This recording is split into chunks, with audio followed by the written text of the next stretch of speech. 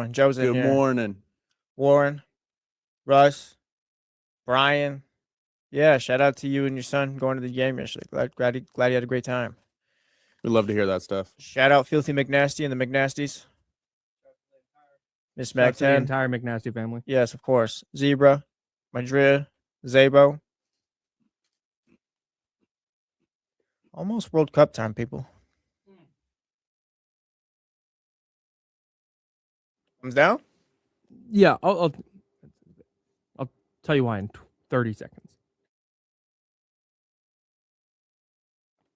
Also, do not let me forget to tell the story from the pho restaurant. So Vincent Gregory keeps a G. Roto.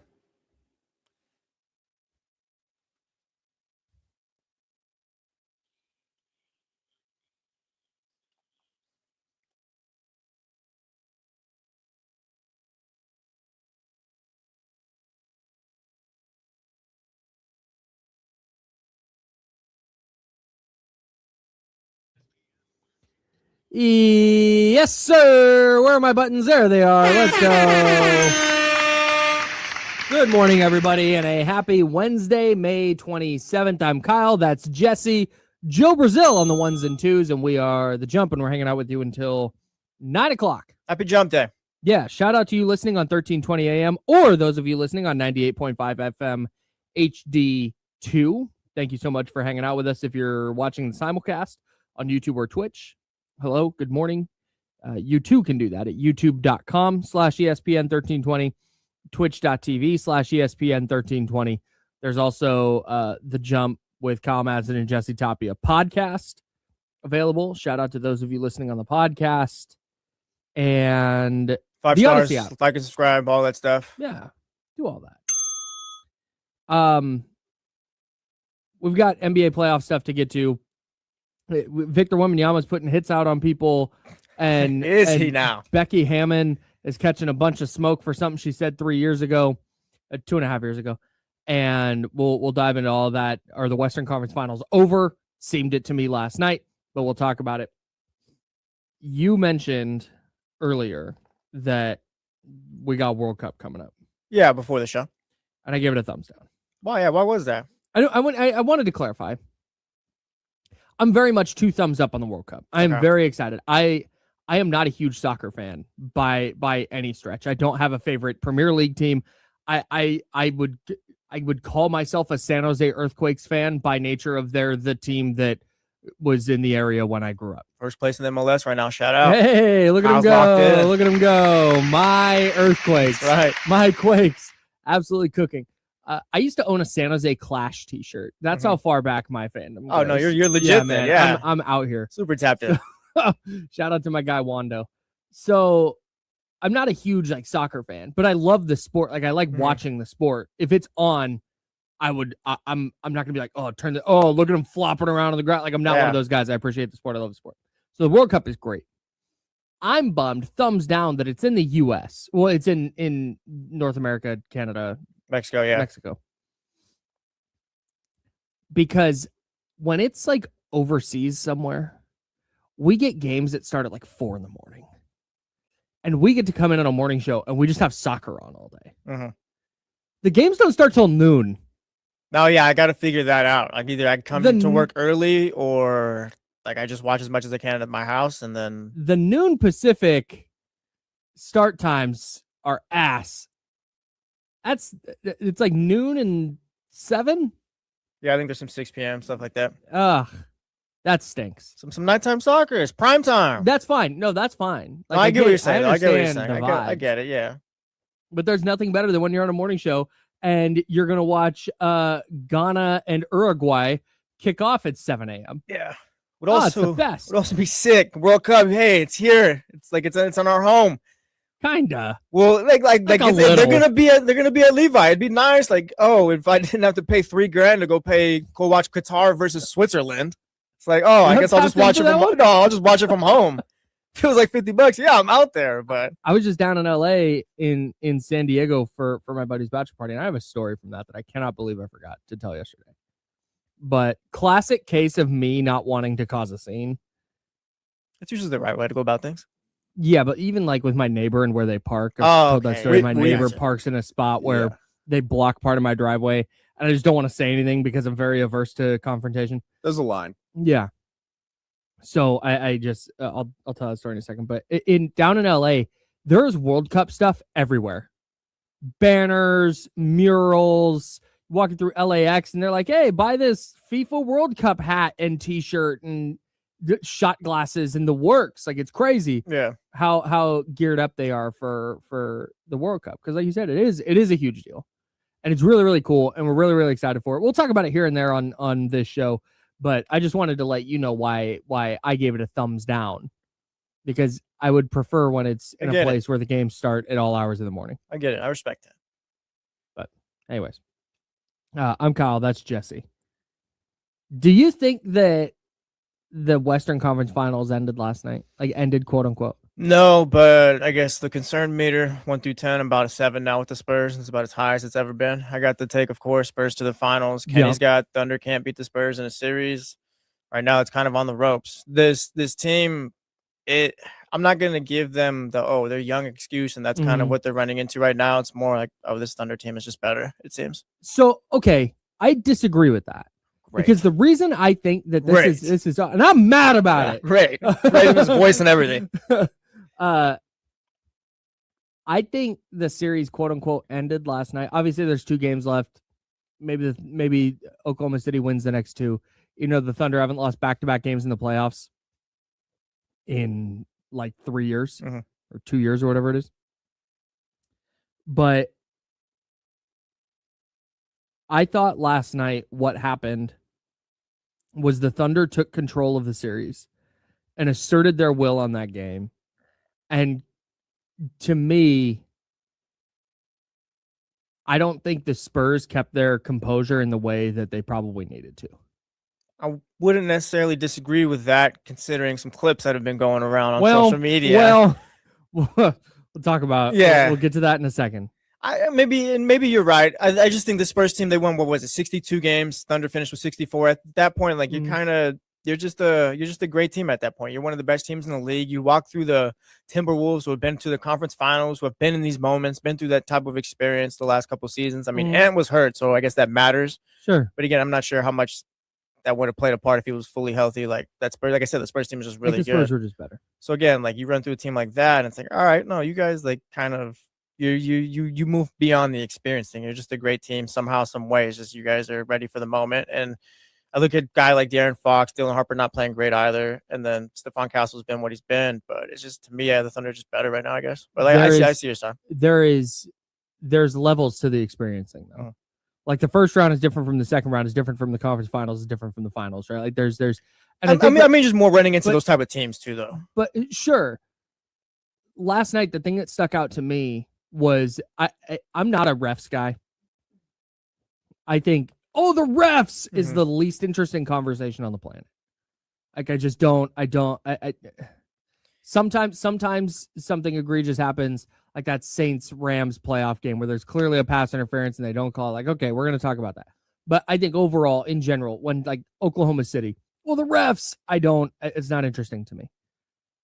But last night, there were half a dozen plays where the whistle was just laughable.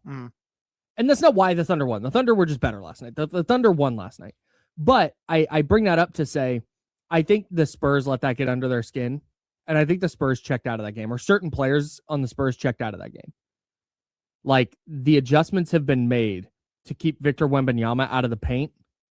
And now it's on those other players. It's on De'Aaron Fox, who's got an ankle injury. It's on Dylan Harper, who's a rookie with a hip injury. It's on Julian Champagnie, who, God bless him, he was really good in the first quarter last night. They are forcing these other secondary playmakers to make plays, and Victor Wembanyama might be good enough to just overcome the experience thing. I don't think everybody else is. And you hear Steph Castle after the game last night going to the podium and complaining about the officiating, and it's like, man, said we don't get the same luxury as the Thunder to be able to play as physical as they do at times. Yeah, see, that to me, if that's a 10-year vet saying that, it's like, okay, that's one thing. But when you're in your second year, you're in your first Western Conference Finals, the officials cannot play into the way you're thinking about this. Like the Thunder are stuffing you in a locker, or they did last night, and you have to figure out a way to beat them. You can't walk away from it going, well, the refs are like, I don't want to hear that, because I don't have faith that the Spurs are doing that as like a strategic, and we're trying to get some calls. I think Steph Castle is legitimately letting that get to his head. Frustrated, yeah. Yeah, which I get, which I understand, but that's where the experience thing kind of comes into me. So what do you think Game 6 looks like then? Because I think the Spurs can still take. I think the Spurs, the series is still very much alive. Like right now, like the Thunder, if I had to pick right now, Thunder probably going to come out of it. Yeah, Game 7 all, but I wouldn't be shocked if the Spurs won Game 6, or even mildly surprised, I guess. Yeah, they might get a little more favorable whistle at home. Role players play better at home, etc. Jared McCain was freaking outstanding last night, and I don't know if you're going to get that again. All time, just stupid move. Shout out Daryl Morey. I don't get why you just give up Jared McCain for nothing, but whatever, worked out for the Thunder. Yeah, it was a late first round pick and a couple of future second round picks. Yeah, I think 3 future seconds. But somebody said this on the internet last night, and I totally agree. Jared McCain is having the most like effective bad series of all time. What do you mean? He is shooting in the series. Let me go see if I can track this down real quick. Here's his shooting numbers by game: 3 of 6, 4 of 14, 10 of 21, 1 of 10, 7 of 19 from 3, 1 of 3, 3 of 9, 2 of 10, 0 for 5, 3 of 9. Let it fly, kid. Dude, he's just putting up shots, and all of the big ones are going in. Yeah. Like every big shot he takes, it feels like goes down, which is why it feels like he's certainly been more effective than Chet Holmgren. We've learned that this team, it's another thing, but it kind of ties in what I'm going to say. Like, we learned this team is deep enough to where, like, you have the pieces to, I guess, keep them in games and keep them not more than competitive, keep them in deep enough to where they're able to win and all that. And yeah, like you said, Jared McCain, the shooting numbers aren't necessarily great, but if he's hitting the big shots at the end, like, yeah, they're in possession. That's all that matters. You're listening to The Jump. I'm Kyle. That's Jesse. Joe Brazil's on the 1s and 2s. Oklahoma City, if they punch their ticket to the finals in a series where Chet Holmgren has been largely a non-factor. Yep. He finished with 16 points last night. I think he had 8 in the first quarter. And he finished with 16 for the game. Is that right? Is that right? In the first half, he had 12, and he finished with 16. He was 5 of 6 in the first half. And then finished the game with 16 points, and he finished the game 6 of 9. So Chet Holmgren's been largely a non-factor. Jalen Williams, J-Dub, their second best guy, has been out. And AJ Mitchell, who had made his way into the starting lineup and was playing really, really well on both ends of the floor for them, is now out. And the fact that they're still up 3-2. Doesn't matter, yeah. Like, dude, what a ridiculous team. And I don't think that's a shock to anybody, but if you told me, like, hey, AJ Mitchell's going to be hurt and Jalen Williams is going to be hurt. Well, you lose a couple guys, and it's like, all right, now they're going to be vulnerable. Now we'll see the Spurs kind of step up, and it's like, no, there's just no weakness to this Thunder team right now. There's not. Shai Gilgeous-Alexander thinks he was bad last night. All right, man. Hey, he can think he was bad. That's fine. Also, 7 of 19 from the field. Shai, best player in the series. After game 1, we were ready. After game 1, we were crowning Wemby. I called him the perfect basketball player. I mean, he kind of is. But again, this is okay. But did we crown him a little early? Like, he's got all the tools and all the talent. Yeah, we did. We did. And that's why we kept using the phrase jumping out the window, right? And he was so good in game 1. He had 40 and 24, 41 and 24. And it's like, oh my God, we haven't seen this since Wilt. He's going to die. Oh my God. And I said, like, I want to live in this because it's fun when a player does this, but also, like, I'm not going to go say he's the best player in the league now because he did. Like, I consistency is what makes the best players, not what can you do in a one-off. Yeah. And this is part, as this series has gone on, you've seen part of the thing that players just have to go through.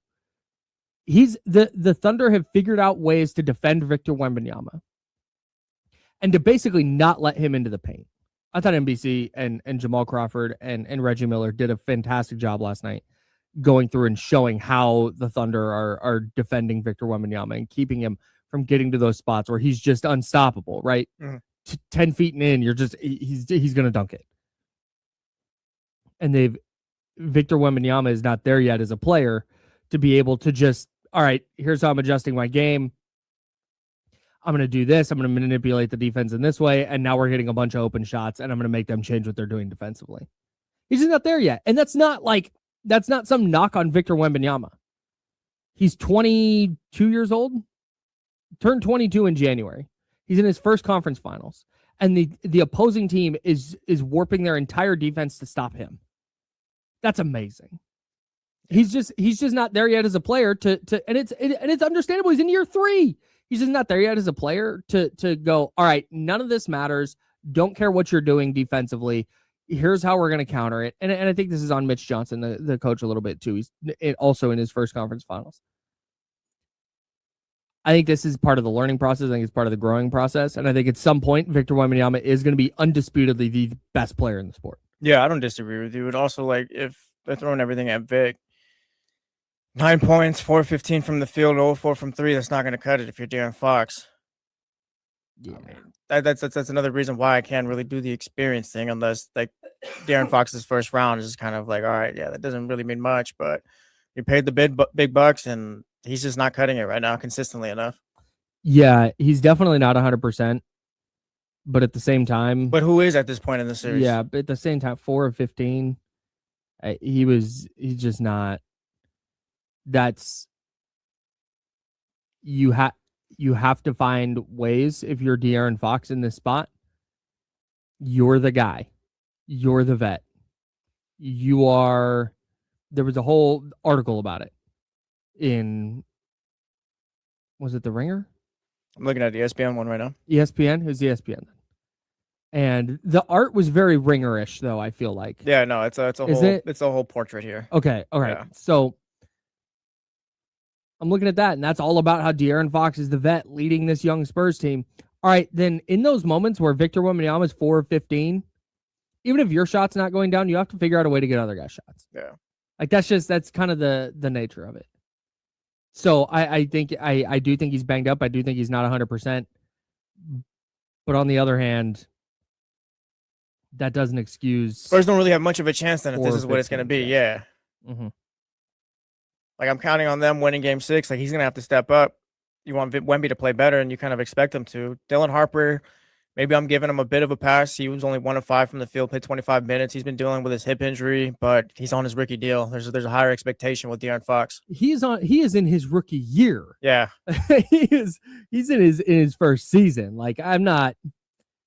Dylan Harper's performance, injured or otherwise, is not... That's so far down the list of things for me. Yeah, like he's a great player and all that now, but I'm looking at the guy who's getting paid the big bucks next to Wemby, and like he's got to be the one to step up here. Yeah, that's just the standard hire for him. It is, and I do think that the injury stuff is playing a role. But on the other hand, like if you can play, sorry man, this is it. You got to be you absolutely have to be better. I'm right there with you on that. Yeah, I think you asked me earlier how do I think game 6 is going to go. It wouldn't surprise me if the Spurs get a little more favorable whistle, but I also think you're seeing Shea start to figure it out. And at this point, by game 6, there's not a lot of adjustments happening. It's just best on best. And I think right now, in a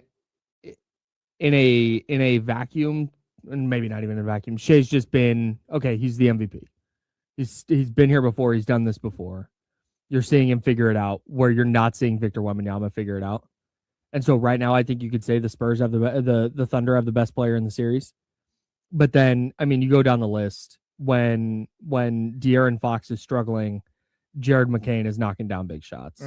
And when the Spurs are looking for anything off the bench, Alex Caruso is coming in for the Thunder. 22 points, 4 of 8 from 3. And lighting it up. Yeah. I mean, he's been 31 points game 1, 17 points the next, 15. Then he had 0 in game. The next game after that, played 14 minutes, but then picked himself up, 22 points yesterday. I mean, San Antonio just doesn't have the depth to hang with that. If the Thunder are going to continue playing like that. So I guess probably over in 6. Because it feels like the Thunder have kind of figured it out and the Spurs haven't. What if Wemby puts another hit on somebody? Dude, all right. What if, Kyle? What if? Oh, everyone's little favorite player now.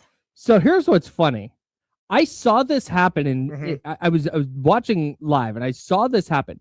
So those of you listening on the radio, we'll do our best to describe it here, and you'll hear the game audio. But 2 minutes and 13 seconds left. OKC's gone up 14. There's a timeout. Spurs checking out their starters. Fox coming out. Wemby coming out. Yeah. They're putting Carter Bryant back on the floor. Waving the white flag. Mason Plumlee's coming out. Bismack Biyombo's coming out. Shout out Mason Plumlee, still in the league. And when they come off the court,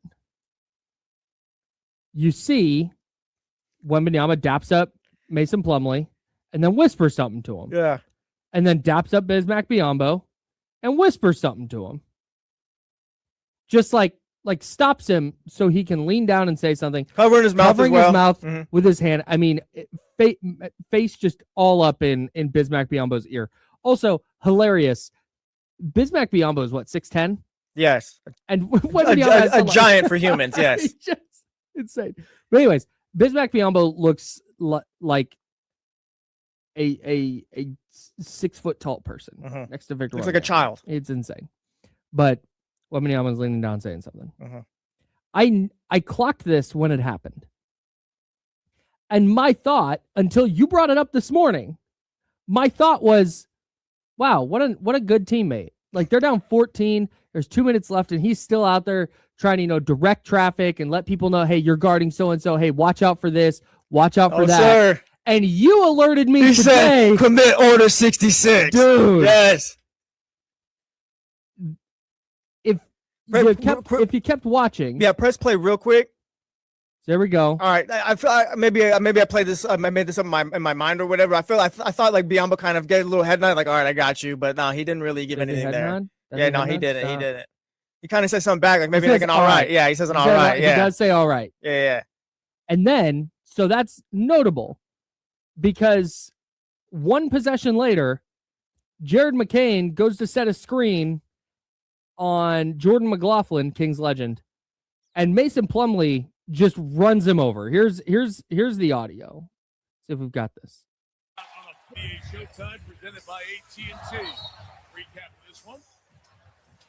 39. McCain just looking out at him like, who's that for?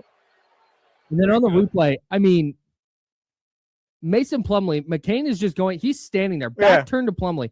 Plumlee turns his eyeballs, looks at Jared McCain, sees the screen coming. Mason Plumlee guarding Alex Caruso. Caruso goes to dribble around the screen. Mason Plumlee looks up, sees the screen, cocks the elbow, and throws it into Jared McCain's kidney. Forearm. As he bang right there. Hits him with the forearm right into the kidney as he's going through a screen with a minute 40 left in a 15-point game. McCain goes down. Like you said, immediately turns around and looks up like, hey, man. Yeah. What the heck is deal, that? pal? We're just trying to get through the rest of this game. And then later, this happens. This one was wild. I'd say so. Look, everything that's going down here with the Thunder, here's a shot. Bismack Biyombo also gets the ball at first, but it's when he throws his hip into Jared McCain that takes him out. And then swings the arm down. He was.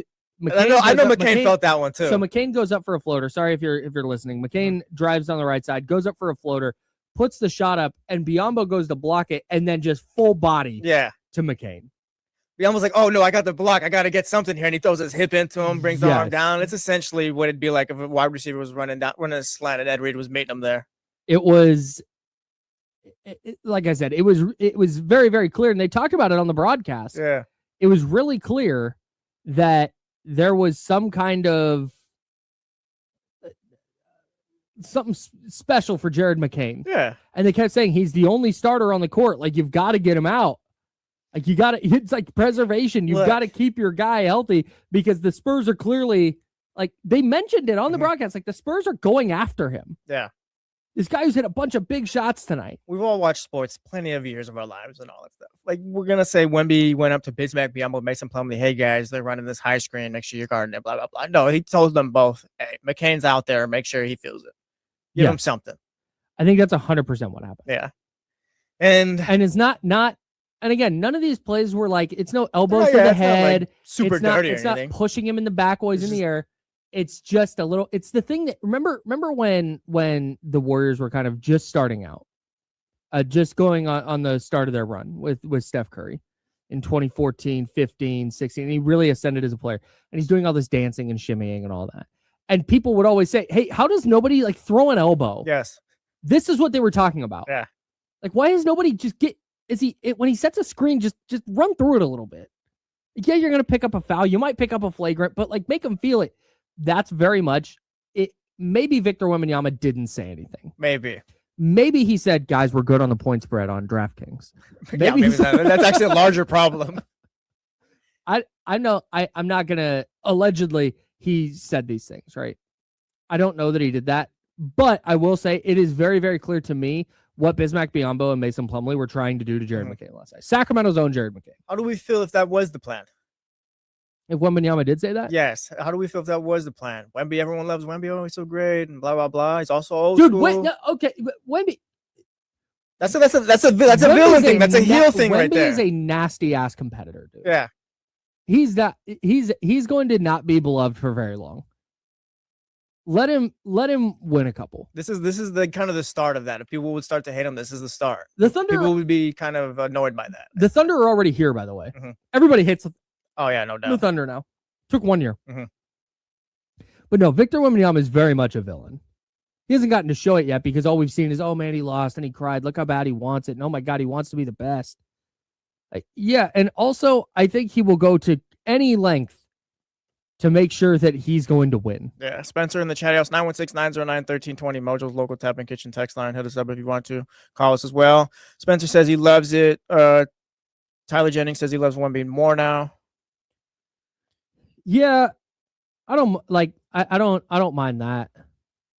It doesn't bother me that much. It wasn't overly dirty. No, if they were start throwing, and again, I don't even know if he did say anything, but let's for the sake of the conversation say he did. I don't. If he said, "Hey, McCain's talking a little much," make sure he knows you're out there. Mm-hmm. Make sure he knows. Make sure he knows we heard him. Nah, all right, that's fine. He didn't say, "Hey, I will give you $10,000 to make sure that he never plays another game in this series." Yeah. That's what too was far. it? Greg Williams? Yeah, Greg Williams, the Saints yeah. defensive coordinator. It's not that. If it was that, I would have a very, very real problem with it because I think that's as nasty as it gets on just a human level. Hey, it's got to be nice to have just Bismack Bam on the end of the bench. Like, hey, you know what to do. Mason, Bismack, Joe, you're gonna be that guy for us around Odyssey. Joe. Hey Joe, I didn't like the way that hey, go see John Ledesma. I didn't like the way go see John. I didn't like the way John Ledesma, our sales guy, was looking at me today. Can you just you know what to do? Let him know that we know. All right. That he's looking at us sideways. Yeah. All right. Yep. Thanks, Joe. Shout out. Hey, yeah, we're gonna work this thing. Odyssey, watch out. Watch your kidneys. Yeah. Joe just throwing forearms. Elbow Joe's coming through. Yeah.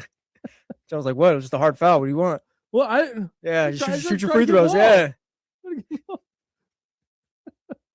Check ball. Oh man. The Spurs and the Thunder playing for the right to face the New York Knicks. And people have got smoke for former Spurs assistant coach and Las Vegas Aces head coach Becky Hammon. Being a little tough on Becky. Not huge fans of what she had to say 2.5 years ago. We'll dive into that. Travis Kelce is living out either my dream or my nightmare with a purchase he just made. And I can't decide. We'll talk about that. The Cavs are going to be bringing back Kenny Atkinson as part of a big offseason full of big questions for a bunch of playoff teams that have already been eliminated. And I want to know how we think the Kings would handle some of these situations. Because at some point they're going to be there. I hope so. Allegedly. Yeah, I'd like to know. And I'm really interested in that. Plus some other news and notes. Plus, I got big dogged by one of my friends at a pho restaurant. Nice. Over the weekend. Can't wait to hear about it. Talk about all that over the next couple hours. That's Jesse. I'm Kyle. Joe is over there. This is The Jump on ESPN 1320 Sacramento Sports Center. What's going on, Chatty House? Hit the thumbs up, please. Good morning, everyone. Kyle, I think that's an original sentence. I don't think that's ever been said before. I got big dogged at a pho restaurant. Yeah. Yeah, Joe is the office Draymond, just generally just causing havoc. Always negative and such. Look out. Yeah. Very controversial. Joe's always complaining. Hey, you know what? We asked Joe to start throwing elbows to his friends. Like Joe is friends with just about everybody in the office. Yeah. You see how down he was? I said, all right. Yeah, no, yeah. Said, all right. Oh. Oh, that's a big point, too. That is a big point. It's a big point. It is. He's ready to throw elbows. I feel like when we know, though, I don't know. I'm not trying to, I get it. No, I get it. I get If it. you say no, if you say it has to be unanimous. I get it. It has to be unanimous. I get it. It's like if you did, I wouldn't be necessarily against it. But like Joe said, this is a big moment here. Even if I was going to do +1, now I'm -1 for Joe talking us out of a point. Well, Damn, Joe. Joe, you know what? If you go elbow John right now, we'll give you +2. Yeah.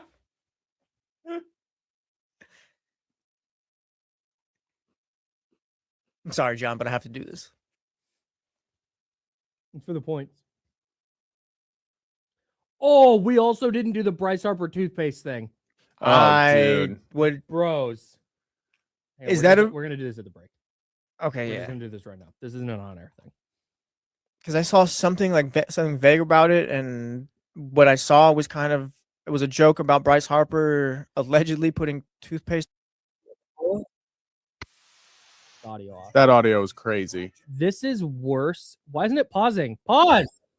No. All right, it's fine. Let's see. Okay, what is this? Watch this absolute psychopath. No.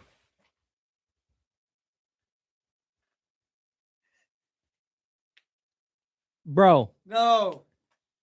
but actually, No. yeah, he's going, oh, yeah, I'm in my hotel.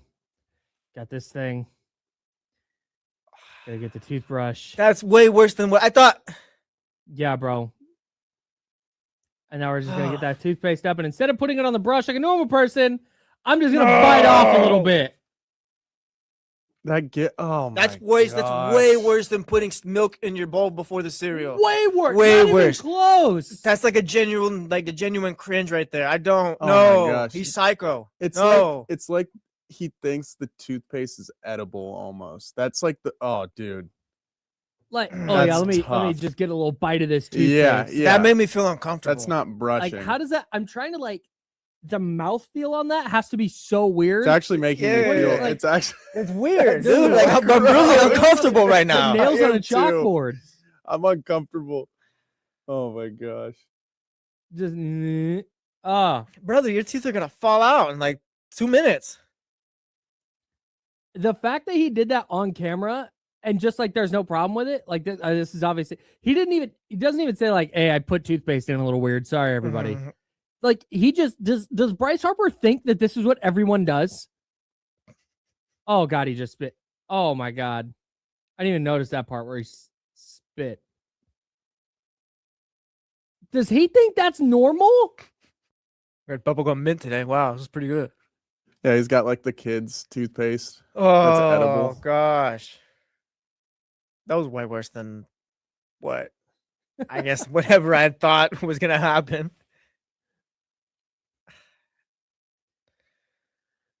There's people out there, Dad, that do it. Salute to them. They're not putting toothpaste in their mouth.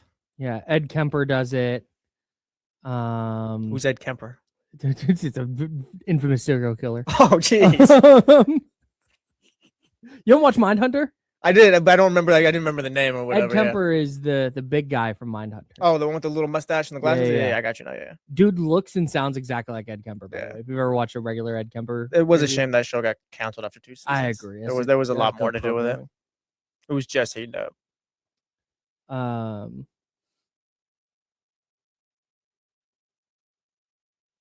I'll never look at Bryce Harper the same. Yeah, no. Maybe.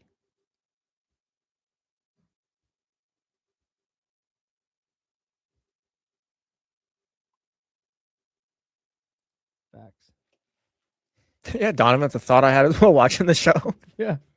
Young man was like 6'7", 3 bills. This guy looked like on the line. Come on, man. Yeah. Did you see the home run Ketel Marte hit last night? No. Oh man, that's one of the farthest ones I've seen at Oracle Park. No. It was unreal. I saw Bryce Eldridge was oracled. Yep, they were talking. Yeah, dude. Ah. Oh, it's. Hey, man. 10 seconds.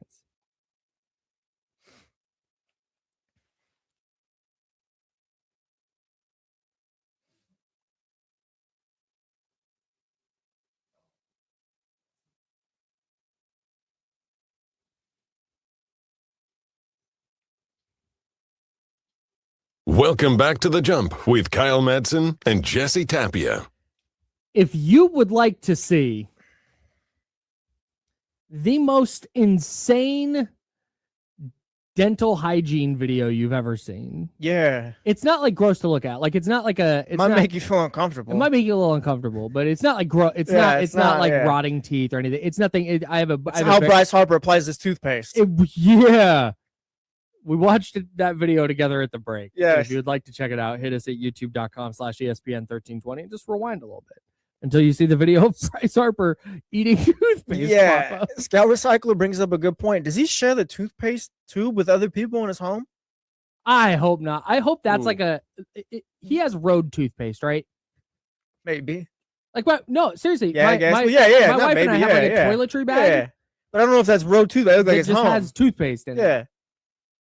I think he was at a hotel. Maybe, but I'd have to assume he's doing that at home, though. It said San Diego. There was a little thing. Oh, there. okay. Okay, well, San Diego, but like again, why would he not be doing that at home as well? And again, he is literally bringing the toothpaste. Does he have a wife? Is he married? A good point. I'm sure he's got people. Like you might as well just share a toothbrush at that point. It's disgusting. I don't know why parents. Like, where are you? Yeah, he's got friends. Kids. Who told? Like that's what I want to know. So if you miss a video, Bryce Harper, what he does to apply toothpaste, instead of putting it on the toothbrush like a normal person, this absolute psychopath squeezes the toothpaste. He treats it like it's a Go-Gurt. Yeah, he treats it like it's a Go-Gurt. Like it's a Go-Gurt. Like oh wow, I just got this nice toothpaste out the fridge. Like let me have some of this. Like, squeezes a little bit of toothpaste off the top, and then bites it. If you've ever had a Go-Gurt, it's exactly what it kind of looks like. Exactly what it looks like. Yeah. And then he proceeds to brush his teeth. I need to know who taught him this. Who told him this is a good thing to do? Ideally, if parents do that. Well, ideally, like if you're Bryce Harper's parents or his best friend, like, hey, this guy's about to make millions. Maybe I just let him do the toothpaste thing. It's a little weird, but again, like I don't really want to get in the way or bother him. So, like, if he does that one weird thing but hits a baseball a million miles down the field, I guess I can deal with it. Like, I guess that's the reasoning. But again, this is weird. Like, if my brother was doing this, I'd be like, stop, don't do that. What are you doing? Like if Joe was doing this, Joe, stop, don't do that. It feels very much like he used to put way too much toothpaste on the thing, on the brush. And the dentist was finally like, hey, just squeeze when a little bit comes out of the top, just take that. He didn't know just to put that part on the toothbrush still. He's like, oh, I gotta eat it, I guess. Oh my gosh. Insane. Yes. Insane work from Bryce Harper. Anyways. I'm Kyle. That's Jesse. Joe is over there. We'll talk about basketball, I promise. Stop eating your toothpaste. Yeah, don't eat toothpaste. Yeah. That's insane. We're talking about Victor Wembanyama putting hits out on people in the 530 on the Mojo's Local Tap and Kitchen studio text line. A big shout out to Mojo's Local Tap and Kitchen, by the way. It's our favorite bar in the city. It's on I-15th. Shout out. Great beer selection, great food selection. I was just there. The O-rings that you can get for $13.20, onion rings, and a true pint, 16-ounce pint of California craft beer. For $13.20. Best deal going. Cajun burger. Joe had the Cajun burger and it was a big fan. Shout out to Mojo's. On the Mojo's text line, the 530 said Wemby is slowly becoming the Godfather. That's what it sounds. That's what it looked like to me. I'm not gonna lie. It looked kind of. Hey, I'm not gonna lie. Like it looked kind of cool when he did it. When he's telling Mason Plumlee and he's telling Bismack Biyombo, and he's kind of like, oh, this guy's got motion right here. He's got power. So okay. You say this guy's got motion, and this goes. Did you see the clip in Game 4 of the Eastern Conference Finals where Donovan Mitchell is sitting on the bench and he's yelling at everybody, trying to rally guys, everybody? Come on, we have to play our hardest. Come on, guys, like that. Yeah, I saw that. Yeah. Did you see what Jeff Teague said? Yeah, he kind of relate it back to the whole Giannis clip when, or not, where he's kind of just standing around, not really bought into what Giannis is yelling to the team. Yes. Yeah. So Jeff Teague on his podcast, former NBA point guard, said that you have to be really good to do that. You have to be playing your ass off to get into the huddle and yell at people and have them listen. Yeah. And he said, I just watched Donovan Mitchell get scored on 10 times. I'm not listening to what he has to say. Yeah. And more or less the series is like, over. Yeah, it was like, I'm not listening to this guy. If I'm at the end of the bench, why do I care? Like, you're not even playing hard. Why am I going to play hard? I already know what I'm wearing for vacation tomorrow. Right. Victor Wembanyama last night got the Spurs gathered around at one point, like midway through the third quarter, maybe late third quarter. And he is, passionately, like, pleading with the team to do whatever he was yelling at them about. But everybody was locked in. It was arms around each other. Everybody eyes on Wemby. And the difference between the way the Spurs were locked into what he was saying and the way Donovan Mitchell and the way his team was kind of like vaguely listening to what he was saying was such a stark contrast to me. Yeah, it's a team who's bought in, still trying to fight for something, still, I guess, listening to their leader versus a team who's ready to go home. Gregory says, I'm hating, says, wow, Jess, you really don't like Mitchell because I did my little voice or whatever. That's just what it looked like. If you watch the video, Donovan Mitchell's yelling and he's like, come on, guys, we got to do this. Come on, we still got it, blah, blah, blah. Come on. Come on, fellas. Yeah, come on, guys. Like, listen to coach. We can do this. And everyone's just kind of like, all right, whatever, man. The voice was done because of the way the team was reacting. Yeah, if they were bought in, it's like, no, like, yeah, of course. Like, they were bought in, but no, it's just it's the kid in T-ball, the kid in Little League, whatever you want to call it. Just, come on, guys, we gotta do it. And all right, Tommy, like, you stink too. You're getting cooked. Yeah. Too. But I thought the fact that Victor Wembanyama at 22 years old has the attention of his team in that way. And whether he told Bismack Biyombo and Mason Plumlee to take out Jared McCann or not, don't know. Well, that's what finishing point, yeah. But the fact that even if he was just saying like, hey, watch for this, watch for that, like, hey, we're doing X, Y, and Z defensively, whatever it was he said, no matter what he said there, the fact that the 22-year-old in that situation has the pull with his team to say anything, I think speaks volumes about the direction that he's heading as a player. But it's also a positive to the players on that team as well, to the vets that are around there, like buying into him as well. Because Ricky Davis to this day will talk about LeBron James, and there's always that quote like, "Oh yeah, they're adding LeBron James to help me," and blah blah blah. Right, and just guys like, "Oh, like just things like that." So it takes, I guess, everyone else to buy in as well. Like Wemby can be Wemby, but if the vets are kind of like, no, you're some rookie, like get out the way, then it's not really going to matter. So I guess it's a plus for them as well. But yeah, no, I see what you're saying with Wemby being the 22-year-old, just having the ear of the locker room. Okay, I messed something up. Everything's totally fine. We're live where we need to be live. I have somebody bringing us something today. Okay, I was supposed to go get him at the break, and I got locked into Bryce Harper's toothpaste. Okay, I was like, what just Joe, happened? Can you see if he's still out there? Thank you, Joe. Shout out to Joe. I completely forgot. I'm so upset. I get it.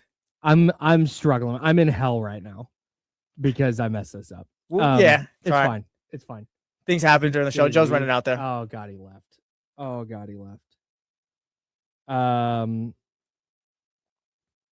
Okay. Yeah, so we had a delivery coming. Yeah, we had a delivery coming. Kyle's a little flustered right now. We're talking through it. Here we go. Joe will get you. I'm telling him to come to the door. Joe will get him. All right. Yeah, he's coming back. All right. Thanks, Joe. Wemby's leadership. All right. Wemby's leadership. We're back. All right. Ricky Davis, LeBron James. Welcoming everybody to the Jump. I'm Kyle. That's Jesse Tapia. Good morning, everybody. We're live. This is a great point. Shout out, Jess. When Joe gets back, that's a +1 for Joe. Hey, you know what? Yeah. Hey, shout out, man. Yeah. He's going to be so happy when he gets back. He's going to be so fired up. Shout out, Joe. Yeah, but leadership and such. I don't think Wemby is slowly becoming the Godfather. I think he is. I just think he is with the Spurs. I don't think he's becoming it. If you told me that, yeah, he has the pull to tell those two veterans who've been in the league for a combined 30 years to go take out Jared McCain, and they just did it, no questions asked. Like, yeah, sure. Yeah. The 916 on the Mojo's local tap and kitchen text line said, I'm rooting for OKC to lose. The constant flopping, then always falling to the floor after shots with no contact. They are unwatchable and boring. That is also, the 916 says that, like, it's not just a fan thing either. I feel like we've seen around the league at this point. People are kind of sick of the Thunder. Yeah, it's blatant. And like I said earlier, I'm not a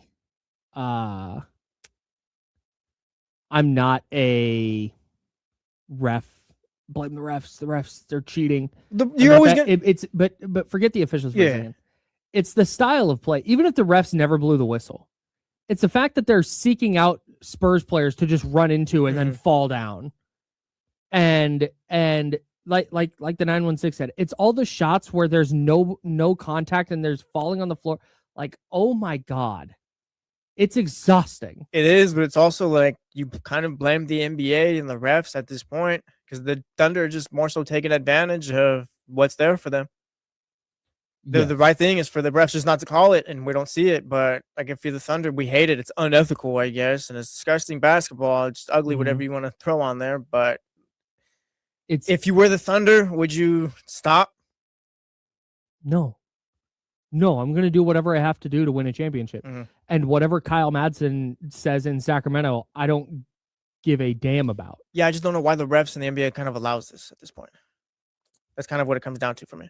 I think it's like there used to be is there still fines against flopping?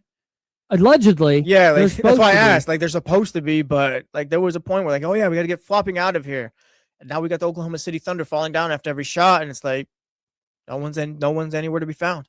Yeah, man. And I think it starts with having players like Lou Dort, having players like Alex Caruso, having players like Isaiah Hartenstein and Chet Holmgren who have these like defensive reputations. It's like the Legion of Boom Seahawks, right? They got away with everything because everybody just knows like, all right, they're going to commit pass interference, but like also they're good. So we'll call it when it's really blatant, and then we'll kind of eat the flags when it's not. They're not going to call a foul on every play. So you're going to do that defensively, and you're not going to get whistled defensively for being overly physical.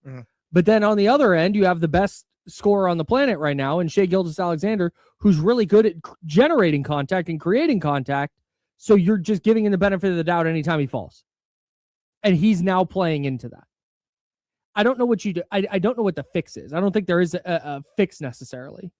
And I'm not saying that the Thunder aren't good or this is the only reason they win. Yeah, nobody's saying that right now. But I don't know what the quote unquote fix is. Like it is. I don't find it unwatchable, but there were so many points in the game last night where I was like, there was no flow to it. There's whistles. It's part of the game now at this point. Yeah, I don't. Yeah, it's not like you said. It's not unwatchable, but like you notice it now. Yes. So. Yeah, I don't. But again, I mean, we acknowledge the best team in the series right now. So I mean, flop or no flop, foul or no foul, like the Spurs just got to be better. I'm not rooting for Oklahoma City to lose because I picked them to win the series, and I prefer to be right. But if they lost, I'm not going to be devastated about it. And most importantly, I'm rooting like hell for the Knicks in the finals if it's Oklahoma City. I get that. I'm not rooting against the Thunder or anything. They get to the finals, and who wins doesn't really matter to me. But I would way rather see the Knicks. I had my Is pick. that a question? It's a little different for me, I guess. Like the Knicks are the Oh yeah, yeah, the Knicks are the likable team going into it. So I guess nationally people will be rooting for the Knicks against the Thunder. Yeah, like I'm not gonna be like, oh my gosh, I'm not rooting against them either at this point, but I'm not rooting for them like against the Thunder. Like whoever wins at that point. I'd rather see the Spurs Knicks just because I want to see the story. I want to see MSG. I want to see Wemby in the finals there, and just kind of all the hype that would be. The Thunder Knicks, like MSG will be lit and all that, but it's not boring. But again, it's not the massive story you can tell with Spurs and Knicks. You also want to be right. Yeah, well, hey, 3-1 isn't so bad. Yeah, I also don't like I said. I think it feels like the series ended last night to me, just based on vibes. Yeah, I still got hope for the Spurs. But I don't. If you told me, hey, I'm for the future and the Spurs won the next two, I wouldn't be like, what? No way. But it also last night, like I said, feels like Oklahoma City took control a little bit. 916-909-1320, 916-909-1320. Joe Mazzulla was named Coach of the Year yesterday. Everybody clap it up for Joe. Shout out Joe Mazzulla. I don't know what the Coach of the Year award is, dude. Why? I can explain it to you maybe. Okay. I don't hate that Joe Mazzulla won.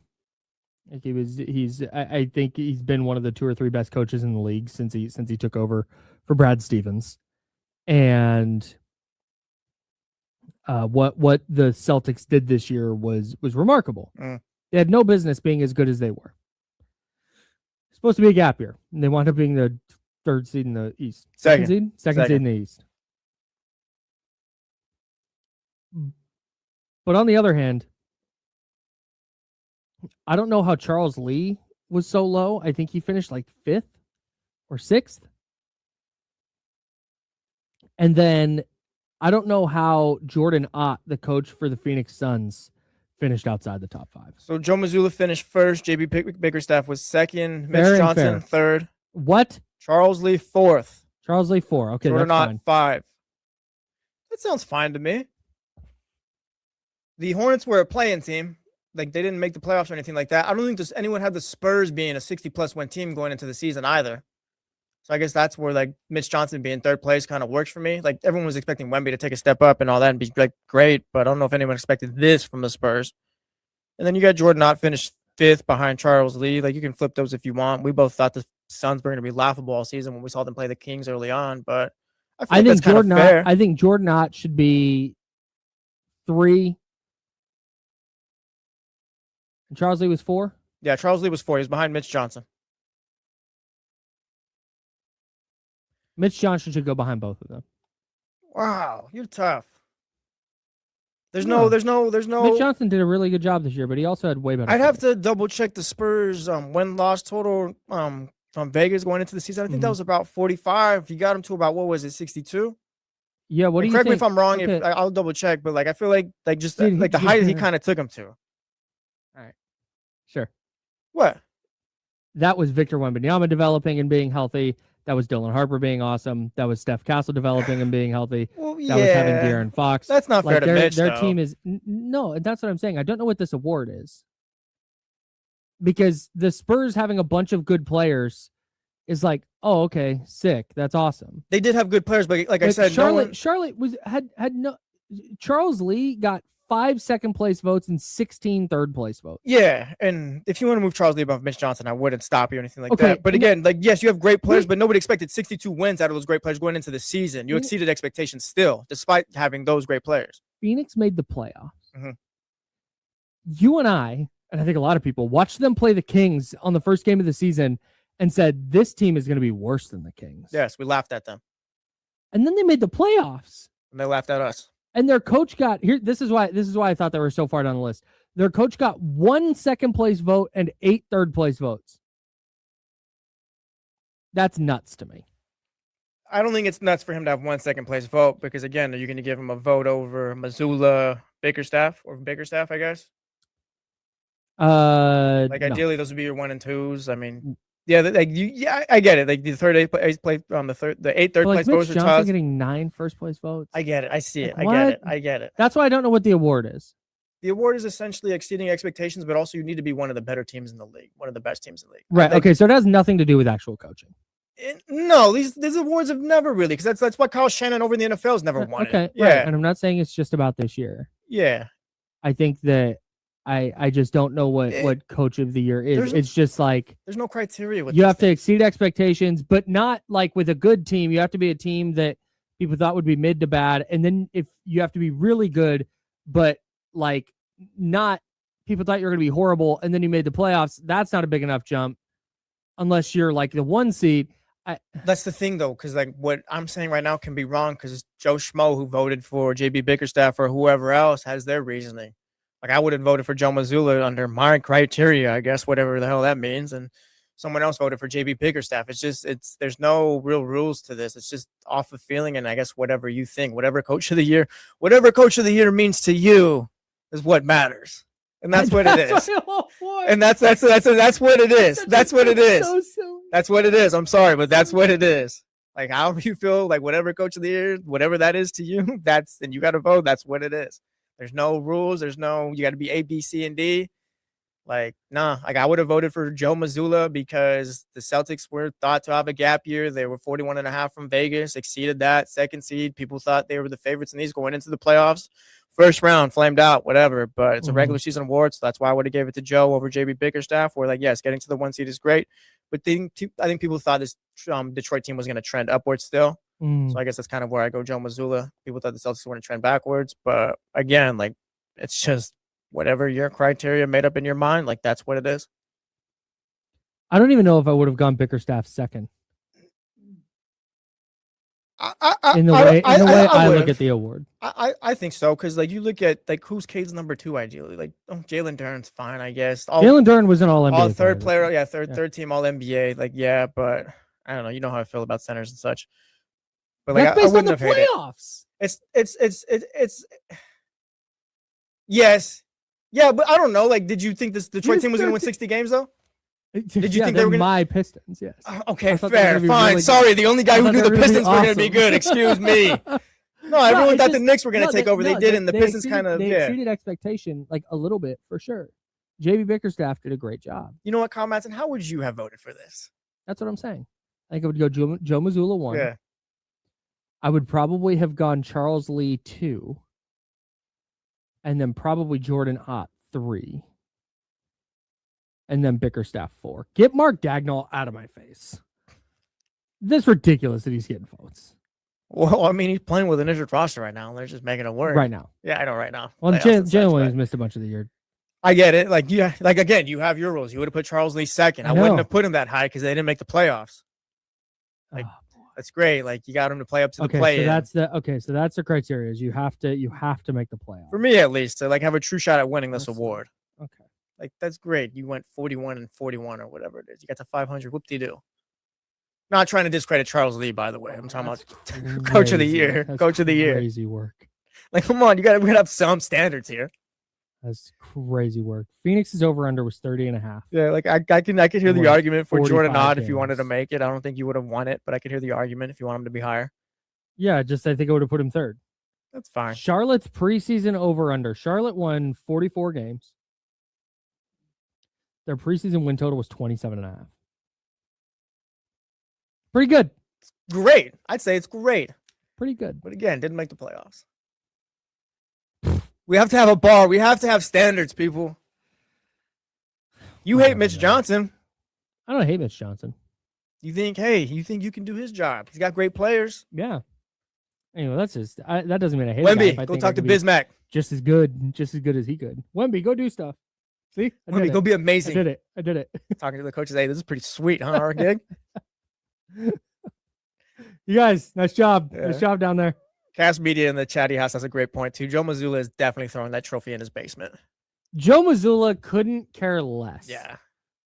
About his Coach of the Year trophy in a year where they lost. He's gonna give it to the McDonald's cashier when he's picking up food later that day.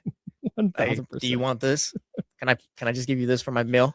Can I give you this in exchange for a DVD copy of The Town? Mine's worn out. Do you guys have that? They won't sell it to me anymore. I'm Kyle. That's Jesse. I think Travis Kelce is living out a dream of mine if I was a rich person. Mm-hmm. We've all thought about it. But I can't decide if this is something I would want to do. And we'll get your guys' thoughts next on The Jump. It's ESPN 1320, Sacramento Sports Leader. Tell Gino to come in here. Actually, I'll go out there. I'm gonna step out real quick too. Chatty house, entertain yourselves.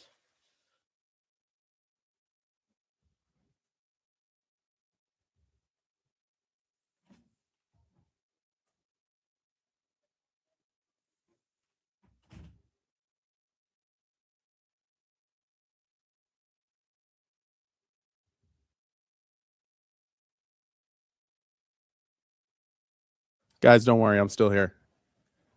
Not completely alone. How's everyone doing?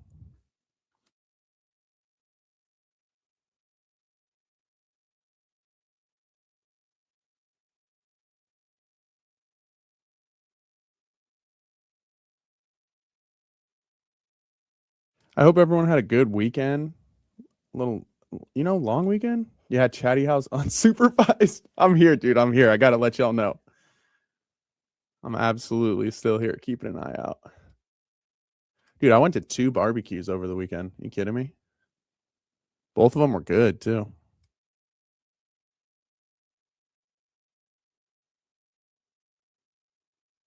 Awesome. These A's games have been really fun lately.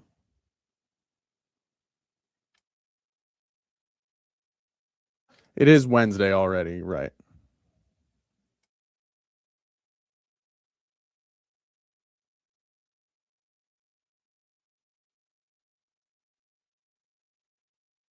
Yeah, I'm already missing watching basketball, as tough as that was this year anyways.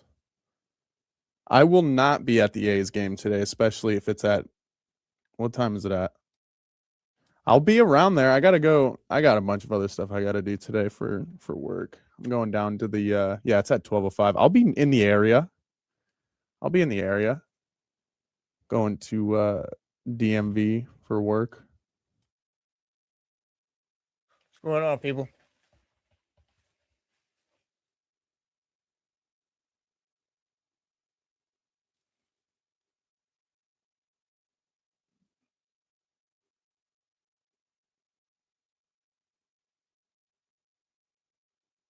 They're trying to get me to go out to the game. Me and I'm at the game today, 12.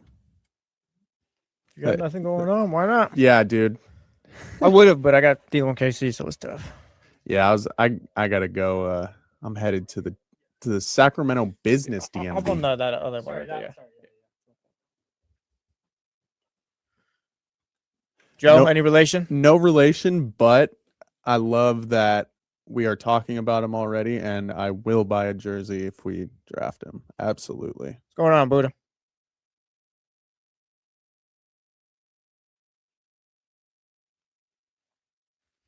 Always, always. Shout out to you guys.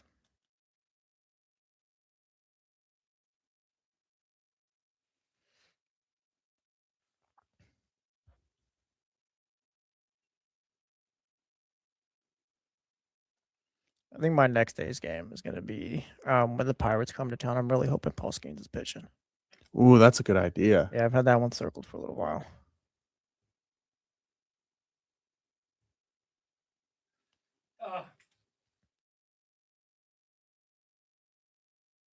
Yes, because his audio's coming in through your window, I believe. Yeah. Yeah, that sounds right. Jenna, you want to say hi to Here the you go, people? Tyler. Hey, people. Grab that mic, put it up Closer. to your, and then see this little silver bit down here? Yeah. That's the side you want to talk into. There you go. Yeah. Yeah. Shout out Gino. Talk through the microphone. Through the microphone. All right. Yeah, that works. You sound good. There we go. Yeah, it sounds great. Oh, you can't hear me, huh? No. No, you Okay. can't. No, you Joe can't. says you No, sound it's great. okay. Yeah, Yeah, Joe's yeah, our great. producer. All good. Yeah. There's nothing worse than when you have like and we're just on the stream right now. We're not on the radio. Okay. 1 minute. When you have a guest of like even Dusty Baker, right? Mhm. Like somebody who's a pretty big deal. And they're like talking and they're just like doing this and you're just like, Well, because you try to tell them the first couple times and sometimes they don't. And not just Dusty, it's like people that Totally, generally come in. It's just like, totally. all right, you just gotta let it be, and hopefully it sounds great. Like I Yeah. got the thing Yeah. potted up to the top and all that. and they're just over here just talking like this. And then they're Yeah. right there and it's like, hey, no, the microphone's to talk into. Yeah, no. No, this is a little bit impromptu because I did a bad job of remembering. So yeah, Gina will. We got be it done. We're audio all good. only. It's all good.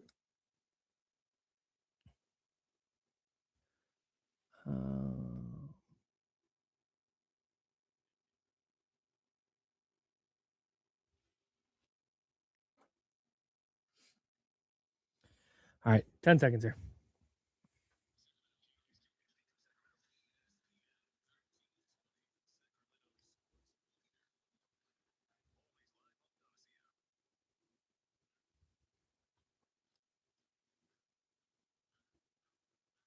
Welcome back to The Jump with Kyle Madson and Jesse Tapia. Yeah, Kyle Madson, Jesse Tapia, Joe Brazil on the ones and twos, and then the homie Gino in the building.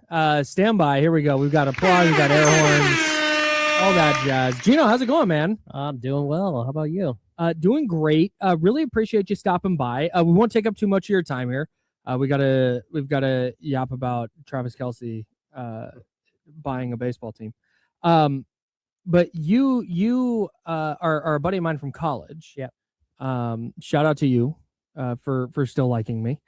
And you have a job, but you do some cooking on the side. I do, yes. What is it? Can you tell the people where they can get your cooking? Yeah, if you look me up on Instagram, Gino's Kitchen, JEENOS Kitchen, KITCHEN.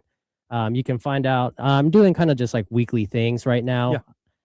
Mostly Filipino-based cooking, mostly bakery things. So like pandesal. I brought you guys some cookies that, I kind of grew up not eating not the actual cookie itself, but like kind of that were inspired by some of that. So like, for instance, kare kare, which is a peanut stew. I made that into a cookie with a little bit of shrimp caramel. Like your spin on it. Yeah, exactly. I can't wait to try shrimp caramel. Yeah. I cannot wait. That sounds unbelievable. Yeah, don't knock it till you try it. Where does this like, what is this a thing where, okay, so preparing for a radio show. Yeah.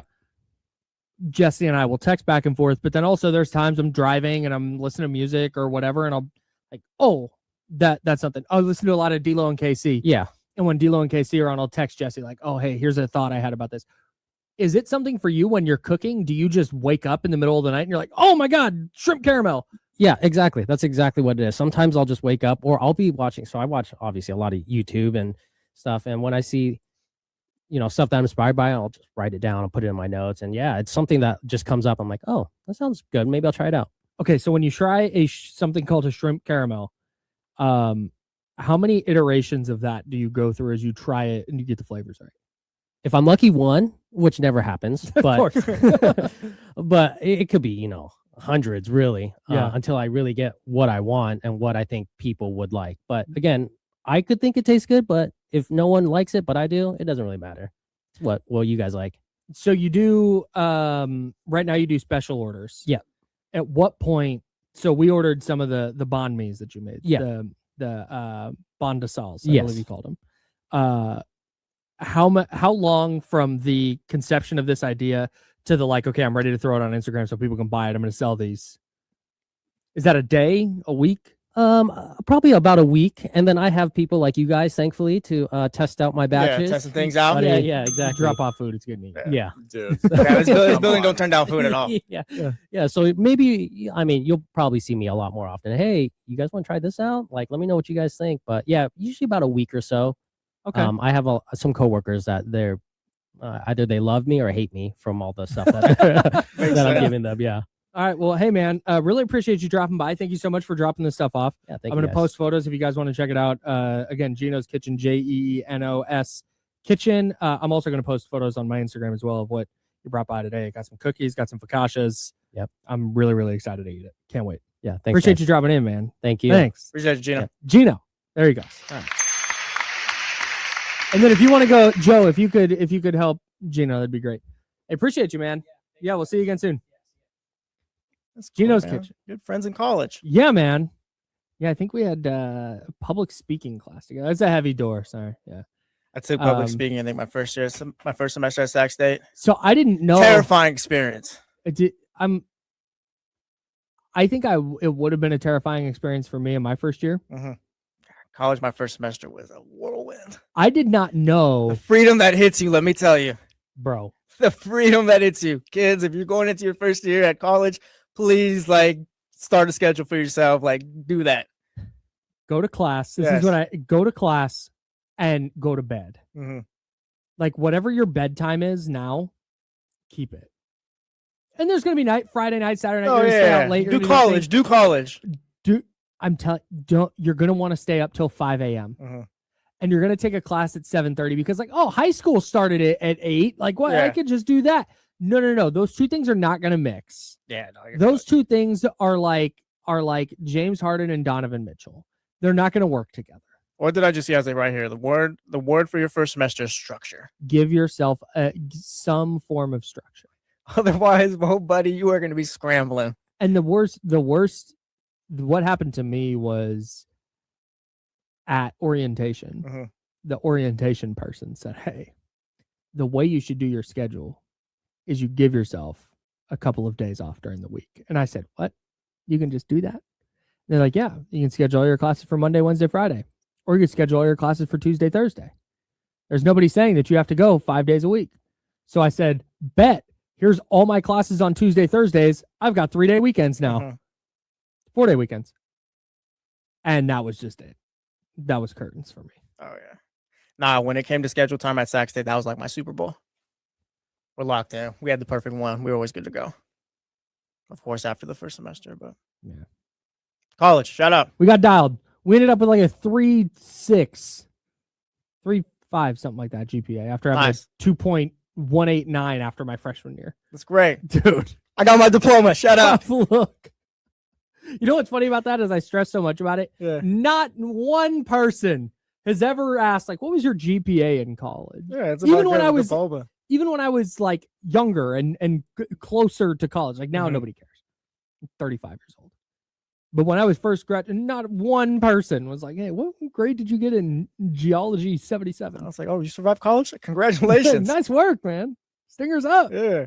What Gino, who was just in here, shout out Gino's Kitchen. I met him in our public speaking class because it was not relayed to me that I had to take public speaking. So it's like my last semester of college or second to last semester of college. And I'm just in this class full of freshmen. Yeah. And taking this public speaking course. It's all good. Tough scene. Tough scene for me. You guys don't get why I'm here, but you'll be here one day too. Yeah, you guys will. Yeah.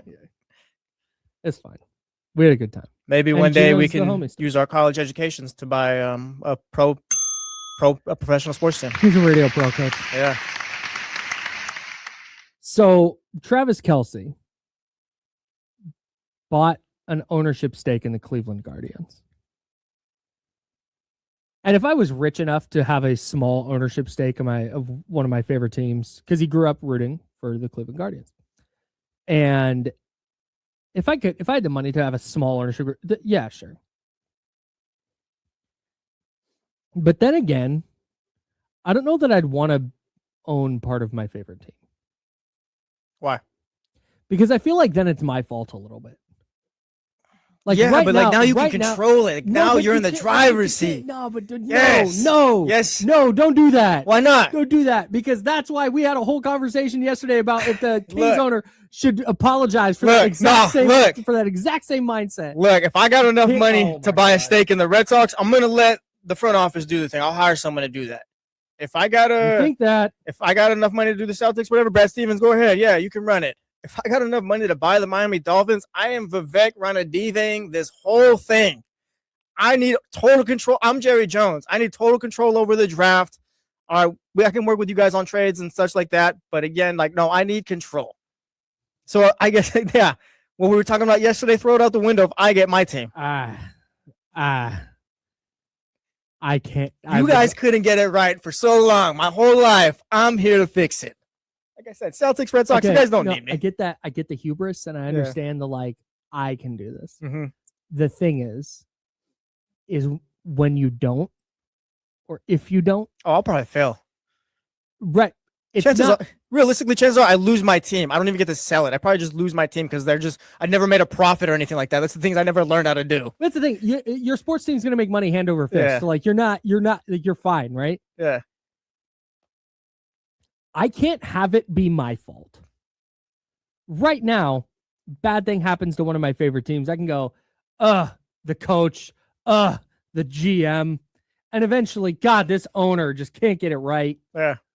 If it's me, hey, go ahead. Well, what do I do? You spin it. Hey, who let the NFL or whatever sell to me? I'm just a guy. Yeah, no. I bought the team. I didn't have to buy the team. I guess I would if I could buy the. I'm trying to think of the team I care the least about. Like, what team moves the needle the very least. Miss Blue Jackets. That's probably the right answer.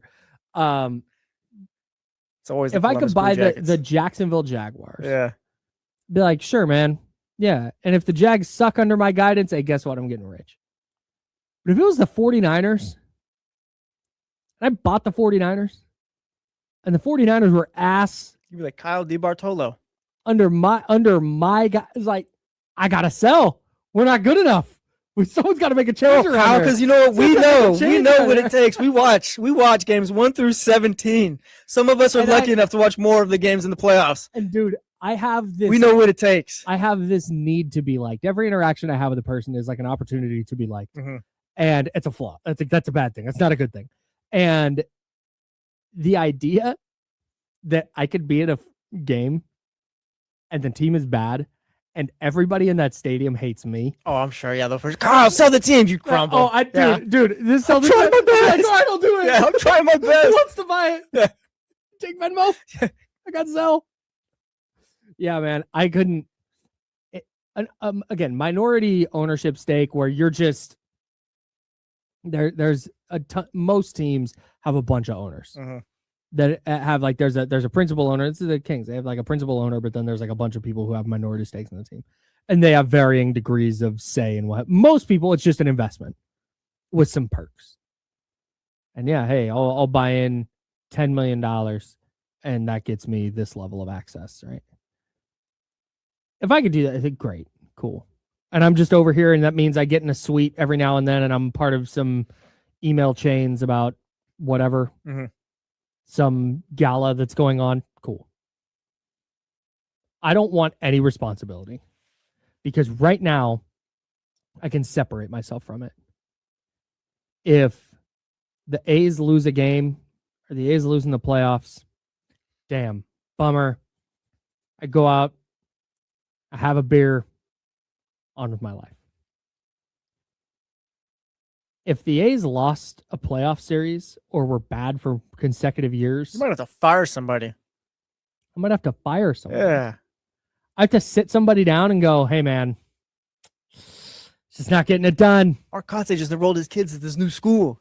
Right. I'm like, well, damn, well, I can't do that to the kids. Johnny's got to make new friends. Sorry, Mark. See, but I'd be like, well, Mark, fine. Yeah. You can stay. You can stay another year.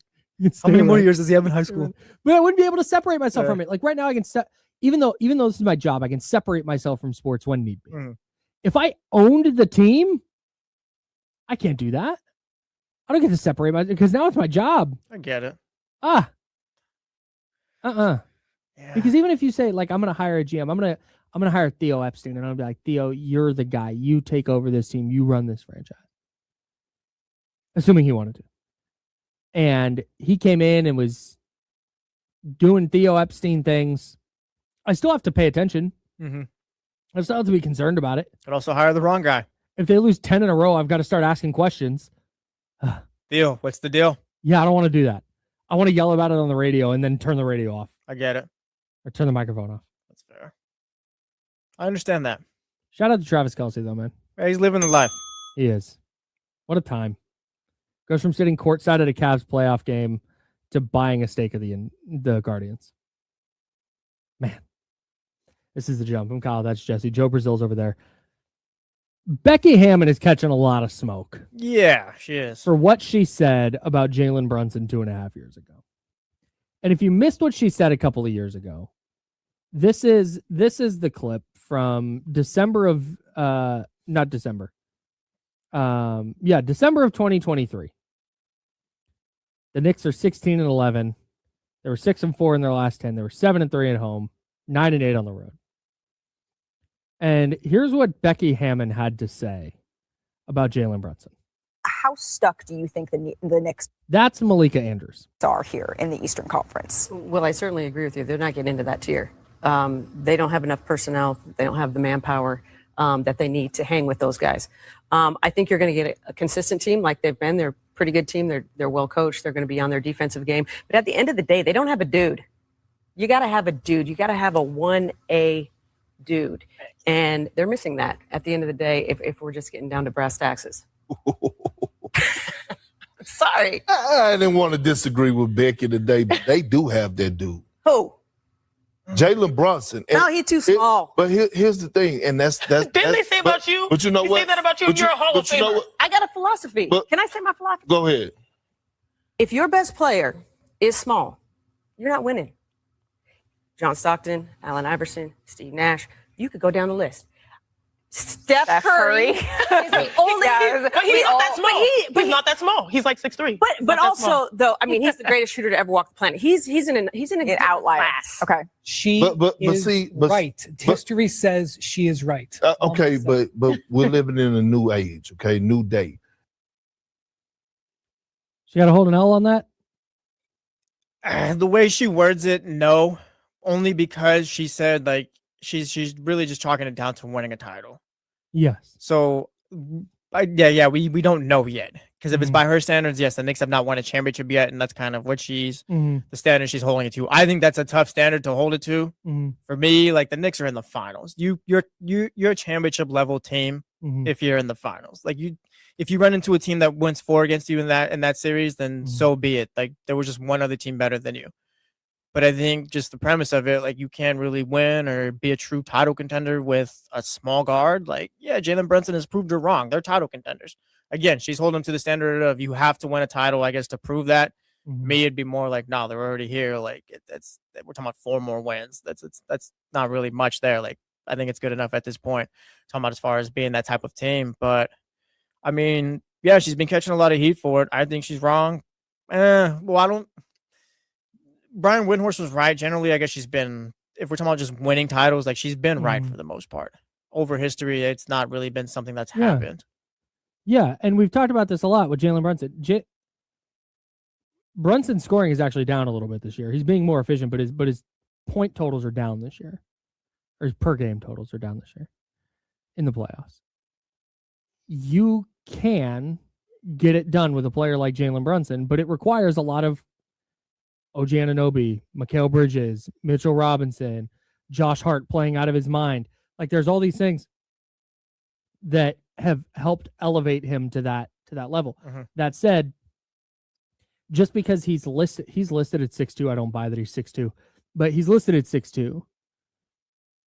Just because he's 6'2" doesn't mean like they are incapable of winning a title. So in that, to me, because she makes it really clear, like they don't have a 1A. They don't have that dude, and they clearly do. Like they very, very clearly do. And at the Jalen time, Brunson's proved that. Yeah, and at the time when she said this, I largely agreed with her. It's like, man, Steph just changes the geometry of the game so much that with his shooting that it doesn't matter that he's a little bit undersized. With Jalen Brunson, his size deficiencies, he mitigates those with the way he uses footwork, the way he uses his body, the way he creates space. Like he is able to mitigate those problems. It's not he's undersized and has to rely on everybody else to do everything because of it. It's not a bunch of people picking up slack because he lacks in all these different ways. They created an offense around Karl Anthony Towns being in that kind of offensive hub role, but also Jalen Brunson being uniquely gifted for the size that he is. And she brought up Allen Iverson. I don't think Allen Iverson never won a title because he was small. I think Allen Iverson never won a title because that Sixers team, A, wasn't quite good enough, and B, they ran into an amazing all-time great Lakers team. Yeah, she didn't really have the right team around him, like you said, ran into a great Lakers team. Yeah, it's just kind of what it comes down to. Like you can win with small guards, but it's much more difficult to build around those type of guys. Yeah, and they did it. And Brian Windhorst said it. Historically, she was correct at that point. And now here's what Becky Hammon had to say when she was asked about this at an Aces practice. Why is that so low? So you're taking a little bit of grief from what you said about Jalen Brunson. You are. I'm not big enough. I never say. Hey, exactly. That's why I'm saying. No, I mean I speak from experience, and I never. Allen Iverson got MVP, and he lost in the finals. And I think the 2 best teams are probably in the West. But I'm up for being proven wrong. And that's the other thing is I think Jalen Brunson's a hell of a player, I'm speaking historically on the NBA. With what I said, I don't know why that's being brought. Like why everybody's so stuck on that. I said it 2 years ago. I stand by it. I'm letting you clear the air. There's no air to be cleared. I said what I said. he proves me wrong. He proves me wrong. I mean, I good for him, but I do think the two best teams are in the West. We know who you like, right? Oh, well, you know who I'm cheering for. He's not saying anything outrageous either. Yeah, I don't think so. And like she's not. They kind of dropped the keyword at the beginning of that clip. Was Knicks fans are going crazy right now. Of course, they're That's it. finding that clip from a couple years ago with Becky Hammon. And like that's the thing. Knicks fans are just having their moment. And I mean, gosh, if they win this title, we're all in for a bit of trouble this next offseason, where they're just going to take over social media, Twitter, and all that. But yeah, that's just what it is. Knicks fans are going crazy. That's the heat she's catching. Like, it wasn't an outrageous take or anything like that. Jalen Brunson's potentially going to prove her wrong, but yeah. She hasn't done anything crazy. She was just the most prominent person to say. Yeah. And she stood on it too. She said it. Yeah. She didn't beat around the bush or anything like that when she said it on NBA Today or whatever that show was. Like, yeah, no, she said it. Like, I just don't think you can do this. Like, fair, whatever. Nobody's breathing down Brian Windhorst's neck because Brian Windhorst agreed with her openly in that first clip. It's like, she's not wrong. Mm-hmm. So I love that she stood on it. And I love that she said, I'm up for being proven wrong. I think this is great. I think the fact that she was a Spurs assistant, if they wind up playing the Spurs, I think that'd be really great. Mm-hmm. I'm all for anything that adds fuel to. Yeah, that's all this is. Great. Yeah, shout out Becky Hammon. It's fine. This is great. I'm interested to see what happens if the Knicks do lose, though. Again, or Jalen Brunson struggles in that series. Well, then yeah, she's right. For me, like, they're already in the finals. I think they're a title contending team, and They you can't are. win They with are. that type of player. So once you get to the finals, you're obviously a contender because you're there. But like, to me, okay, this is a great example. Brock Purdy. I think you can win a Super Bowl with Brock Purdy. I don't think that he's Patrick Mahomes. I don't think he's that like level of player. I don't think he's Tom Brady. Like, he's not the guy who I think that you can just put any 10 guys around him and that's going to be a good team. But on the other hand, like, we saw Brock Purdy come within 2 plays of winning a Super Bowl, 1 or 2 plays. If Nick Bosa comes up with a 4th down stop, we're talking about how Brock Purdy led his team to the game-winning field goal in overtime. Hey, Nick, that's the greatest player, one of the greatest players of all time, right there. I'm Yeah, going to key on the running back. But that's another reason I couldn't own a team. He'd have been gone that day. Would have traded him immediately. Don't even get on the plane. But like, so you can win a Super Bowl with Brock Purdy because I watched them damn near do it. Yeah. They were a couple of plays away. And to me, that a coin flip couple of plays is not the difference between like that guy can or absolutely cannot win a title. Going into this year, I was very, very skeptical of Jalen Brunson as a 1A. In fact, I think during the year I was. You were skeptical about the Knicks going into the playoffs. Yeah. Yeah, you were like, all right, show me. Yeah, largely because of Jalen Brunson. Mm-hmm. But now that like they're in the finals, cool. Like that he did it. I didn't think that he was going to be able to, and he did. Whether they win the finals or not, that is inconsequential to me. Yeah, he's already answered the question for us. You got to win 4 out of these next 7. And if the ball bounces, if a late 3 rattles out instead of in, or if there's a bad call that doesn't go your way or a bad bounce that doesn't go your way and you lose, that doesn't change the overall. Well, yeah, believe it or not, the other team in the championship with you, whether it be the final, Super Bowl, World Series, like, they deserve to win just as much as you do, or just as good as you are. So if they do, it's not really an indictment on you. It's just more, all right, they happen to be the best in those 4 games. That's it. All right, I'm Kyle. That's Jesse. This is a jump. Joe Brazil is on the 1s and 2s. I have a couple of questions.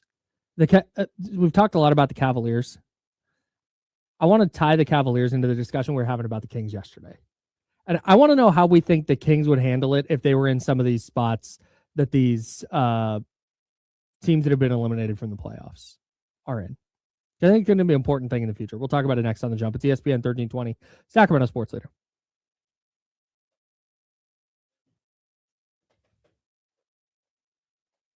What's going on, everybody?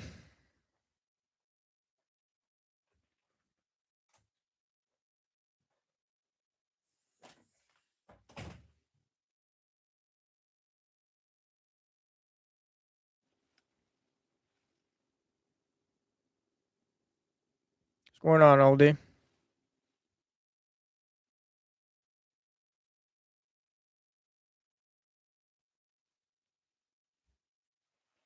Scooter, shout out. Nah, Dr. David, no new show yet. Yeah, no, I haven't found anything yet. I don't know what's even going on right now. I know there's a couple of Netflix ones. I think Trista was talking about one yesterday.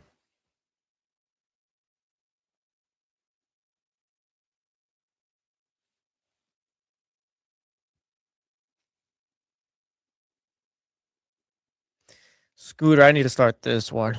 Everyone loves it and all that. I don't doubt it's good and all that stuff, but I just never got into it yet.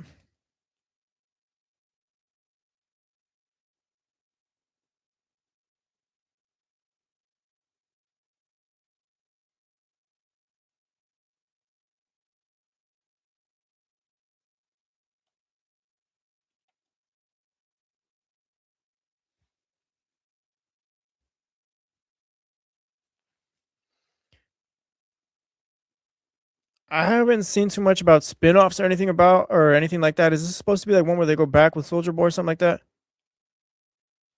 I mean, I'll watch.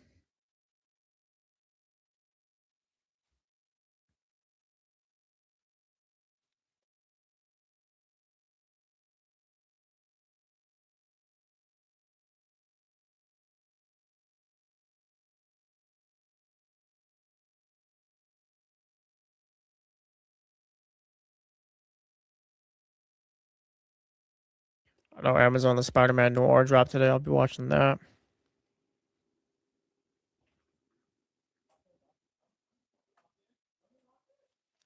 Oh yeah, the Madrid. I've heard about that. I'll be tapped in for it.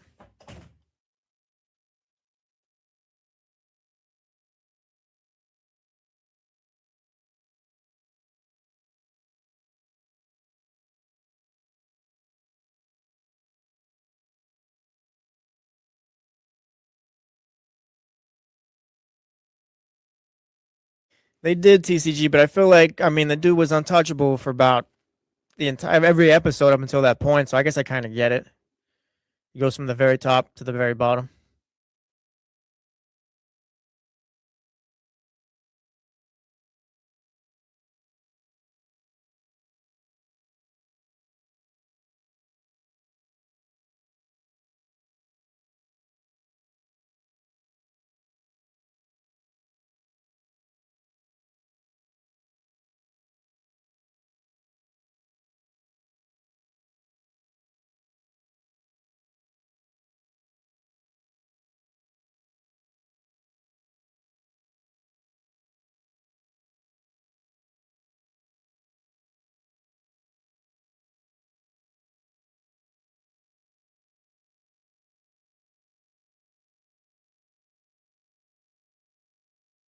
Kevin tried the shrimp caramel.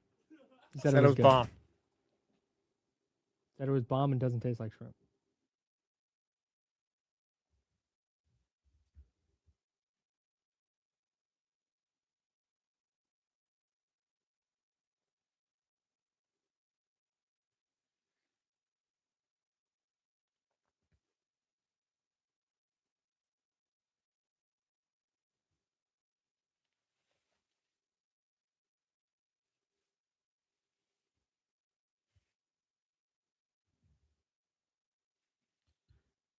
I also learned last night that Jalen Williams, the Arkansas Jalen Williams, is the first NBA player of Vietnamese descent.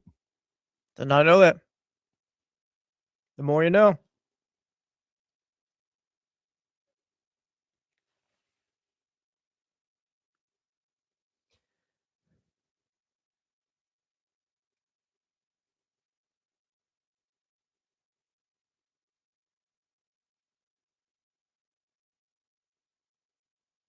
Shout out to 4-day work weeks too.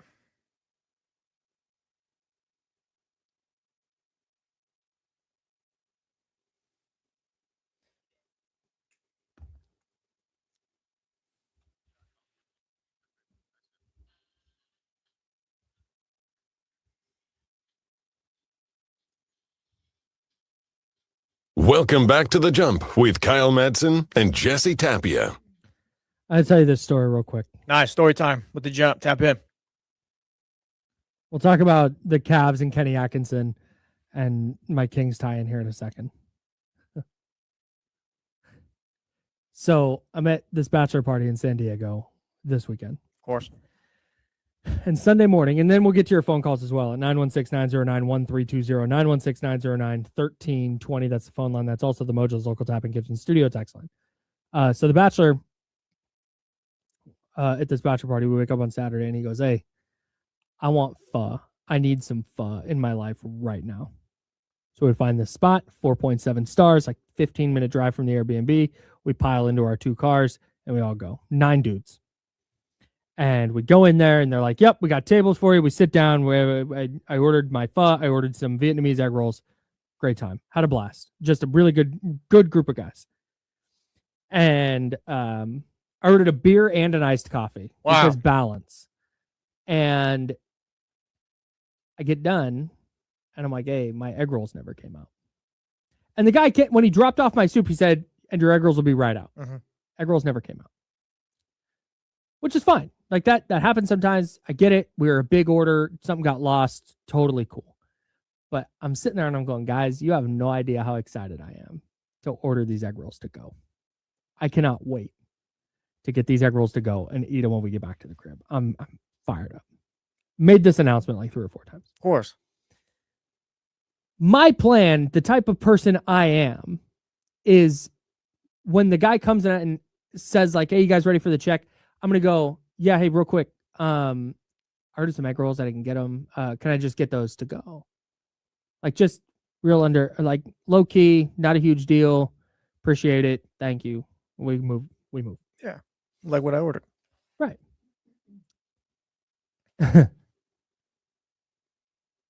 One of the employees is just kind of standing. They were doing something. And I say again, God, I can't wait to get my egg rolls. My guy, Sean, the bachelor, is sitting to my right. And when I said, I can't wait for my egg rolls, I'm so fired up, he just goes, hey, can he get his egg rolls? Jeez. Hey, what? No, don't do that at all. Like, don't. And the guy was like, oh, because the guy it was not the guy that took our order. Yeah. He had no idea what was happening. And so he was like, and I was like, I was like, don't, no, but he doesn't speak for me. Yeah. And now everybody's talking because people are laughing and it's a whole thing. This guy goes, okay, hang on. And he disappears into the back. Okay, maybe they made them and they just forgot and they're just sitting up there. That's fine. Like, whatever. And then he comes out and he goes, do you want those? Do you want to cancel the order or do you want those to go? Because I had been like, don't worry about it. Don't worry about it. Don't worry about it. And Sean goes, yeah, he wants them to go. I'm like, no, shut. Damn. Like super, like so, dude. And so I was just like, cancel him. I don't want him anymore. No. Oh, I got you hear big that? dog. I got big dog. Dude. At this pho restaurant, I was so, I didn't, because I was so shook. Sounds like it. By how, right. Because at first, because again, when it had been shouted across the restaurant. Yeah, of course. Salute to my guy, Sean. Just trying to get me my egg rolls. When it got shot, I was like, don't worry about it. Like, I don't want them.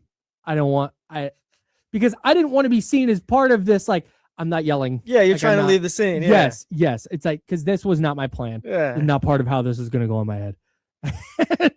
And so I was just like, cancel. Don't worry about it. I don't even want him. I don't want him. Like, it's fine. I don't care. And so when the guy came out and was like, so you want to cancel the order or no? I didn't want them to be like, actually change my mind again. I actually do want them. They do something kind of good right now. I don't know. I've committed to the, like, I don't want them anymore thing. So I ended up not getting the egg rolls.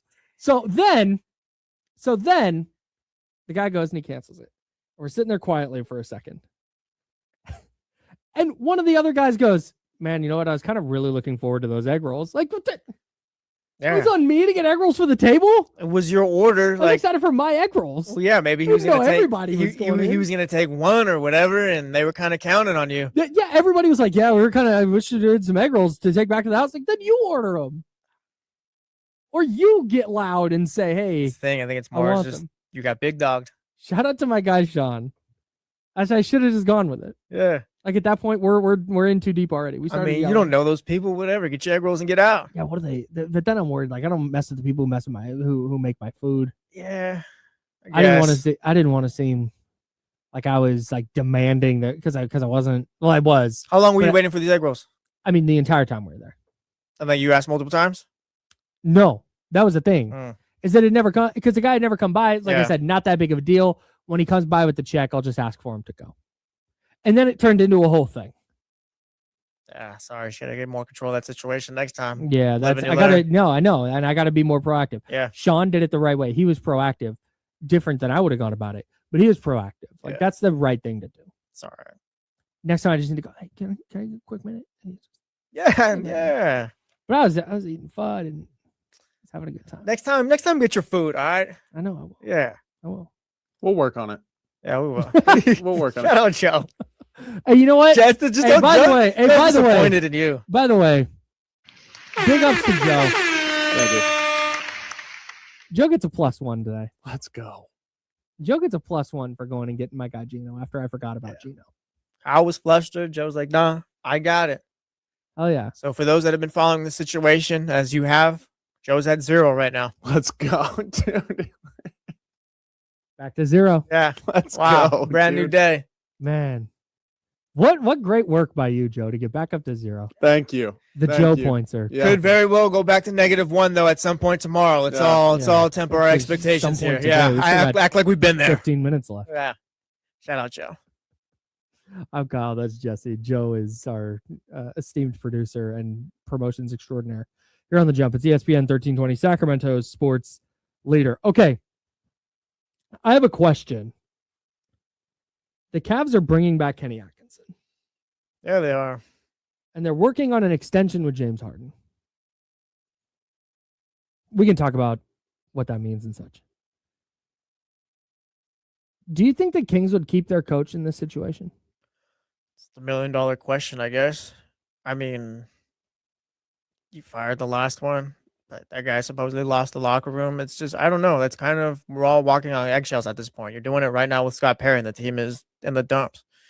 Like this. Well, we are. I don't know that the Kings are. Well, I know, but that's that. We don't know if Scott Perry's gonna have full runway to kind of see his vision through. Like, I don't know. Do you see this team winning 50 games within 3 seasons? Like, I doubt it. Yeah, probably This not. is probably gonna take 5 years or so. Well, Is Scott going to be able to see this through? Like, if there's not trades on the table that he likes, where he's just drafting through and trying to develop that way with young players, or is it like, all right, year 3's here, like I kind of need I need results. Like that's just kind of what we're all waiting on here. So like, yeah, if the Kings were in this position, like, who knows? Potentially, maybe. I mean, it's not like they've been the type of team that lets things play out for the long run. That would be my worry, because I think the Cavs, bringing back Kenny Atkinson is probably the right move. I don't think they have a coaching problem, although he was really bad in that conference final. Yeah, he had his mom, but coaches can develop and be better the next seasons as well, the way we hope players to be. So like, yeah, Kenny Atkinson can pick himself up. It's the roster that has the issue that I have the issue with. I was just trying to envision what it looks like if the Kings win 60 plus. We win. It's impossible. And then lose in the second round. Yeah. And then come back the next year, not as good in the regular season, but go to the conference finals and get swept in just dreadful fashion. Like outside of the first 38 minutes of game 1, a non-competitive. It's kind of an impossible question to answer, I guess, because it's like, what are the Kings coming off of 4 seasons when they're in the playoffs? Because ideally, like, yeah, I wouldn't have been upset at the Cavaliers for moving off of Kenny Atkinson or. Well, this is just his second. This is just his second year. Second, yeah, but like for people like me, you think this Cavs team has kind of run its course as far as being a true title contender. So if you wanted to blow it up this offseason, I wouldn't be opposed to it. Coming off of again that poor conference finals that he coached through. But again, like, yeah, it's impossible. It's impossible to tell for me. I don't know. Like if you believe what Vivek has been for the last decade plus, then yes, they'll fire and kind of get out of the way of stability and try to find someone else to do it. I guess that'd be my answer to your question. Yeah, they'd probably fire everyone and kind of restart. But again, like, they haven't really been in that position, and like, maybe this is the next time, where this time is the first time where he's kind of out the way and Scott Perry gets to do his thing. They're so screwed, man, the Cavs. Just as you can't pay LeBron right now more than the taxpayer mid-level, which is like $6 million. Brian Windhorst said that LeBron's not really willing to take the mid-level for the Cavs. Yeah, I would be stunned if LeBron is going to go play for $6 million. Mm-hmm. You have Donovan Mitchell, who might not sign an extension this year because he can sign a bigger extension next offseason instead. And that's going to be him in his 30s making $70+ million a year. He could sign 4 years, $277 million this year, this offseason, or he can wait next year and sign 5 years, $352 million. At some point, this bubble's going to pop. At some point. And I don't think it's this year. I don't think it's next year. It might not even be in the next 5 years. But at some point, there's going to be a really clear hierarchy of which players get those contracts and which ones don't. We've reached the point in the NBA where it's the NFL now with quarterbacks. Like, you're just giving these guys max contracts at this point where this is less about Donovan Mitchell and more like the Austin Reeves and the Jalen Durns. And Jalen Durn made All-NBA third team. That's great. Mm-hmm. We kind of saw what it was in the playoffs. But those guys are going to get like paid. The most amount of money they can get, they're probably going to get. And it's like, do you really need to pay those guys that amount? Like, again, like you can pay them whatever, $100 million and all that. But again, like, does it have to be the max every time? Every time someone's up for a max type contract, does it have to be that? No. And I think we're reaching that point in the NBA. So we always try and take lessons from a season, right? Mm-hmm.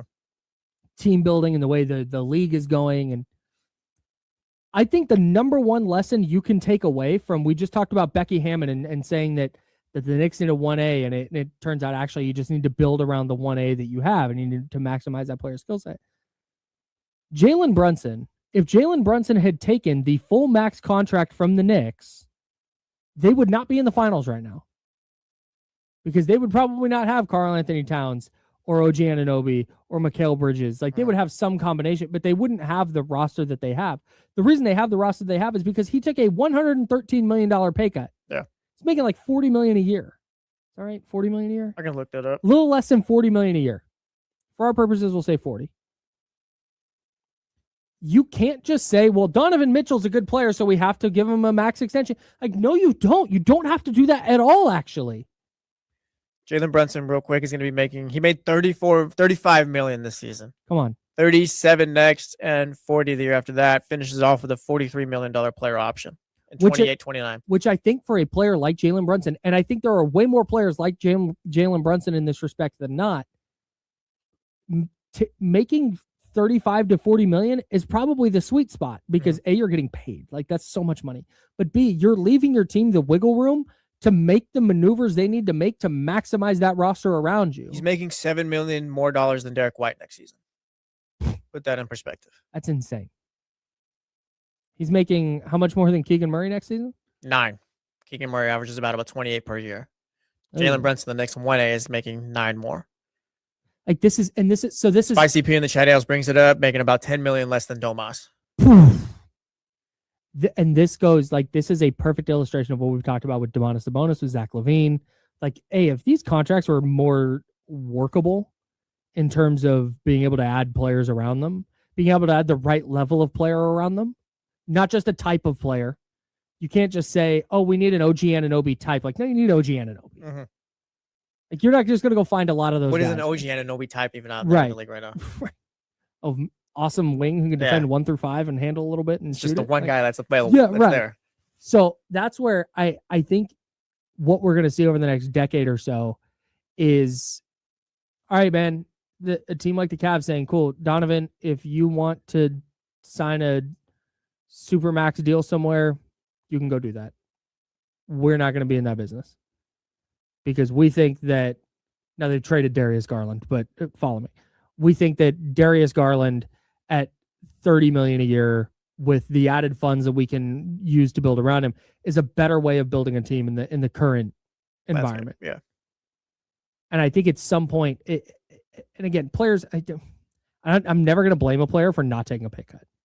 I am not blaming Donovan Mitchell for saying like, hey, I'm going to wait on a, not only am I going to wait, but I'm going to wait for this 5-year, 300, what'd you say, 4 and 335? So 352, I think. So I'll pull it back up.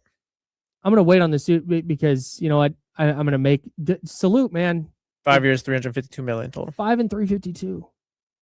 Like, yeah, that is generational wealth you're coming into. So yeah, man, go get it. But I do wonder if teams at some point are going to say, you can go get that contract somewhere else, because that's not the best case for us team building wise. That sounds insane, because Donovan Mitchell's comfortably one of the 15 best players in the sport. Part of the reason why I brought it up yesterday, why you could potentially look into trading him this offseason. Like, yeah, I acknowledge that it's full rebuild mode and you're restarting it. But again, do you want to give him that contract, and are you going to be able to build a title team off of that? And I think that question is going to come up a lot. It's come up with Trae Young. I think it's going to come up with Ja Morant if he gets traded and becomes Ja Morant again. Are you giving him that deal? Or are you saying, hey, how about you take 40 a year and we build around you? And I think that's going to ultimately wind up defining how some guys' careers play out. Yeah. A lot of money on the way, though. Got 4 and 156 for Jalen Brunson. A smart guy. I laughed at the deal when he guy. signed it. I was like, oh, this is a foolish deal to sign. Like, this is not going to work out. He's not going to get his. But sure enough, it seems like it's going to turn out. And whenever he's doing an extension, he'll get his money. Yeah, man. Good for him. Good for the cat. Yeah, he did it right. Took a risk, but he got it right. Trista said something on D'Lo and Casey yesterday regarding the Cavs, how like Evan Mobley's where he is. This is just the player he's going to be. Mm-hmm. And I fully agree with that. It's why I've heard we've talked about the Giannis for Mobley thing, which doesn't work financially, but I don't know that I would bet on Evan Mobley. I think there's something. It's intangible and it's hard to quantify or even see. It's mostly vibes related. But like Keegan Murray, right? And I think Evan Mobley's a better player than Keegan Murray, but we've clocked for the last couple of years like, hey man, maybe he's just not that guy. He's a good player, but maybe he doesn't just have that mindset of like, no, I'm gonna go get mine. Mm-hmm. And I need to take over this game. I'm gonna do what I can to take over this game. I just don't think he has a mindset. And I think with Evan Mobley, I think it's kind of the same thing, because everything that is asked of him is more like, hey, play with more force, do this, take over a game, be this guard 1 through 5 and shoot threes big. And he's just not. It kind of is who he is at this point. Yeah. He's a young player like that, and he is who he is in the sense where like that's not a bad thing, but he's your third best player, I guess, on a title team. You're paying him to be your second best player eventually, but yeah, I don't think he's going to turn into that. Jalen Brunson making like $15 million less than Evan Mobley, by the way. Yep. And that's gonna get different too. Evan Mobley's gonna be making a lot of money coming up. But the thing with Evan Mobley is it's not, and this is with Keegan. It's not, oh man, God, that 3-point shot is just not going down. Like once he figures that out, it's gonna be a problem. Like, no, it's a play style. Yeah, and I don't think you teach that. I don't think that's something. I think it's just inherent. Well, yeah, because it feels funny when you're saying, "Oh yeah, if that shot falls down or whatever for 4 seasons, 3 seasons." Like, yeah, like at that point, it's like, "Oh no, we're actually just here." Yeah, and but that's with Keegan. That was a bad example by me. But with Evan Mobley, the problem is not, oh, this part of his skill set, that part of his skill set. Once he develops this, once he develops that, he's going to be better. No, it's, hey, once he plays at this level, or he plays with this amount of force, or this amount of urgency, he's going to be great. And I just don't think you can teach that in a player. Yeah, I don't think he's adding some other part of his game or something's just Andrew Wiggins so far ahead. Andrew Wiggins, another one.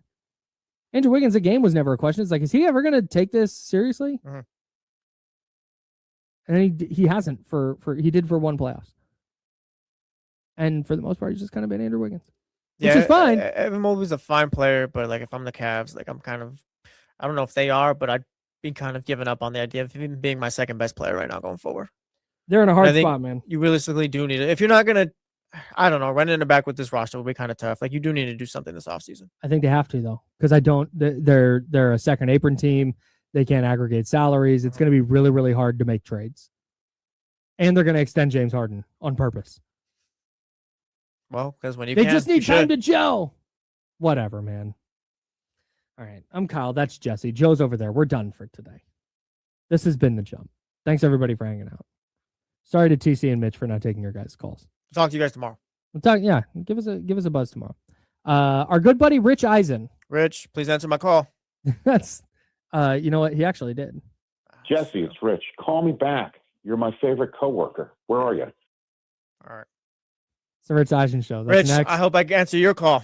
If you missed anything from the Jump Rewind is from noon to 2, and then D-Lo and Casey have got you from 2 to 6 right here on ESPN 1320. That is Sacramento Sports Leader. And until tomorrow at 7 a.m., I need you to drink water and be nice to people.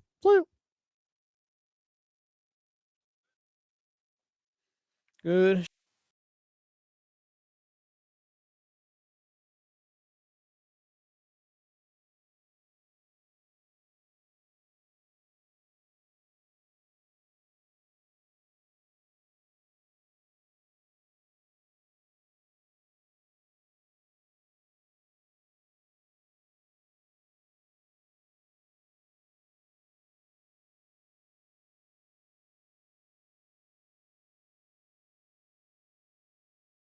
Ends before the radio show ends. The radio show ends right now.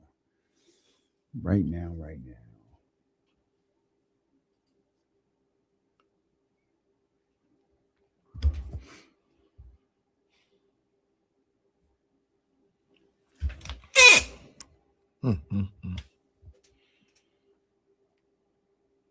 Miss Mac 10 is the lick. West Side is the click. Germs. So there's a no, I can find out myself. I was about to say there's a acknowledge me finger emoji for the YouTube. That's what it looks like, but we'll find out. I can't see the chat here. Oh, it's like a number one fan type deal. But I think you guys are using that as an acknowledge me.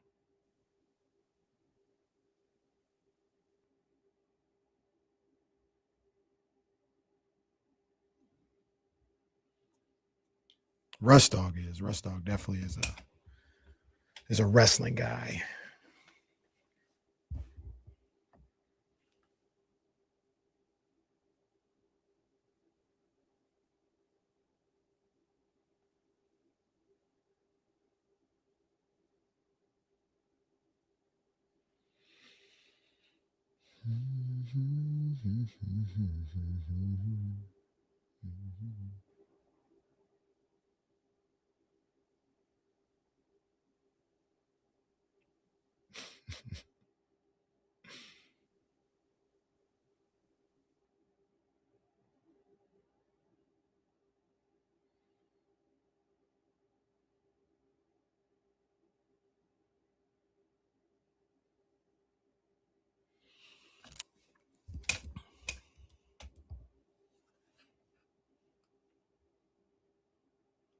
Oh, Zebra, the insults are just hurling crazy insults. Coconut Man, Moonhead, and P. It's a lot. That's aggressive.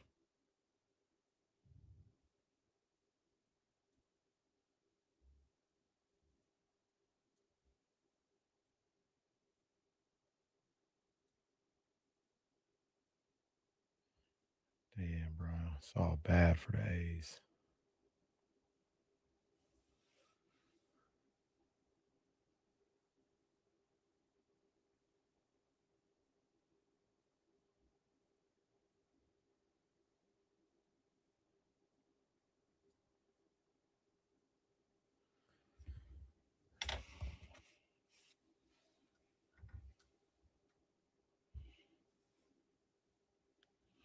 I thought that was Caitlin Clark.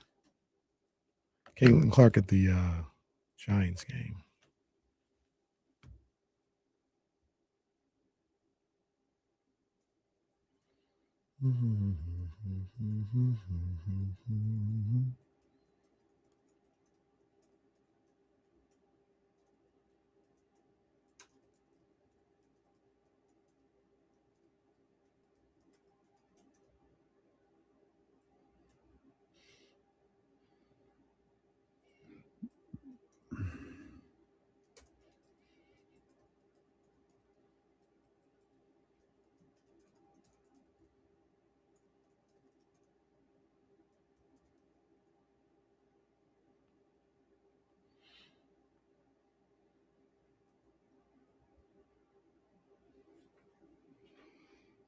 Yeah, it keeps it G. That's 100% true.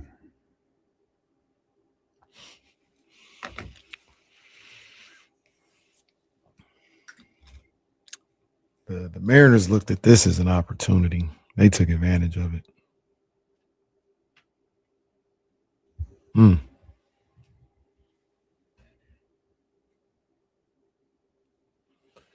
Jesse, you see my boys didn't get relegated. We live to fight another day. We live to fight another day. Yeah, they picked up a much needed win, of course. They're like one of the top 10 richest clubs in the world. They can't be doing that. What like wasn't it a scenario where they win wasn't even it? They needed someone to lose? No, they were fine. They were in control of it? control their own destiny, whatever you want to call it. Yeah. They needed to lose and West Ham needed to win, which they did, but we're still here. We're still here to fight another day. And then their rivals won the league, so that's how it's going. Arsenal. They said Arsenal's celebration gonna be crazy. Yeah, it was lit. I don't know if they've done the did it? parade yet or anything, but like so far the last few days since they've won, it's been pretty sick. Is this their first time in a while? Since 2004. It's not that long. I mean, that's It's amazing. about That's 20. Yeah, and Arsenal's like a big club too, so you're just supposed to be winning and all that. 2004 doesn't sound like a long time ago, but that's 20 plus years ago. Oh, Will, settle down.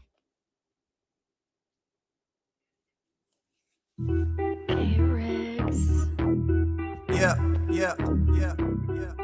We got them screaming D-Lo, KC, D-Lo, KC, D-Lo, KC, D-Lo. We got them screaming D-Lo, KC, D-Lo, KC, D-Lo, D-Lo. We your number one spot. We your number one spot for some sports, huh? Got the city going crazy when we work, huh? We top 2, but we ain't 2, we in first, huh? And when you need the real, we is who you search, huh? D-Lo, KC, D-Lo, KC, D-Lo, KC, D-Lo. We your number one spot. Let's go, baby. We welcome in here to the Wednesday, May 27th edition of D-Lo and KC. I'm Damian Barley. The ultimate needle mover in God mode himself. He's Kenny Caraway. Yes, sir. Acknowledge me. And we are live. The worst slums of Sacramento. Alongside EP. What are you doing with him? Yeah, boy, we here. We got plenty to talk about here today. James Ham, he's going to be with us for the marathon. It's 60 minutes of commercial-free sports talk coming up at the bottom of the hour. There's King's business to talk about. There were workouts going on today. Hammer was there for all of them, so we will talk to him coming up at 2:30. Shout out to that. I'm sorry, I saw something in the chat talking about what we were talking about previously, and I didn't even realize this. So Will in the chat says Stan Kroenke is the best owner in sports. We were talking about Premier League, right? Premier League, and Arsenal wins the Premier League. Stan Kroenke owns that. He owns the Rams, the Nuggets, and Arsenal. Doesn't he own the Colorado Avalanche too? I think he does. Oh, they just got swept. So Well, yeah. poor Stan. Well, he's a bum. Yeah. He's There a goes bum of that. an owner. That's crazy. I didn't recognize that. I didn't realize that, man. And He Colorado might be the was best the owner in sports. number 1 team in the regular season too. So Yeah. yeah, not too shabby, I guess. Damn. I wrote a segment once that I thought was really good. We just never did it. Mhm. And we were talking, some of it had to do with like television ratings and the way stuff is getting like spread across, how it's going to be difficult for the consumer. But like the second part of that is ownership within sports is being consolidated.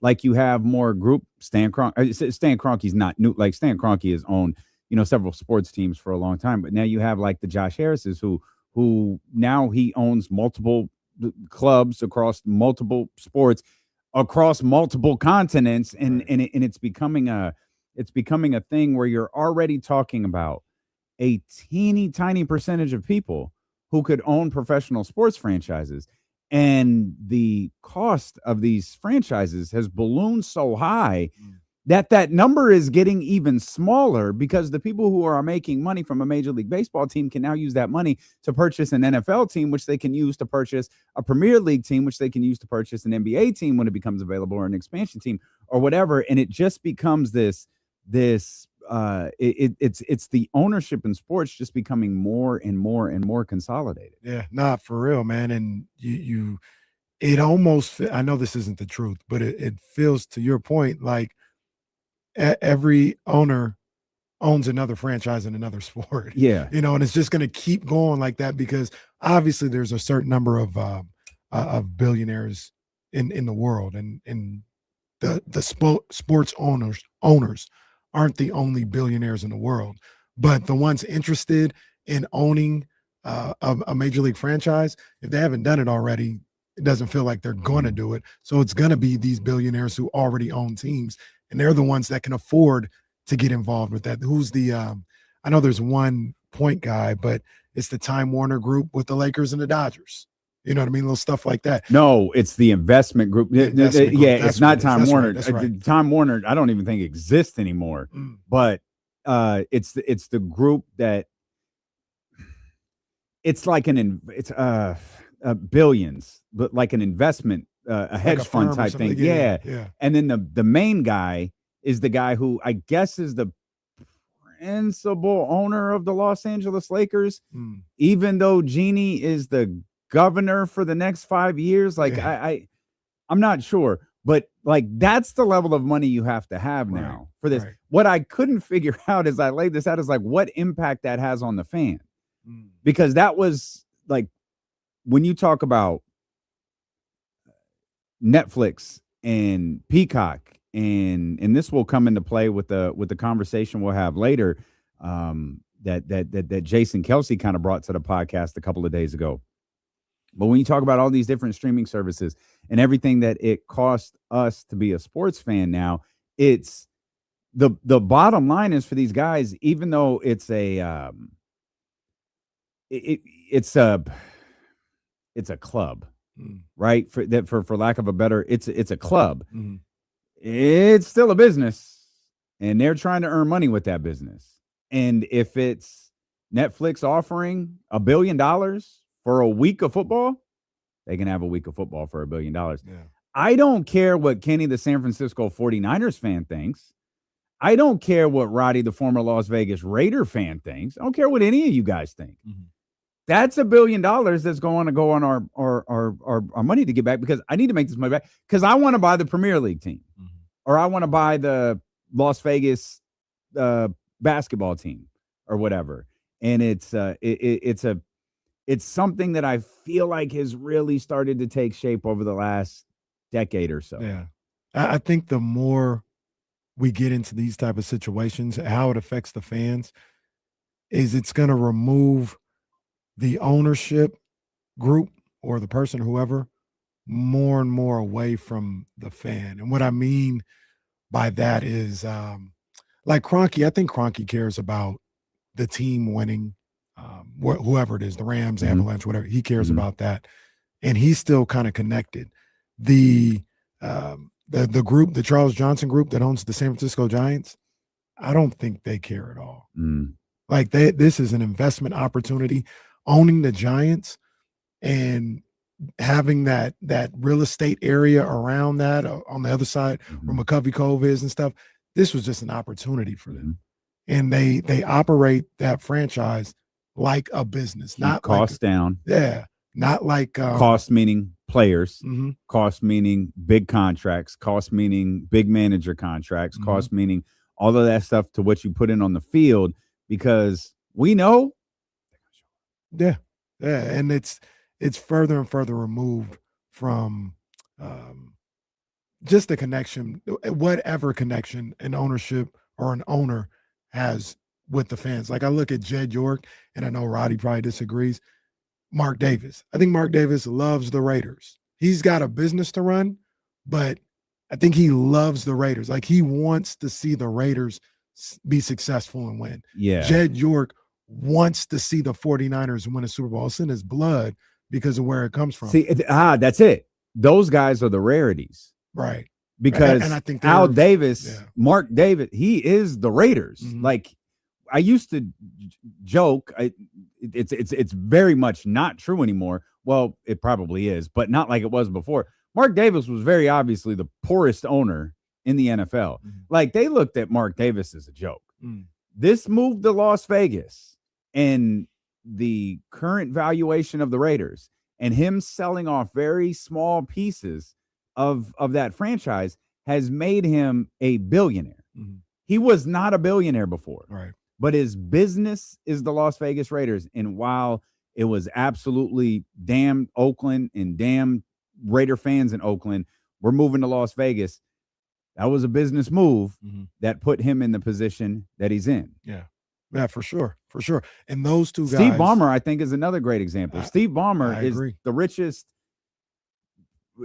probably the richest owner he's got to be the richest owner in professional sports. I think so, yeah. He loves the Clippers. Like to the best of my knowledge, he does not own Premier League teams. I know he doesn't own baseball teams. He doesn't own football. He owns the Los Angeles Clippers, and that's it. And he is dedicated to the experience for Los Angeles Clippers fans, which is why he built that arena the way that he did. And he has done everything that he has. Well, maybe even to the edge of the law. He has done everything he can to make that franchise relevant and competitive since he took over ownership. Yeah. And I think it feels like he's the last of the dying breed, right? Like Jed York, Mark Davis, Steve Ballmer, like they care about whether or not this team wins. I don't want to say more because I don't want to be naive, but just as much as the bottom line. I think that Charles Johnson group in San Francisco, I don't think they really care if the Giants win or not. Yeah. If the checks continue to clear, I've heard that and they keep complaint a doing lot. all that, yeah, they don't really care. And I wonder if that's what it's going to be like moving forward. Like the Dodgers and that group and the Lakers and that group, they've won, but the money's going to get so high if it continues to roll in. Are they really going to care if the Lakers aren't winning? Like really care as long as they're making more and more money? And that's the concern with businesses and firms and groups taking over these sports teams. And See, that one, the Lakers one, I struggle with a little bit because they have so much money.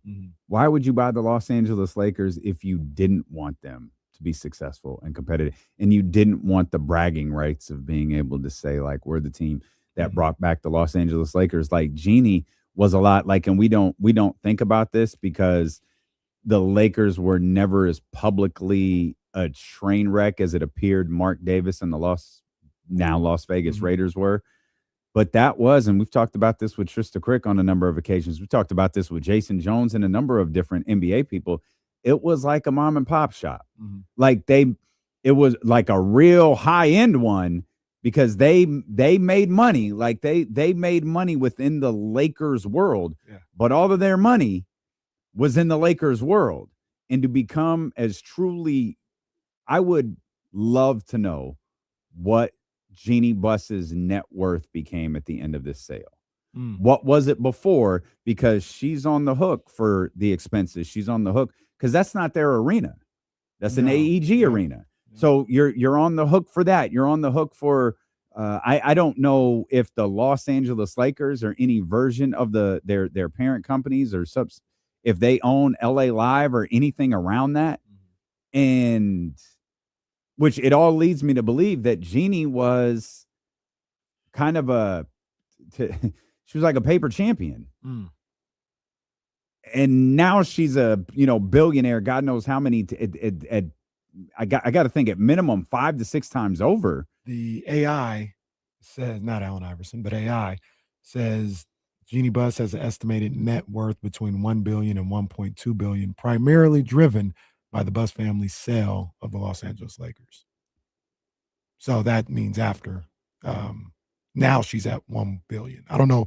I'm trying to see if it shows what she was before. If that's true, the Los Angeles Lakers sold for $10 billion. That is her franchise. Now, there's money that had to go to family members, like other governors, owners, pieces. If she just became a billionaire, like $1 billion after this sale, that young lady was broke. Like not wondering where her next meal is. Right. But like when you think about, she wasn't staying cronky. No. You know what I'm saying? She was the Mark Davis. Yeah. Like she was the Mark Davis of the NBA, where they look at her like, look, you're relevant because you're the Lakers. You can't speak our language. Yeah.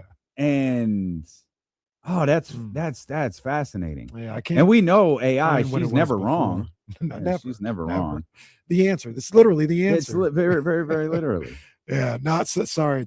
Took us on a tailspin, but we were talking about Arsenal. I'm gonna get this goddamn segment out one day. Like, I don't know. Maybe that was it.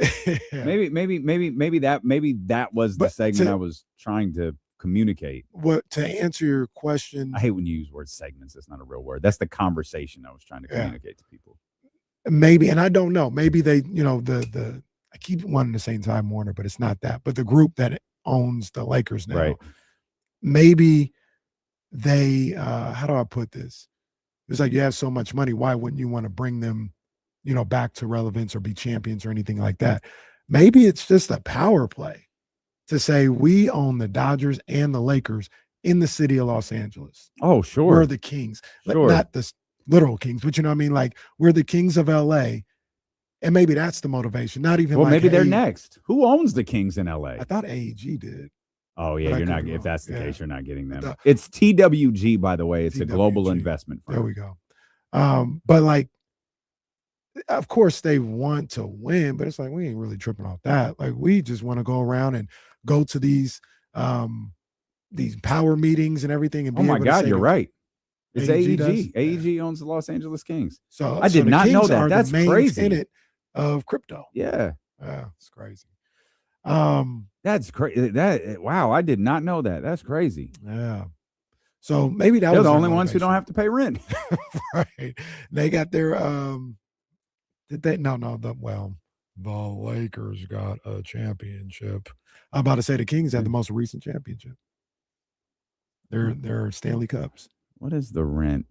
I knew this number before, and I hate that I can't remember it. Whatever What it was, is- Bomber wasn't feeling it. Well, Bomber was like, this is a crock. there's no way. So crypto.com rates generally rates. So this looks a lot closer. So it says 2 to 20,000. 20,000 per day is far. That's along the lines of the number I heard. 2,000 per day. 20. Oh, 20. Okay. $1,000 That's what. No, per I was day. thinking like 2,000. We could go run out per the day. stable for 2,000. Yeah, $20,000 per day.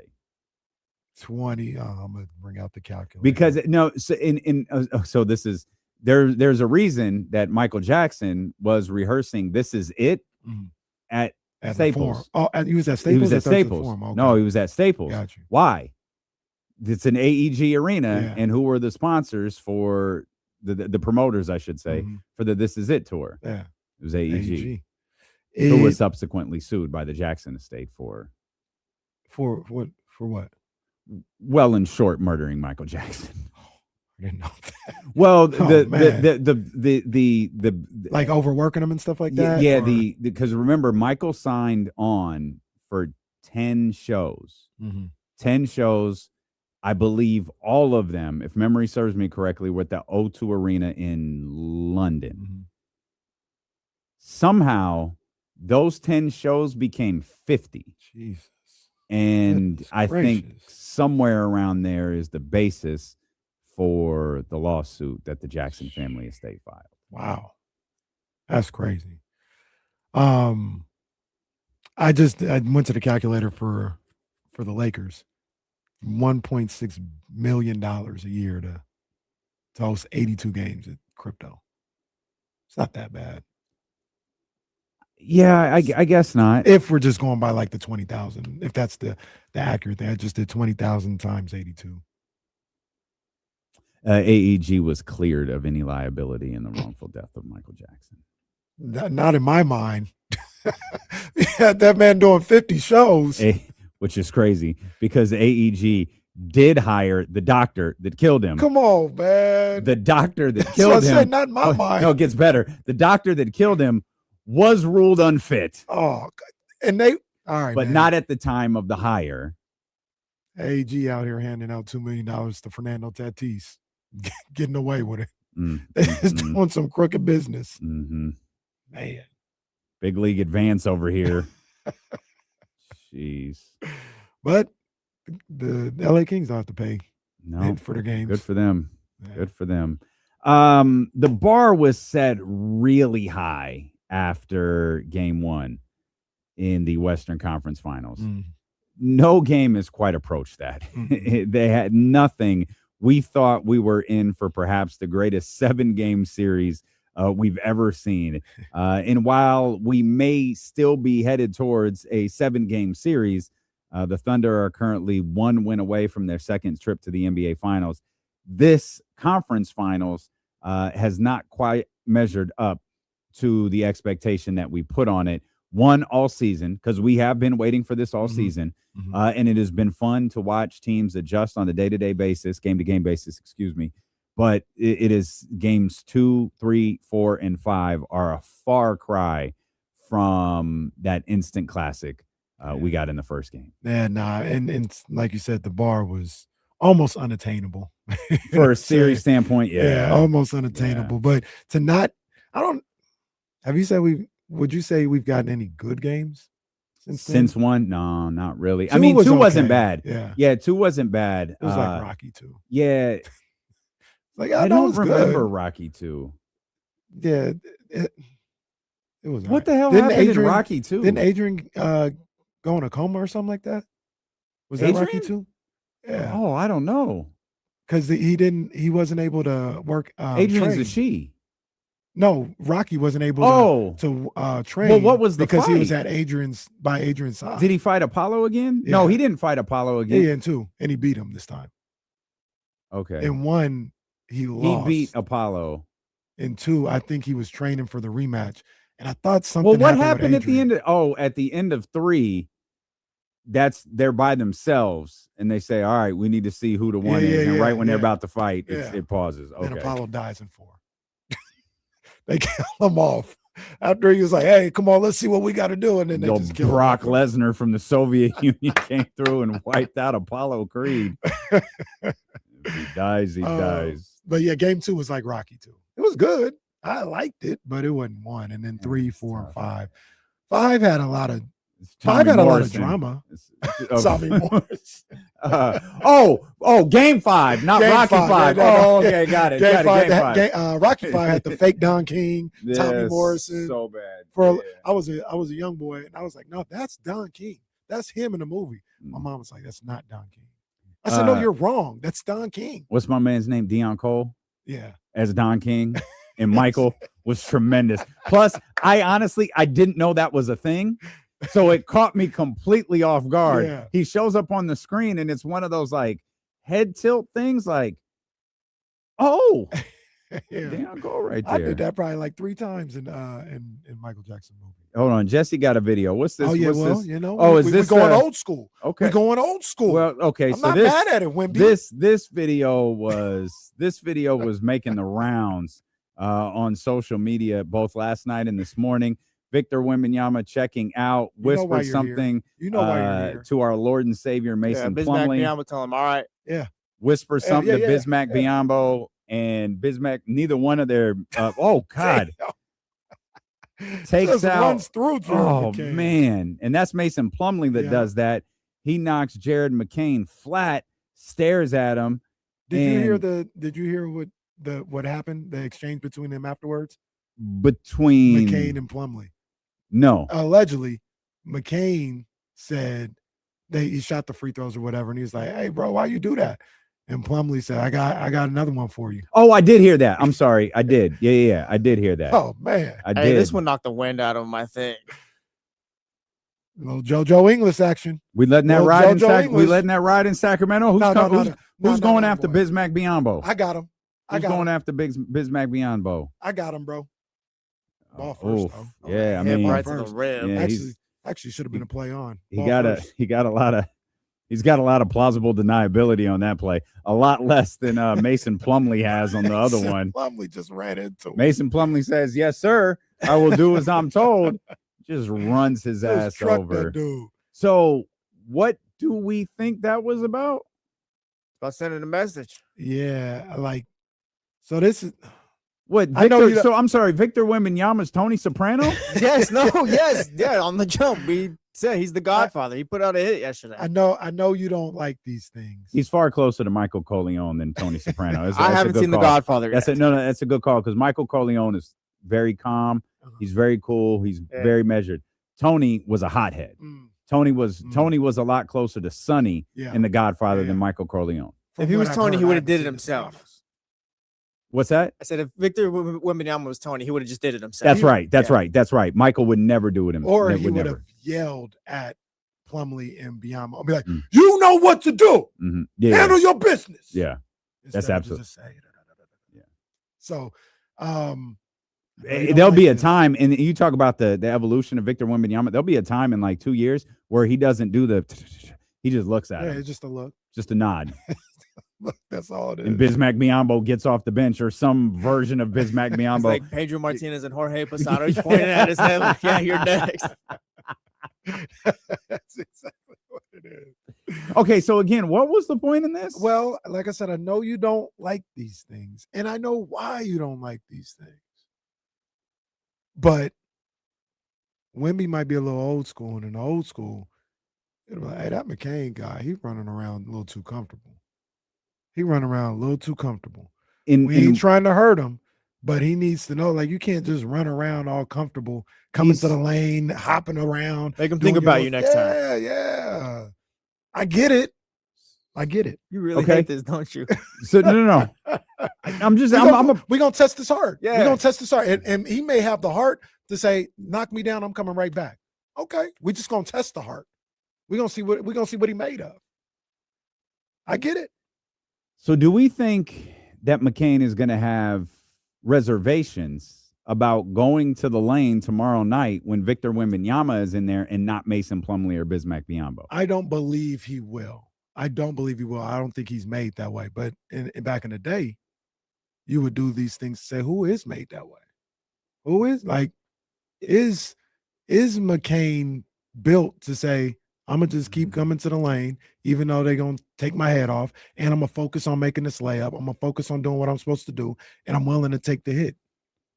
I think Jared McCain is, but you never know until you test it. I wonder if it's anything to do with like just frustration. Stephon Castle spoke after the game too, talking about how they can't be as physical as OKC, and then maybe at the end of the game, the Spurs are just like, you know what? If they're just not going to let us play this way, whatever, just go full out and foul him then. Knock him on his ass. And I know Steph Castle was frustrated. I think it was Steph Castle who said it. I think the next game is gonna it was Devin Vassell that said it. He said our defensive effort was just terribly undisciplined. Mm-hmm.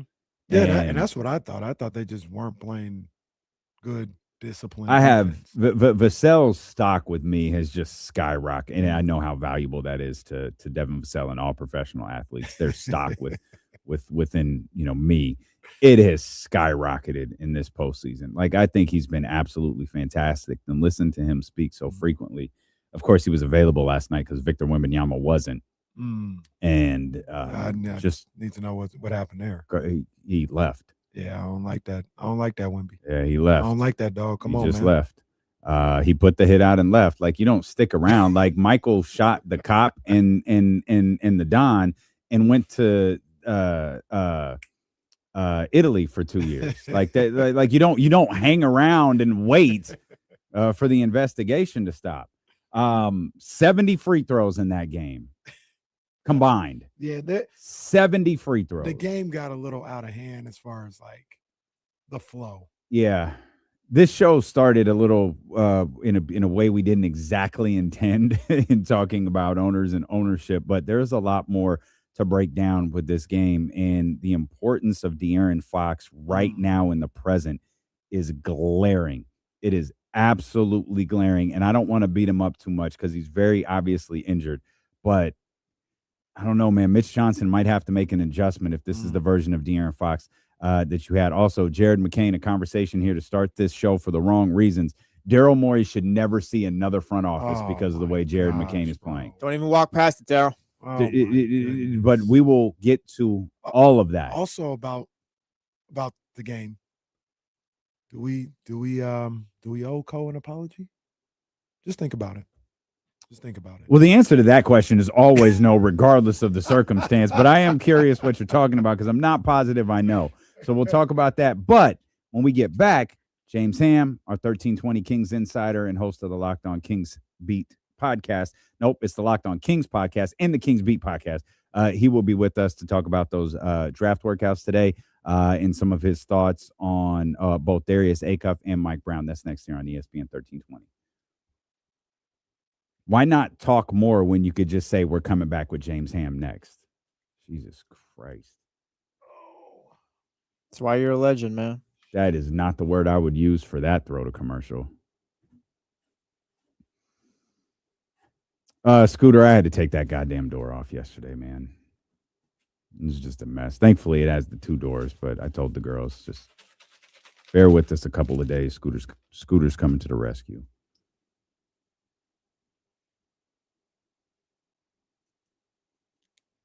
All right. I'll order some food for you, Scooter. Well, we didn't say all that now. We talking amongst ourselves. We ain't call for all that.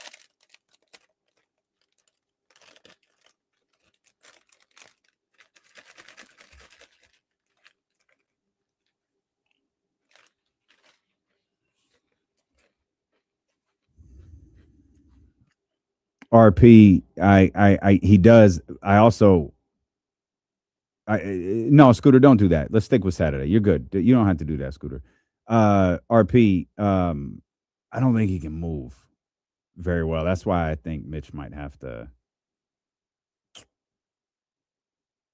Damn, Mitch has to put a hit on him. He might have to go get Bismack Biyombo and hey Bismack, take out what you De'Aaron. doing, Bismack? Take out De'Aaron and shoot around.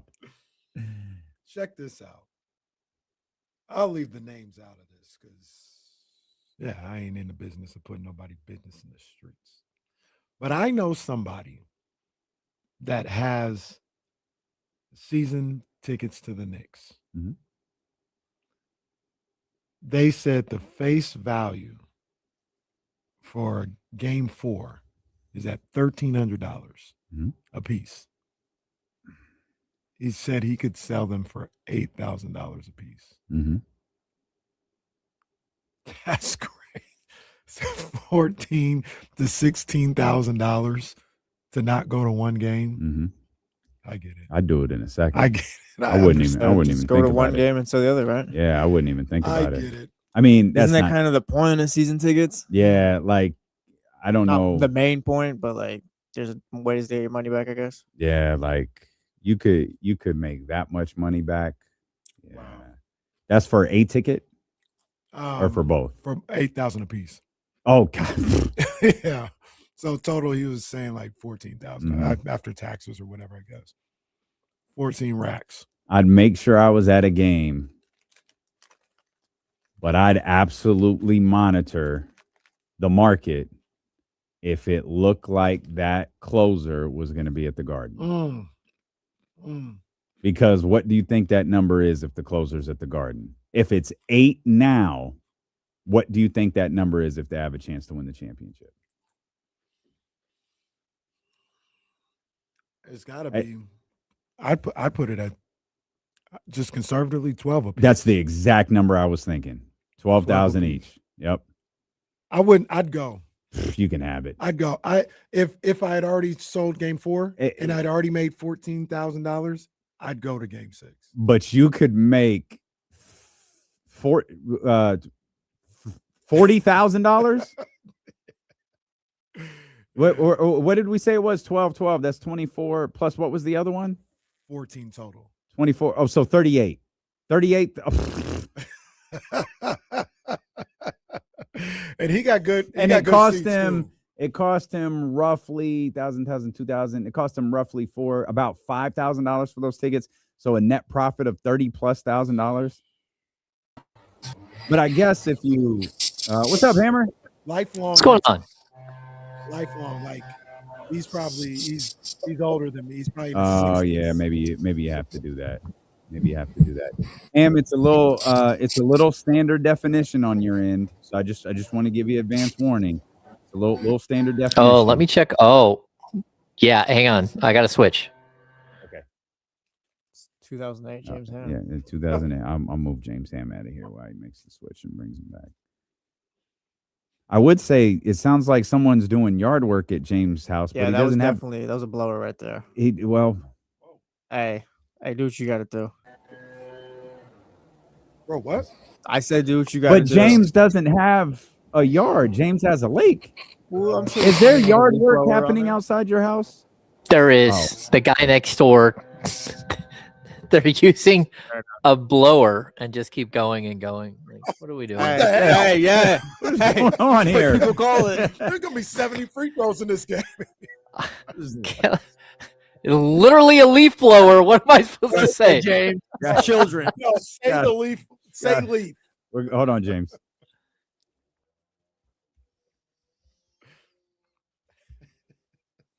All right, it's the marathon, 60 minutes of commercial-free sports talk as we welcome in Kenny. our 1320 Kings insider and host of the Locked On Kings podcast, our man James Ham. Hammer, how you feeling? I'm feeling pretty good. Pretty good. I'm close to losing the sling. I'm supposed to. Ready to throw 6 innings? Yeah, can't throw 6 innings for sure. You got both sessions next week. I can't put my hand on my keyboard on the laptop without like lifting my right arm up and setting it there. Once it's on the keyboard, I'm okay to work, but just, getting the hand to the keyboard doesn't work. I can't go up with the arm. That's all. And we're 3 weeks out. No, two. Oh, 2 weeks. Okay. Yeah. That's not bad. 2 weeks, Yeah. 2 weeks out. And you were essentially back at work today. Yeah. I was able to drive down. I can't wear a sling while I drive because that's, I think, somewhat illegal. I'll tell you the worst part. Okay, 2 bad things about shoulder surgery in case people are out there who are worried about shoulder surgery. I mean, who isn't? Yeah, number 1, you can't sleep. So you keep waking up, right, all night long. I keep waking up in the middle of the night. I'm up for like an hour and a half just in pain. And then I finally get back to sleep, and then the sun comes out and I'm awake again. So my sleep scores have been trash. Are you sleeping like you're not laying flat, are you? No, well, it depends on the day. I keep adjusting even at night, like trying to find the right spot. I have an adjustable bed. The other thing that's because we're a family show here, they decided after they knocked me out that I didn't need armpit hair in my right arm, which I didn't know. So for the first couple of days, it just kept itching and itching. And I'm like, what in the world is happening here? And because I thought, well, it's probably because my arm is stuck in a position. No, they shaved my pit just on one side. So now I'm so itchy on my right side. It's like, this is miserable. So if that's what you got to deal with, though, hopefully I will be able to throw a pitch eventually. We'll see. But I like being honest with the people here, especially when it comes to injuries and all that stuff. Oh, no one loves to talk about injuries more than James Ham. No one in graphic detail and visual form, if he's allowed to.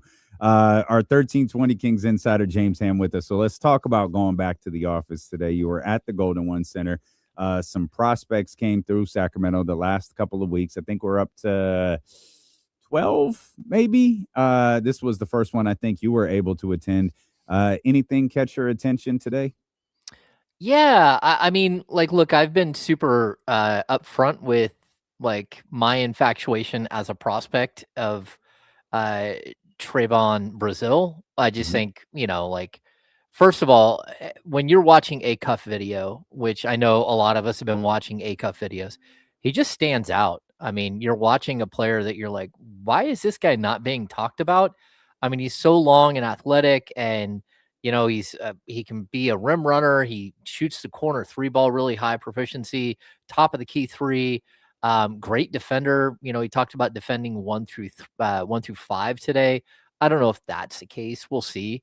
But when he gets to the combine and measures in at like 6'9.5" and throws up like almost a 7'4" wingspan, and then backs that up with a 41-inch max vert, you're just like, I don't get it. I know he's 23 years old. He'll be 24 in January, but good teams in the 20s, like, why would you not be looking at a player that's 23 going on 24 years old who might be more NBA ready? So we showed up.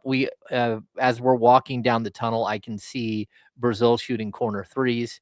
And then we went in and we watched him shoot a bunch of threes. And it's just a beautiful shooting form, like way better than anyone else in the gym. And he's the one, super tall, lanky guy. So that was one thing. And then I'd also like his interview process, I thought was strong too. Like, bright kid. He talked about how other schools had come at him in his before his final year at Arkansas and were offering him, like, I think he said like $1.5 million in NIL money. And he turned it down and said, no, like, Calipari is a guy that's got guys to the league. And if I want to get to the league, I should probably just stay here with him and his staff. And he said he learned a ton from John Calipari and his staff in his final 2 years at Arkansas, and really took a monstrous step forward last year, statistically and everything else. And so, again, if he's available at 34, I would take him. If he's available at 45, I'm taking him. And, you need length, athleticism, and 3-point shooting, and that's what it seems like he brings. James, you were talking about Brazil right now, but it kind of goes into something that you talked about a couple days ago on the Locked On podcast you did, talking about Darius Acuff's fit with the Kings. And one of the things that you had talked about is his defense. Darius Acuff's defense did not look good on tape. Like, it looked awful on tape. Everybody sees that. But you talked about how his I think the opponent's 3-point percentage against him was relatively low. I want to say it might have been like low 30s or something like that. And one of the things that I saw when I was watching him is, as bad as Darius Acuff comes off on the defensive end, he never really got like lit up or anything else. Like nobody was really, going off on him on the offensive side when he was defending him. And I bring that all the way around to say, I think one of the reasons why that never really happened is because of guys like Brazil, because of guys like Billy Richmond III. He had so many strong defenders and athletic guys around him. Like, if you get him in a pick and roll situation, Darius Acuff, number one, he acts like he'd never seen a screen in his life. Like, he just has no idea. He just runs into it like, what the hell was that?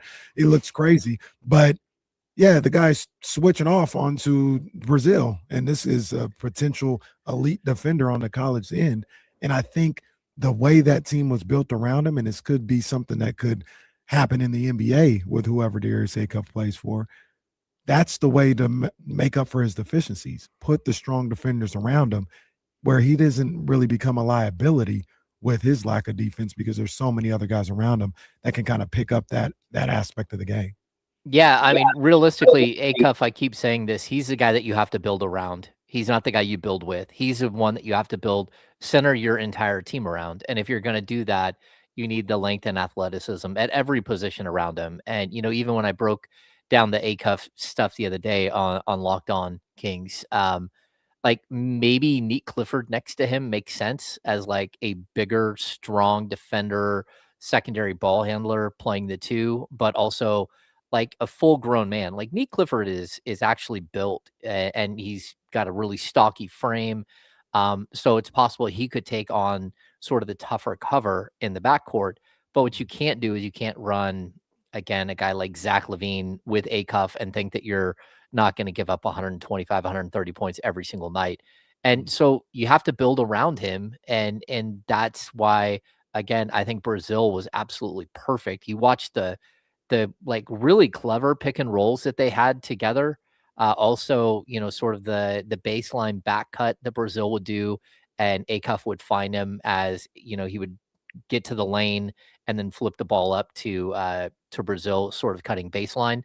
But like, I think that's what you have to do if you're going to draft Acuff. And also, if you're going to draft Acuff, it doesn't hurt you to go out there and get one or two of his college teammates just to help solidify like his place in the world. We're talking about a 19-year-old kid who is going to get lost. That's what happens with a lot of these guys. And if you can like help bolster his support system by bringing in some of his former players and guys that he feels comfortable with on the court, but also comfortable off the court that might be a little bit older and help him through the process, that's probably not a bad idea. Well, Hammer, one, you are not allowed to hang around Monty McNair anymore because Trayvon, like, he's going to turn 24 during the NBA season. So you talk about like taking a team, maybe taking a shot at him, in the 20s or so. That's probably part of the reason why he's looked at as more of a second round pick, because he had an ACL. The ACL was like 4 years ago. And, here he is at 23 years old entering the draft, which is such a weird thing to say, but that's looked at as a negative when you've been in school this long. It's like, yo, he damn near got kids half his age getting drafted in this class. Yeah, I think that's a problem, right? Especially if you're a team that doesn't have a bunch of youth. But at the same time, like the Kings' current build is 22, 23, 24-year-olds. So it kind of makes sense to add him to the fray. And like we're talking about a second-round pick here. If he doesn't work out, he doesn't work out. I mean, how many second-round picks over the course of the last decade have worked out in Sacramento? And the answer is not many. Maxine Reynaud. Yeah, Maxine Reynaud, Isaiah Thomas. That's about it, right? So you're waiting for these guys to step up, but he's in the same exact boat that Dylan Cardwell was last season coming into the draft. Like same exact age, like 23 going on 24. And I think what you're getting is at this point, number one, with the pandemic, they elongated the college career. So now you can have a fifth year. You can apply and typically get a fifth year of eligibility. There was even that time where 6 people got, my brain just went sideways, where there were players getting 6 years of college eligibility during the pandemic. But I think we're going to see that. And then on top of it, the NIL thing is crazy. Like half the prospects that are coming into Sacramento right now have played for like a minimum of 2 teams. Some of these guys have played for 5 teams. And you got to remember the old system, if before the portal, if you like went to transfer schools and you're leaving a head coach. So if your coach quit or got fired, then you could apply and move to a school and not lose a year of eligibility. But if your coach didn't get fired and you just wanted to dip and go to a different school, then you had to wait an entire year before you could play again. And so the portal has changed that, and it's eliminated that need to wait. And so what we're seeing is players, again, like Andrei Stojakovic, who started at Stanford, then went to Cal, then Illinois. So 3 schools in 3 years. And that used to be looked at as like a huge red flag. Like, again, you would go back and look at high school kids and say, man, a kid who played for 3 high schools, I don't want to touch. Right. Because that means that either they're unstable or their situation's unstable, or they've got someone behind the scenes who's puppet mastering this whole thing and collecting money. And so now you're worried about what that's going to mean, because there's something nefarious going on typically when a kid moves and goes to 3 different schools. And again, at the high school level, it used to be that you'd lose eligibility too when you transferred schools. And I think they've let up on some of that. I even made the point the other day. When was the last time you guys heard about a college kid like grading out, not passing his classes? And I mean, it's been like 5 years, but that's just like a thing of the past. Like these kids are really not going to college.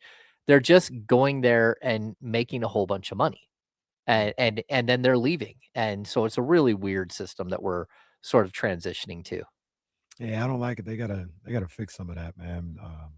Transfer portal at the very least. Not them making money, but the kind of requirements to be able to transfer and all this other stuff. They got to switch that out a little bit, and I think they will. James, there's been a lot of guys that have come through Sacramento in the last couple of days that are second round type guys. Are we going to get some of the heavy hitters coming through here anytime soon? Yeah, I think eventually as we get closer to the draft, we'll see more of the heavy hitters. It's always sort of a game that we play here. And, you never know what exactly is going to happen when it comes to, prospects moving up and down and all that stuff, whether some of these guys that we're looking at right now as second round picks might be, first round picks. But Scott Perry has an ability here to work with agents that a lot of people in Sacramento haven't had. And we saw it all the way back in 2017, where they were able to get some of the really high-end prospects to come in. They also, like, strangely that year, you had 2 guys working out in the Sacramento area. So I believe Josh Jackson was working out in Napa at the time, and Markelle Fultz, I believe, was working out with Gus Armstead, or a trainer here in Sacramento. So you had access to some of these players. Not only that, but you just had Lonzo Ball come through the NCAA tournament in Sacramento. So again, you got your hands on a bunch of the top tier prospects.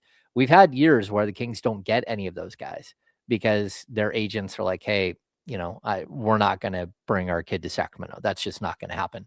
I also think this particular draft, the Kings are in a good spot when it comes to, a really good player is going to fall to you.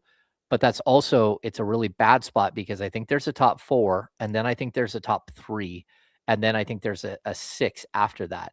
And I think you're going to have a difficult time getting those 3 guys that are all competing for 5, 6, and 7 to come to Sacramento because their agents like to have this air of confidence that, oh no, they're going 4, or oh no, they're going 5 or 6. They're not going to be on the board when you draft. So it's possible that if they do come into Sacramento, that we might not even get a heads up, that they might sneak them in, take them out to dinner. We'll get some report like somebody saw somebody at a restaurant somewhere, and all that stuff. But I also think, again, the Acuff situation, Acuff was here during the tournament. He was here in Sacramento at the Kings practice, the old practice facility. I don't know that the Kings were there scouting him, but he was here. And so there's always that possibility that they have had conversations about him either way.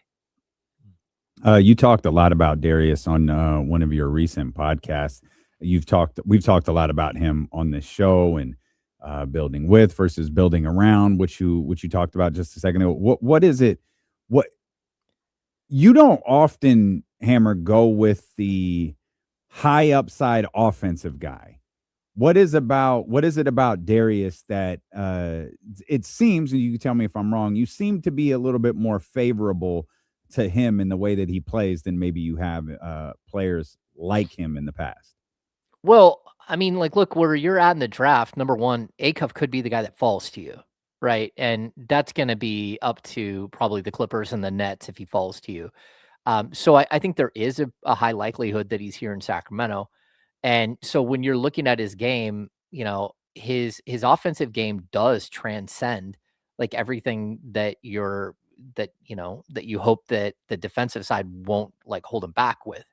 So if, again, I look at the Clippers and I look at their roster and they just traded for Darius Garland. I do not think they're going to draft Darius Acuff right after trading for Darius Garland. 2 similar sized guards, right? And a lead guard that's going to be there. They also have Benedict Mathurin, who can kind of be that spark plug type guy. Then you get to the next pick and you look at the Nets, and they went out last year. They had 5 first-round picks. They used all 5 of them, and I think 3 or 4 of them are point guards. So I still think that they're going to draft a point guard because that's just where they're at in the draft. But I also look at like 5 and 6 as potential trade outs. And so it's possible that someone else may jump up and try to steal an Acuff or a Kingston Flemings or a Keaton Wagler. Like, so there's going to be potential for that to happen where the Kings are at number 7. But also when I'm looking at Acuff, like the way he can succeed at the NBA level is, number 1, you got to build a team around him. But number 2 is that he's so good offensively that you just go, okay, it is what it is. He's Trae Young, or he's Ja Morant, or even Darius Garland isn't a great defender. So you're hoping a Damian Lillard, guys that you just go, okay, it is what it is. He's got to be this good offensively, way up high offensively, in order to make up for the fact that he's not good at all on the defensive end. And then you get a staff to work with him and you focus on it and you see if you can make him better, at least to the point where he's league average. And, when you go in and you measure in at 6'2" with a 6'7" wingspan, like you have the athleticism, you have the length, you have all of that stuff. Now it becomes, will you try harder? And I don't buy the whole, he wasn't asked to play defense at Arkansas thing. It's like, yeah, you play basketball, man. Either you play the game or you don't. Like if you don't decide not to play at all on the defensive side of the ball, it does limit your like who you can be as a player. Like, so there's a good possibility that Acuff gets to the NBA and he's really good offensively, but he's not good enough to make up for the fact that he's giving up 25 points to the opposing point guards. And so that's where he becomes more of a 6-man. And I think he can be a really good 6-man as well, but that's not what you're drafting at number 7 overall, hopefully. And so I do think that there is like a little bit of concern here, especially like Kenny, you watch the tape, like the screen thing is just, he doesn't know how to fight through a screen, or he doesn't even try. He doesn't know to go over or under a screen. He doesn't And then even recognize the screen. He just he just gets hit. It's like, wait, what was that? And then the other thing is, often he does like the blow by. He gets guys get around him, and then he's one of those guys that tries to slap the ball away from the back. And it's like, man, at the NBA level, you're going to get called for a foul like half the time. Like, you know, again, the guys that are great at it, even De'Aaron Fox had a little bit of this, Keon Ellis, a little bit of that. But that's not what Acuff is. I mean, he doesn't even get a bunch of steals, which is a concern. 1320 Kings Insider, James Hammon with us here on ESPN 1320. I talked about it last week when we were discussing Darius Acuff, and I see all the same things that you have broken down and talked about on the defensive end, but it's still not enough for me to not take him if he's available at 7. I think I agree. His upside and what he's able to do on the offensive end, like you just kind of laid out, is something that I'll take that and I'll work around that. I'll put some guys around him to complement him. And, you know, I agree with you, Ham. Like I'm watching the tape like everybody else. Seems a little far-fetched that you would turn into this really good defender, and it was only because they didn't ask you to defend. But he says that's what happened in college. So I'd even give him an opportunity to see if that's what really happened. But what he's able to do on the offensive end is why I would still take him if he was available. 4 steals, 7 deflections. Where'd that come from? Well, they never asked me to play in college. They never. I don't know. Coach High school, they never asked me. Asked. AAU, they never asked. They never asked. Like, what am I supposed to do? Who am I to go play defense when they're not asking? They're not asking me. Gary Payton here. Yeah, I mean, like at a certain point, it's like, do you want to win or do you not? And I get it. You want to be able to expend a bunch of energy on the offensive end. And that's probably who he's going to be as an NBA player. At the same time, you've got to be able to at least try to defend. And, you know, again, Kingston Fleming, he goes to the combine and just gets roasted because he has a shorter wingspan, right? And again, we went through this the other day. You can look at the two physically. And Kingston Fleming has super long arms. That's all we're talking about with wingspan. It's about having long arms, right? And the fact that Acuff has a much bigger wingspan than him is because he's broader through the chest. Well, I watched Fleming's play with a quote-unquote short wingspan, and he's all over the place defensively. He's spectacular on the defensive end. Like he is one of those guys who is engaged in the game 100% of the time, and he doesn't take plays off and all that stuff. And so that's where you're kind of looking at Acuff. But Acuff could be a guy who walks into the league averaging 20-something points per game. And year 3, year 4, he's averaging 28 a game. And you're like, all right, we'll put up with the fact that he doesn't play defense. But he has to be that if he's going to be a starter. He's got to be a guy who's 23 to 25 to 28 points per game. He can't just be a guy who's at 17, 18 points per game and doesn't play defense, because that's not going to fly. It's the marathon. The marathon continues here. It's 60 minutes of commercial-free sports talk with our man James Hammon, 1320 Kings Insider, and host of the Locked On Kings podcast here on KIFM West Sacramento, KRXQ, HD2 Sacramento, ESPN 1320, live on the Odyssey app, live on the iHeart app, live on your smart speaker, live on 1320 AM and 98.5. If you got them HD2 radios, if you got them HD radios, just throw us up over there on 98.5. You'll find us. That's where you'll find us in electric cars. They don't tell you that. You really got to search for us in some of these electric vehicles. Some electric vehicles actually have AM frequency and is ass. Oh, just go to the really? HD station. Yeah. It's super clean. It sounds great. My voice sounds spectacular in high definition. At HD. It really does. When I get in the car and hear my cell phone running back, I'm like, hey, you got a future in this business, pal.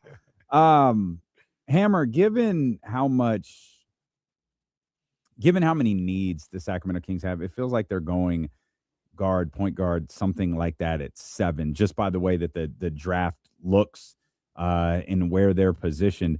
Does that affect how they scout for 34 and 45 in terms of, well, we do have a lot of needs, like we might be more inclined to roll the dice on, we were talking about Trayvon earlier, maybe a wing or just a completely different position group than something in the backcourt? It's going to be really tough because if you look at the way the roster is built right now, they already have 3 picks from last year, or 3 rookies from last year that are carrying over onto this roster. I don't think, I mean, there's a possibility that they draft both at 34 and 45, but that would give you 6 players that are first and second year players. And that is a lot, especially we're not talking about, I think we mentioned this before. We're not talking about picks 5, 15, and 20. We're talking about pick 24, 42 undrafted, and then coming back with 7, 34, and 45. So that's where it starts to get a little tough because, second round players are a crapshoot. You have no idea what you're going to get until you get them into the system. The one thing I do think the Kings have going for them is their books are pretty clean when it comes to 2-way contracts. So they can, again, leverage some of that to say, hey, look, if we draft you at 45, we'll give you a full 2-way, right? As opposed to you having to come in and compete for a roster spot and getting a little bit of guaranteed money, but not enough to really make it worth your while to come to Sacramento. And then at 34 is a pick that is going to get a second round. They have the new exception, the second round exception, where it just locks you in for a much lower rate and lets you sign guys to 3- and 4-year contracts as opposed to 2-year deals, where if it used to be that you'd have to carve out a slot out of your mid-level exception in order to give a guy a 3- or 4-year deal as a second round pick. Now you can actually give them that contract just because of the second round exception. Do you think that the Kings are looking to move up and secure that point guard that they're looking for, and they're not? How do I put this? They're not married to the number 7 pick. If there's a guy that they want and they think they're going to go a little earlier than 7, would they be willing to move up, or are they just going to let the cards fall where they may, because there are a number of different point guard prospects? Yeah, I mean, for me personally, I would wait unless the cost is really low to move up to number 5. If you can move up to number 3, or hey, let's say the Clippers want to do something like move out of number 5 completely, and so you might be able to have a situation where you're drafting 5 and 7. But even that doesn't even make any sense. Like if I'm drafting 5 and 7, I'm trading back with 7 to get into this in maybe 2 picks in the teens. That's where I would go because I don't think there is any reason to draft 5 and 7 because it's all going to be guards. Unless, there is an outside chance that you could have to be 3 and 7. You'd have to be in a position to get one of those wings. Yeah, I think there is a point where you could look at Keaton Wagler and Darius Acuff and go, okay, could eventually they form a really cool backcourt? Maybe.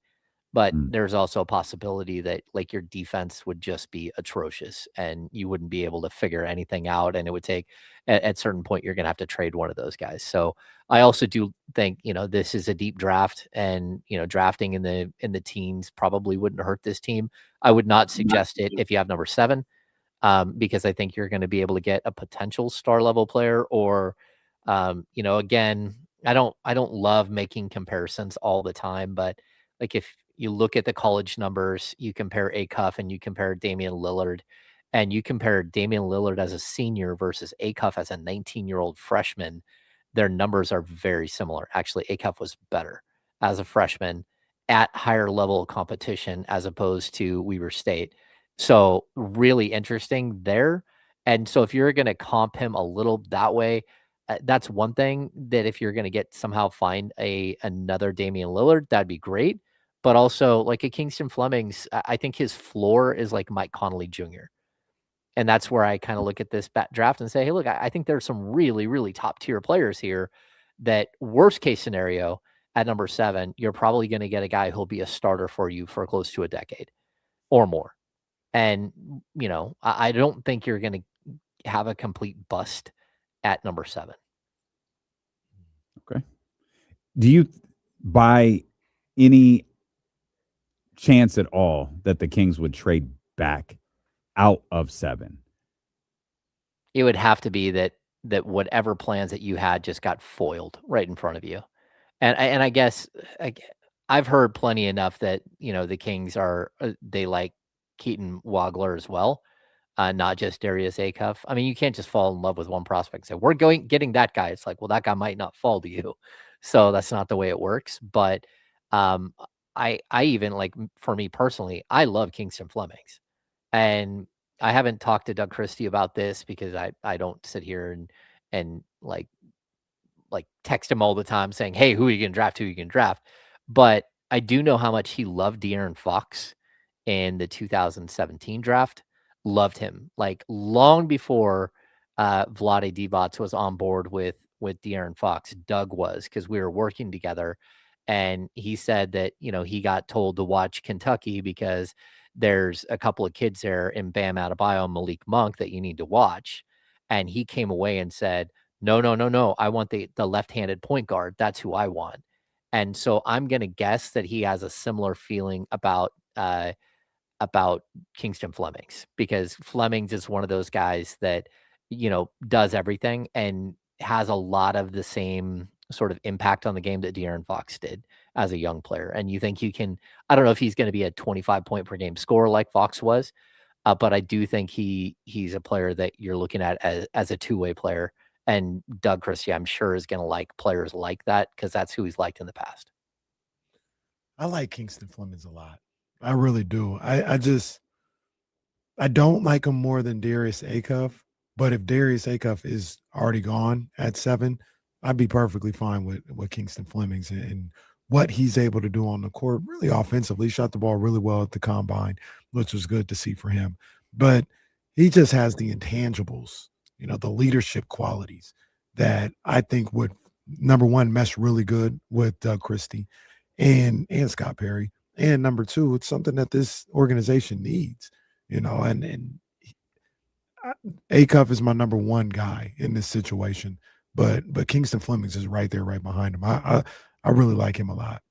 Yeah, and Flemings has been sort of my guy throughout the draft process, like early on. I love watching him play because I love seeing somebody who, like, you can see the joy the entire time he's on the court.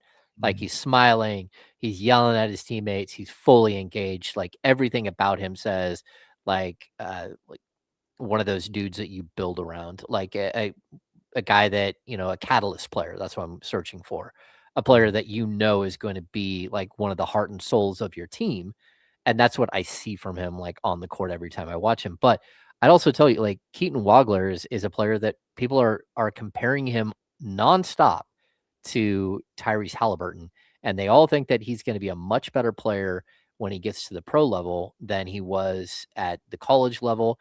And then, again, today we had one of his college teammates, and he was super clear, like, hey, the second they took the ball out of my hands and they gave it to Keaton, we were a better team because he was in his best position and it put me in a better position. And we were both better players because of that move. And that's something that I think, when you're looking at him as a player, I can, tell you the whole dunk thing where he didn't have a dunk his entire, freshman year in like 1,255 minutes. But that doesn't mean he's not a good basketball player, like super high basketball IQ. Like, you can just see him reading the game the whole time. And there's potential for him to be one of those players. So again, if I'm sitting at 7 right now, those are the 3 guys. One of those guys is falling to me. And, like, I know, Kenny, you love Michael Brown too. Like, I'm not putting him in that tier yet. Maybe there's a way in which he does move into that tier, but I still think he is in that next tier of player from 8 to like 12. But I still like him as a prospect. I just look at the shooting numbers and again, the defensive liability issues. Sure, he's a better steal guy than Acuff, but he's not so much a great defender as much as a steal guy. And so I'm looking at all of the other intangibles and thinking, again, he to me could be more like a Lou Williams down the road, a guy who is a full-fledged bench player, 6-man, Malik Monk type, than he would be like a starting level point guard for years to come.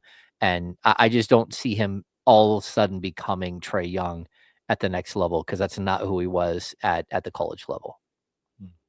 1320 Kings Insider James Ham with us. Hammer, Mike Brown is headed to the NBA Finals. He has a chance to win his first championship as a head coach. Of course, he went back with Cleveland Cavaliers, the LeBron James-led Cleveland Cavaliers, when they took on the San Antonio Spurs many, many, many years ago. How would you describe Mike Brown? This was a very, very interesting season for Mike, but you know him pretty well. How would you describe this season for Mike Brown?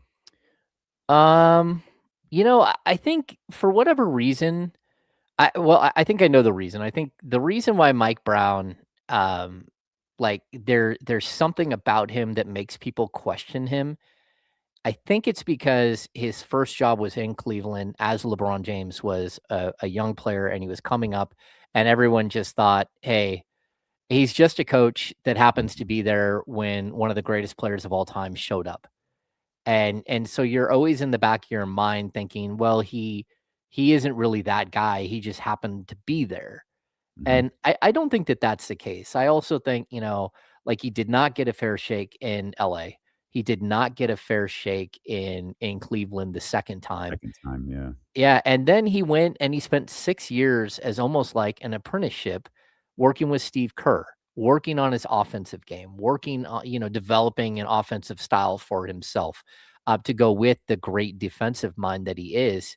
And I don't know what it is at this point. Like, I'm really pulling for Mike to win a chip because number one, it would be a giant middle finger to the Sacramento Kings organization for the way they handled, his departure, but also because he's a really good dude who has done great things in the league, but there's always this little question mark that some reason gets, connected to him. And I mean, I look at him as not the guy who was 13 and 18 when he got fired, but as a guy who went 48 and whatever it is, 34, the first year in Sacramento and snapped a 16-year playoff drought with a team that was completely put together on the fly. Like, the only 3 players that were there from, the previous season were Domantas Sabonis, who had just got traded for. Trey Lyles had just got traded for. But realistically, it was Davion Mitchell as a rookie. It was De'Aaron Fox, and it was Harrison Barnes. That was like your 3 that carried over into the next group. So his ability to add all of these ingredients into one pot and create the greatest, at that point, offensive rating of all time with a group that Kevin Huerter had just been, traded for. Malik Monk had just been signed. Keegan Murray had just been drafted. The other guys really didn't even, Fox and Sabonis and Lyles, they hadn't even played together. So to get all those guys together in one moment and turn it into a 48-win team was absolutely stunning. And so, I know, there are people who didn't like, there was a video somebody took when it was a New York media person took a video when Mike came back to Sacramento of the Sacramento media going over and saying, welcoming back Mike Brown. And it was all of us, including, our friend Sam Amick and a whole bunch of other people went over, shook his hand, the bro hug. It's because Mike is a good person. And we worked with Mike for 2 years and, almost 2.5 years. And he's the best coach that I've ever covered in Sacramento. He's the one coach that was able to figure out how to get that team to the playoffs. And so for us, we don't have any ill will towards Mike Brown. We covered him fair and square the whole time. But when he comes back, he's just a dude. He's just a guy that we have a relationship with. You don't spend 2.5 years around somebody 140, 50 days a year talking to him every single day, on the record, off the record, all over the place. And then all of a sudden, it's like when someone gets traded or they get fired, it really is like when you're at school and you show up one day and somebody moved away and they're not there anymore. and you're like, hey, where's Bobby at? Like he and his family moved. Well, that sucks. Didn't get to say goodbye or anything. And I guess maybe that sits more with me as someone who is pre-cell phone in school, where, when someone's gone, they're gone. And that's kind of the way it feels when you're covering a team, because you're not going to sit there and reach out to Mike Brown all the time when he's no longer the Kings coach and, just to hang out and talk to him. It's like pouring salt in an open wound. So, like, look, I'm pulling for Mike because Mike's a good dude. He's good people. He always treated me with respect. We always had a good relationship. I got good content from him. He was hilarious. Sometimes he talked about Annapurna too much. Sometimes he talked about, his specific things again and again and again and again. And you're like, okay, we got it. But at the same time, like, his intentions were to win. And he was a really, really good coach. I love Mike Brown, the person. You know what I mean? His energy. He was a good guy. Continue, like you talked about in the podcast, take the high road and all this other stuff. That's just his character. And I got love for that all day long. I think he's a good basketball coach, a really good basketball coach, and a good basketball mind. I'm preferencing all this because I don't want it to come off as hate or even trying to do anything. But James, to the best of your knowledge, around that Detroit game where they fouled Jaden Ivey, Fox fouled Jaden Ivey to give him that 4-point play, how many supporters did Mike Brown have in the building and in the locker room at that point? I think he still had plenty of supporters in the locker room. And in the building as a whole, he still had supporters. But he had enough detractors that not only did that game not matter, you have to look at the dates. Would they fire him on December 27th? I think the 27th is the Friday, right? That's when he held practice. We all went to practice. We watched him talk to De'Aaron Fox. He walks off the court and then gets fired on the way to the airport before they played the Lakers on that Saturday. He was getting, I had been told from multiple sources that on the Sunday before that, he was getting fired. But they had their Christmas party. That was the Indiana game. Where they quit. On yeah, that was a Cleveland Cavaliers I quit job. Well, that night they had their Christmas party and they said, we can't do it before the Christmas party. That is at least what I was told at the time. And then they couldn't do it the next day because it was like Christmas Eve. And then you can't do it on Christmas. So you waited until the day after Christmas when they played Detroit. And then all hell broke loose and the Fox situation started to spill out. And then, again, like, we can rewind here, but I think one of the bigger issues with Fox was not only had he told the franchise, don't fire Mike Brown, I don't want to play for another coach. But on top of that, when he fouled Jaden Ivey in the corner and gave up the 4-point play and they lost to Detroit, when they fired him the next day, De'Aaron felt that it was a personal affront to him, that the franchise was blaming him for, we're going to use him as the reason Mike Brown was getting fired. And that just wasn't the case. Like, him and Mike had a really, really good relationship. That's why we got the picture of them going out to Q's spot right afterwards, just to show again that Fox had nothing to do with the termination of Mike Brown at all. It was just one of those things that coincided. So, again, like, the whole entire thing was a mess. Like, it was a mess during the summer when he was going through extension talks, a mess, a total mess. And again, you had a GM that wanted him, you had others that didn't, and it just became, you have players, a couple players who didn't want him, and a bunch of players who did want him. And so at the end of the day, did he lose part of the locker room? I think he did. And that's why at the time I said it very clearly. I don't like it. I think he's a better coach than they're acting like at this point.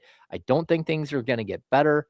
But at the same time, there was enough that he had started to lose the locker room. And I have gone on record so many times and said this exact statement. The second a coach loses the locker room is the second he has to go, because it doesn't get any better. It doesn't. That's so problematic, though. Yeah, I hear you. You're right. That's so problematic because that locker room is trash. and you're literally trying to get rid of all of Mike's detractors. You're attempting to get rid of right now. Yeah. It's tough. Like that's the problem. Like in you're right. De'Aaron and Mike had a good relationship. I think it's been romanticized a bit. I think it's been romanticized a bit, but like it was a solid working relationship. But the fact that all of the guys who were against Mike Brown are still here, and you're desperately trying to move their asses out of here, it's just so indicative of a poorly run organization. It is the poster child for a previously run organization. Now I'm getting a little fired up because we were talking about this yesterday. We were talking about the De'Aaron Fox aspect of this yesterday. And James just reminded me of something. I don't want to play for another head coach, right? Those were De'Aaron's words. I don't want to play for another head coach. Don't get this extension done. This is the summer conversation. Get the extension done. Mike is who I want to play for. One, don't ever listen to players, period. Do not consult players when it comes to signing, re-signing, any of that stuff involving a head coach. But also, if I've made this clear, I'm De'Aaron Fox and I made this clear, I don't want to play for another head coach, and you fire him, I'm absolutely taking that a certain way. Because we talked about De'Aaron's response to it, and they know how I feel, which I think was the line we quoted yesterday. They know exactly how I feel. You goddamn right they know how I feel. I already told them. I told them, and they're attempting to pull my punk card and throw it in front of me. I would also on De'Aaron Fox, man. Yeah. Hey, order me a Fox jersey. I'd also say too, like Fox didn't immediately go in and say, "You fired Mike. You need to trade me right now." Mm-hmm. Everything I was told is, we understand where De'Aaron sits, and we're moving ahead according to what he said during the offseason. We understand he doesn't want to be here anymore because Mike's not here anymore. And so we're living up to our end of his what he had told them during the offseason. So it wasn't even like really like they had a big conversation. There's some blow up and they said, "Hey, he's got to go." No. At the end of the day, they had some conversations. They got a call. That's how it started. Yeah. Someone called and they engaged in a conversation with them. Yeah. Well, they knew very, very much so that the second they fired Mike, it was over with De'Aaron. Kenny's new BFF was confirming it with a certain insider before they even told De'Aaron. I don't know who his new BFF is. It's just that certain insider didn't release the information right away. Oh, Kenny got a BFF, he's got a best friend he hangs out with in Reno over and over and over and over again. Good no, it's Wes Wilcox, but like Wes is a dad, as it turns out. Wes is actually a guy with kids. Of course, he runs into at these tournaments. That's who we're referring to. Yeah, and like, look, were there people there that still wanted to keep De'Aaron Fox? Like, yes, absolutely. Like, there were people that there was a general manager that disliked firing Mike Brown so much that he didn't hold a press conference. Like, that's it. So, like, look, this is it. Which pissed off your star player even further. Thanks a lot. He didn't make that did not make anything better. Right. But strangely, they were allies. It's by the man's own words, it made it worse. Yeah, which is tough because those two were allies, and they didn't get on the same page. They didn't understand or whatever that they were allies at that time. They could have been allies, except Monty doesn't talk to people. So we know way too much. And like at the end of the day, it's really tough, but like that's it. Like the NBA is such a delicate balance. And if you mess up that balance, even for a second, it can all slip away so fast. And it's not the 16 years of no playoffs. It's not like it was one event that caused that. It was little tiny events again and again and again and again, where you could have made one move and you made a different move, and that move ended up being the wrong move that cost you a chance to be in the playoffs. Even, when you get to the pandemic and the way that the season shuts down and then they bomb out in the bubble, right? That 8-game stretch in the bubble. They lose to the Spurs right off the bat, who is supposed to be the easy team. And next thing you know, they just get lambasted in the bubble. That caused Vlade Divac to lose his job. If that doesn't happen, Luke Walton is in a different position coming into that next year. And also, you got to remember, that's when they decide not to bring back Alex Len. They decide not to bring back Kent Bazemore. They decide not to match the money on Bogdan Bogdanovic because they wanted Monty McNair wanted to create a new team in his own image, not in Vladdy's image. And next thing you know, you lost your starting shooting guard. Here and Glenn Robinson the third is here. And you didn't replace Bogey. You had the deal with the Bucks to send him for Dante DiVincenzo that gets blown up because somebody told somebody too soon, and the deal gets trashed by the league. And again, the Bucks lose picks. Like the whole thing ended up being so weird. But that's what I mean. The NBA it's not about one gigantic moment. Yes, the choosing Marvin Bagley over Luka Doncic is like a death song for the Sacramento Kings, but you could have been a playoff team multiple times before that. You just missed here and there, and you didn't get deals done that you thought you were going to get done, or you traded the wrong guy, or you made a pick that didn't make any sense, and they just kept doing these little things again and again and again until here we are in this situation once again. Man, it really feels like you got to speaking of Vivek and different owners and stuff like that, you got to make sure that you have the right decision makers in your ear. You know what I mean? Because that, not to absolve Vivek or anything, that's not what I'm trying to do. But I mean, it seemed like he was listening to the wrong people. You know, whether that's GM in the past and Pete D'Alessandro to move on from Mike Malone, or if that's a player or players plural who had a problem with Mike Brown and he chose their side. And like Jamie said, now they're trying to get these guys out of here. You listen to the wrong people in that situation. Yeah. And feels like you always listen to the wrong people. Yeah. Well, and I want to make another point to that, Kenny, because I think it's a really good point. I know we got to go to break, but it's not just that you listen to the wrong people. It's that you don't listen to the right people. And the right people had got them to a certain point, and they stopped listening to that person, and they started listening to other people. And that's where the problem becomes. Yes, the wrong people chirping in your ear, but when you have the right person and they've proven that they're the right person and they're sitting there telling you don't do this, you probably should listen. That would have been the one thing they got right. Yeah. Just that person didn't get nothing else right. Then not even after it was done did he get the right thing done. He didn't do nothing right. No, sure didn't. Got that one right. Well, with all that said, congrats, Mike. Congrats, Mike. Go De'Aaron Fox. Well, I don't know. I don't know if Buddy gonna make it. But yeah, congrats to Mike Brown, man. This was he had an incredibly difficult task taking over this New York Knicks job, which has only one measurement of success this season. And he is on the cusp of achieving that. So good for Mike and good for this New York Knicks team who is just waiting to find out who their opponent will be. And they might not have to wait any further than tomorrow night. I want to get back to that. I want to talk about Keaton Wagler as well. I want to talk a little bit more about Keaton Wagler. James, great work as always. We're happy you're back at the office, and we're excited to see what you got going on over there on Locked On Kings, man. We'll talk to you next week. Thanks, guys. Take care, Hammer. That's our man, James Ham. If Patrick Mahomes can be at OTAs, James Ham, he can be out there at the Golden One Center.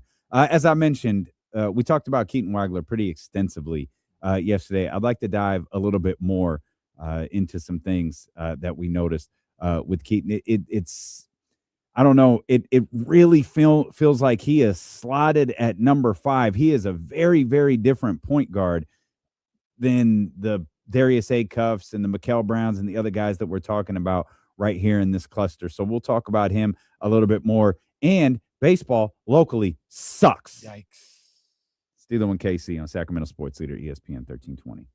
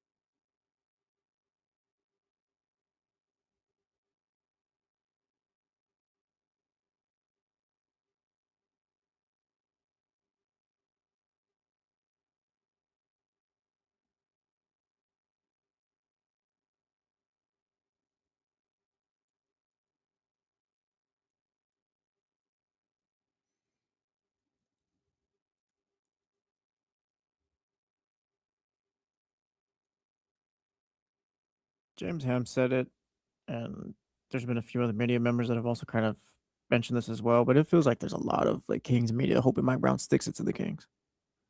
And I think it's part. I don't know if it's because of how like it went down, but it's something I've noticed. Yeah, I think because the finger is pointed directly at Vivek, and Mike genuinely is a good guy. Like, you're not gonna find anyone who's gonna say a bad thing about Mike Brown. He's a really nice guy. I think he's a great coach, but he is a really, really nice guy. And I think that's a big part of it. Like, getting fired like on your way to the team plane is pretty crazy.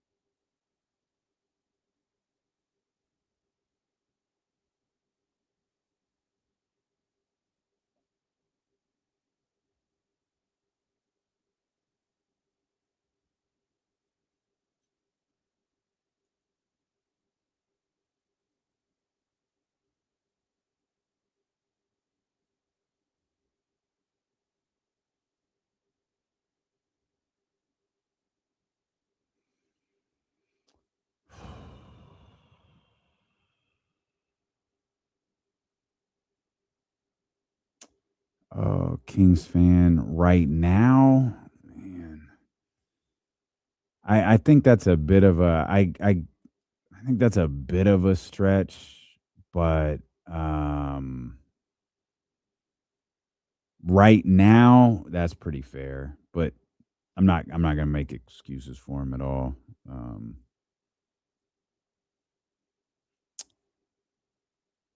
I think Mitch needs to make a change. We'll talk about that in I don't know, might be like an hour, but when we get back to the game from last night, we'll talk about that. He might have to make a switch. Like, De'Aaron can't function the way he needs to right now. But right now, that's pretty fair. That's pretty fair.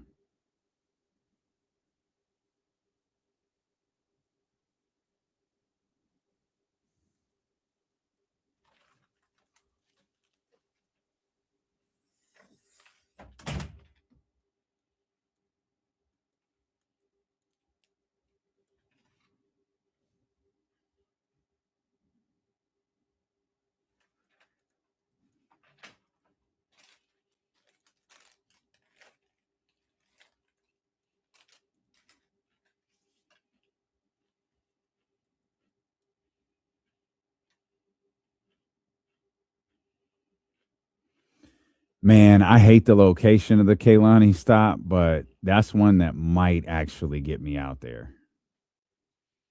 I'd like to go see Kehlani. I don't think I'm going to see him. Not for Kehlani. But I don't know.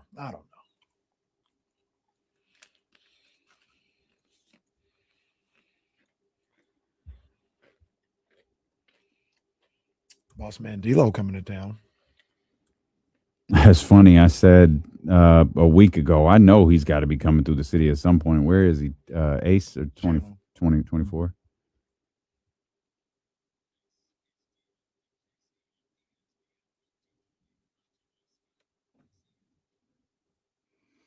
Big thanks to our man James Ham for being with us, talking Kings basketball. We talked a lot about the prospects that came through and worked out today. We talked a lot about Darius Acuff, who he discussed pretty extensively on our recent edition of Locked On Kings, which is great because Darius is such a, and I said this to James a few minutes ago, Darius is such a different type of player than the ones James likes. Like, he's normally like James James being in on like Darius Acuff and Ja Morant is like some like visit from a bizarre land. It's the meds. It's the meds. It's gotta be. It's gotta be. Yeah. It's the pain meds since shoulder surgery really had him a little loopy. They here. should go get Austin He's gonna go Reeves, back too. and listen to these podcasts. Like I said, what? Why does this pod say go get Ja Morant? What is this talk? What are we doing when here? they're both on the Kings? We'll be like, James, you called for it. I did not. Run the clip back. James with his arm up. Yeah, I'd love having Ja Morant here.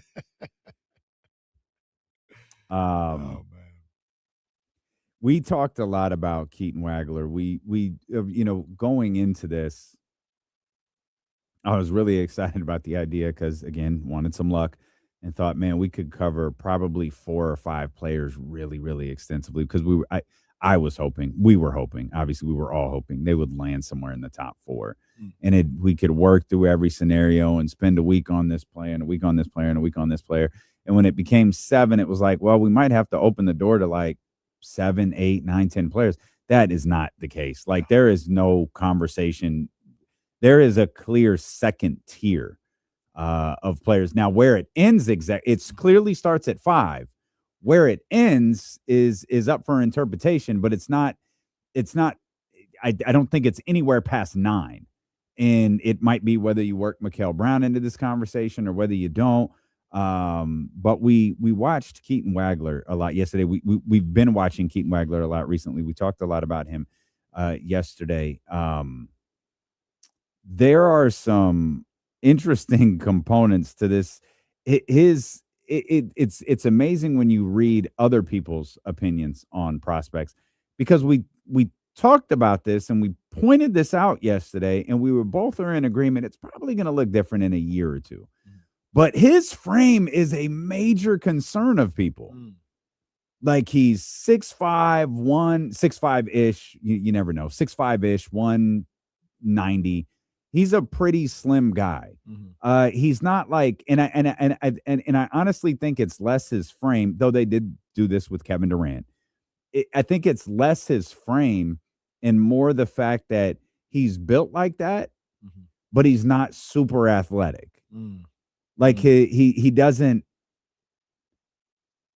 He looks like an athlete. He just doesn't move like one. And I think that the combination of the two throws people off and go, this guy's too slender. He's too slim. His frame, it's Bill, this is going to be a detractor and on our ringer grading system here. And it's like, okay. So no one thinks the 19-year-old, his body is going to change over the next year with the nutritionist, and like no one thinks that, huh? Okay, I think it's the athleticism that throws him, and they put together the two and they blame it on his frame. And I can't remember a time. Well, I don't know if Keaton is 2 or not, but excuse me, I don't know if Keaton is 5 or not. But it feels like I can't remember, and you're far better at this than I, a time where 2 players who are so closely linked to the top 5 of the NBA draft have such near grave concerns about their athleticism. Yeah. Cam being the obvious other one. Right. It's going to be interesting to see how that is held against them in an actual sense, right? Like, because all this is just speculation and scouting reports. But when it gets down to draft day, are they going to be like, we'll deal with all that when we get there? His basketball IQ or his passing ability or his leadership is just too much to pass on. And we'll teach him all this other stuff. But I see the same things. I'm starting to get a little bit more concerned about his ability or lack thereof to create his own shot. Everything has to be off of a pick and roll, it feels like, or a step back. Being able to get into the lane outside of that doesn't seem to be an option. Let's took a peek last night about of another game when they played Nebraska. At this point, Nebraska was number 5 in the country. They went to Nebraska played a really, really good game. And Wagler, he had ups and downs in that game, but he had some really, really good moments.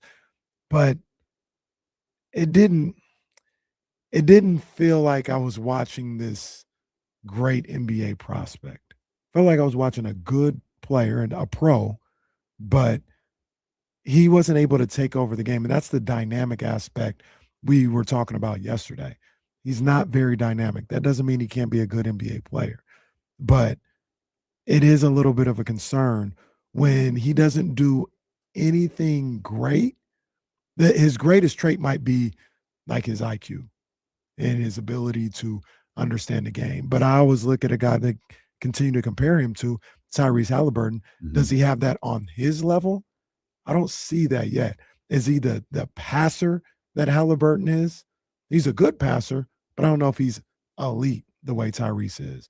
I even think Tyrese is probably a little bit better of a shooter. Tyrese is a better athlete. Tyrese is a little quicker off the bounce, a little more dynamic.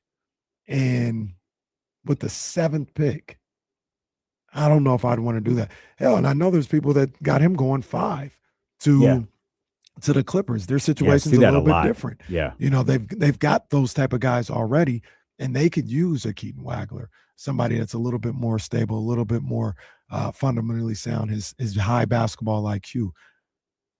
Where the Kings are at, I don't know. Maybe it's just me. I don't know if I'm going that route. Like, I feel like I want to, I'm going for the gusto, whether I'm at 7 or absolutely if I trade up a little bit. He's I saw I didn't see the Tyrese thing at all until you brought it up, and in the chat brought it up yesterday. That was not a thing I even remotely saw. Shout out to Synergy for the collection of they had a couple of real interesting notes there in reviewing film for him.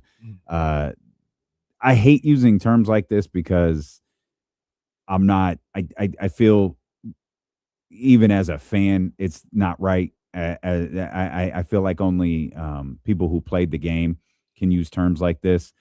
But he feels like a real high basketball IQ guy, and he regularly does the right thing.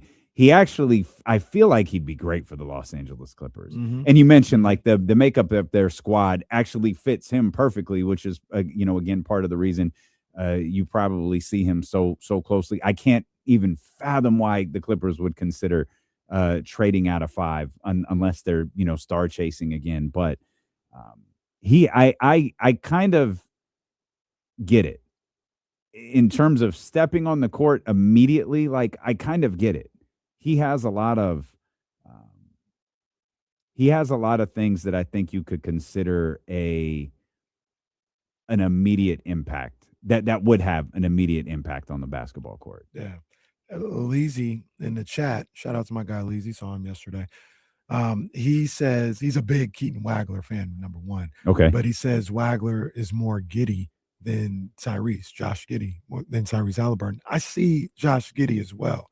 I do, and that's why I wanted to bring this up, because I did see that type of player in his game. The thing about it to me is both Giddey and Tyrese, how do I put this without sounding mean? They're better versions of Keaton Wagler. Like, that's what I see. I see the comparables, but they were better in college, I thought. Okay. Like Tyrese Halliburton, obviously Giddey didn't go to college, but watching his tape when he was playing in the Australian League, more dynamic of a athlete, of a player, was able to get things off the bounce by himself. Both of them more dynamic as passers. They seem like better versions of Keaton Wagler right now. And it's like, man, is he, nobody knows, but is he going to reach their heights? I don't know. I don't know if he has that in him, mainly because I'm just, like I said, I'll watch, a couple more games and then also some breakdowns as well.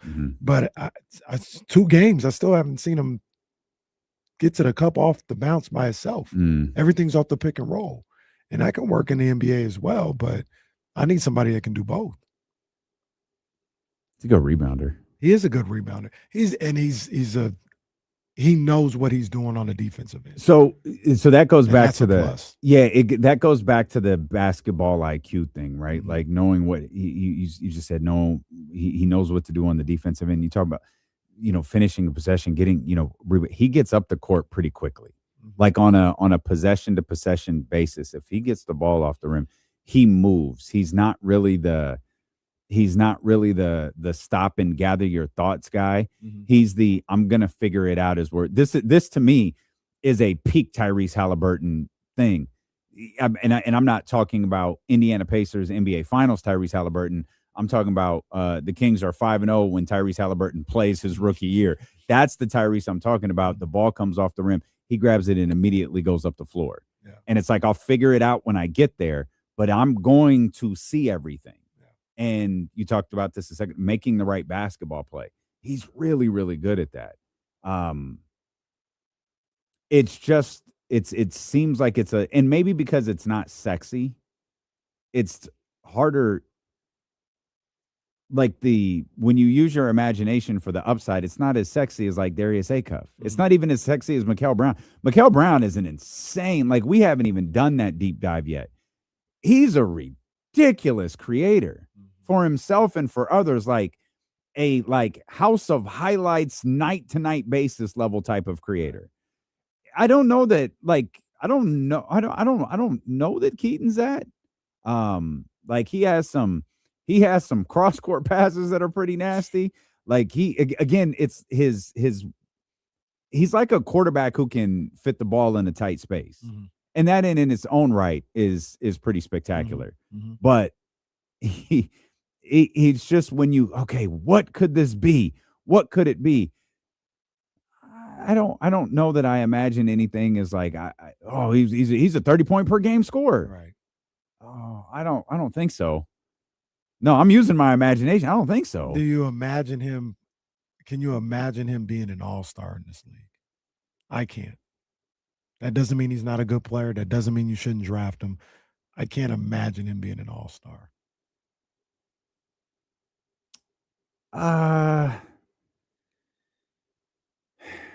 Man, that's not foul.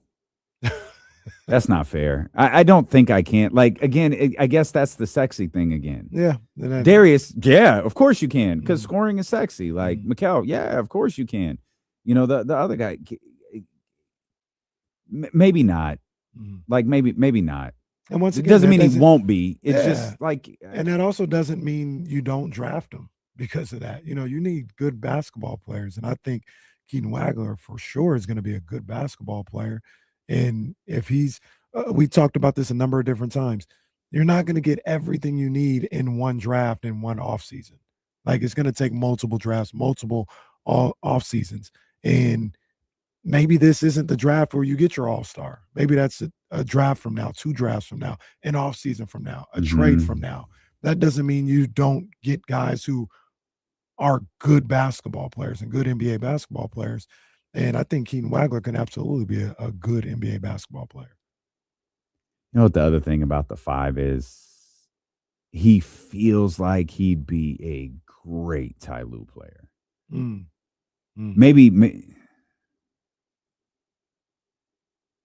I was going to say maybe that's where I'm okay. I still can't do the all-star thing. I think Ty Lue would get a lot from him. I think so. That'd be a good pairing. Yeah, that'd be a really good pairing. I think they would be terrific together. Yeah, good ball player. Now I'll be full transparency. I didn't come into this super high on Keaton Wagler. You know what I mean? It was always like Scotty Barnes level of disgust. It's always like he's a good basketball player. I've seen him play, a handful of times. Like that's a good ball player right there.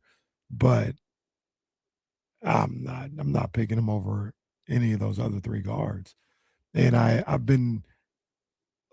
actually been looking for something that would make me feel differently. And I haven't come across that in 2 games yet. So and once again, he didn't really get a chance to do much in that USC game because it was such a blowout. He played a really good game against Nebraska in this game that I watched last night. I think he's a really good ball player. I haven't seen anything to make me think he's overrated or not the guy that I thought he was. but I also haven't seen anything that make me change my opinion on him. This is probably another one, not probably, it certainly is another one we need to spend several days on, but this is where I keep getting stuck with Brooklyn. Is Kingston Fleming's the hybrid of these two groups of point guards, like the Keaton Wagler version point guard and the Darius Acuff version? Because Darius and Mikal are pretty similar, and Keaton's very, very different than those two. Is Kingston Fleming's like the hybrid of those two, where he's a better scorer than Keaton Wagler? He's a better defender than Darius Acuff. Bar's low, but it's fine. You get where I'm at. He's a better defender. He might be the best defensive player of the group. But if you're Brooklyn and Keaton is gone, it's like, well, Kingston is not the liability on the defensive end. He has a little more sexiness to his scoring ability. And again, I haven't done the deep dives, only the regular season stuff on Kingston Fleming's. But it feels like if you're looking for something in between, these groups of players, he might be the one. Yeah, I mean, that's a good call. And he also gives you the feel of the leader your franchise may be looking for. Not to say Keaton or Darius aren't leaders, but that's one of the top attributes of a Kingston Fleming is him bringing his leadership to a locker room or to a huddle or even on the court on a nightly basis. There's something that might appeal to the Brooklyn Nets, who don't seem to have that at all right now. So, yeah, he could be the hybrid of the two. Yeah, I was trying to think, like, do I have him below Keaton Wagler in my big board and how I view it? And I don't. I still have Kingston ahead of him. So, but once again, I wasn't. So if you were the Clippers. If I was the Clippers, I might. Well, I know the big board's different than a mock draft. Right. So the Clippers make a lot more sense for Keaton Wagler. You got Cam Boozer at like 12 on the big board. Not at all. Cam Boozer's going to slip to the Kings at 33 if a couple more weeks with KC. He makes perfect sense for the Clippers. Talking about Keaton Wagler. Keaton Wagler does, yeah. Make perfect sense. Yeah. It's because of Darius, because of Benedict Mathurin. Yeah, he could slide into being either the shooting guard next to Darius Garland and have Benedict Mathurin coming off the bench, or if they want to flip flop that, he can easily fit into either role, and I think that's a good match for him. I'd be disappointed if I was Brooklyn if I went with Keaton Wagler, and I'm not really interested in that if I'm the Kings either. Because I need a more dynamic player to kind of get my franchise jump started. Do we think he falls? No, I don't think so. I think because I don't think the Clippers, when it gets down to it, are taking Acuff or Kingston Fleming's. I don't think that's a good fit for them and what they're trying to do. So I think he goes at 5. You'd be disappointed, huh? A little bit, especially like you miss out on those two. You like having two Keegans. That's exactly what it'd be like. I got you. Yeah, I got you. Especially if you miss out on those two and you choose Wagler over Michael Brown, I'd be like, it's a little deflating. It's like getting the 7th pick in the lottery. Well, be deflated. You still can do a lot of great things with Keaton Wagler. He could be a great player and a great rookie. But it's like, oh man. Well, why not? I mean, that's all we have is disappointment around here. So maybe, one of the things that continues. Keaton Wagler not selling California Classic tickets. No. It feels like so much talk. This is very, very, very reminiscent of De'Aaron Fox. De'Aaron was talked about virtually nonstop during that draft process. And then there was the De'Aaron Fox wants to play in Sacramento thing. And it built to a fever pitch to the announcement, the pop from the crowd downtown to, De'Aaron becoming who he was for the franchise. And this Darius Acuff thing feels really reminiscent of that. We're doing our due diligence by talking about the other guys because that's our job. It's the responsible thing to do. Anything could happen on draft night, but this feels a lot like that De'Aaron Fox draft. It does. You want to know where the one difference might be, though, is De'Aaron was a consensus, it felt like, from Kings fans. I don't get that thought process or that feeling from Darius Acuff. I think there are different pockets. There are pockets that want Kingston. There are pockets. I think De'Aaron might have been a consensus like in the league. Like it was constantly like De'Aaron was always at 5. Oh, yeah. He was always at 5. But you talk about the pop and the excitement. Yeah. That's because everybody wanted De'Aaron Fox. I got you. They would get all hyped when they put the foam finger on Snapchat and all this other stuff. Like they were like, yeah, this is the guy. Like they were hyped for that. Snapchat reference. Yeah, I know, right? It's throwback. My daughter, Ryan, 3, she loves Snapchat because of the filters. I'm gonna need Yeah. Okay. She doesn't post nothing. She just likes to go through the filters. You don't even take a picture. She just slides over to the pictures and there's a spider on my neck. I'm spitting rainbows. If you told me Snapchat doesn't exist anymore, I think I'd believe you. Yeah. I can't remember. I never really did anything with that. I feel like it was hot for a minute, and then Instagram stories started, and it felt like Snapchat died. Snapchat's still cooking though. The people still, they still use Snapchat. I mean, the filters are, from everything I hear, the filters are A1. You know, people still love Snapchat still cooking. Yeah. We'll see if there's a black version of AI. There is.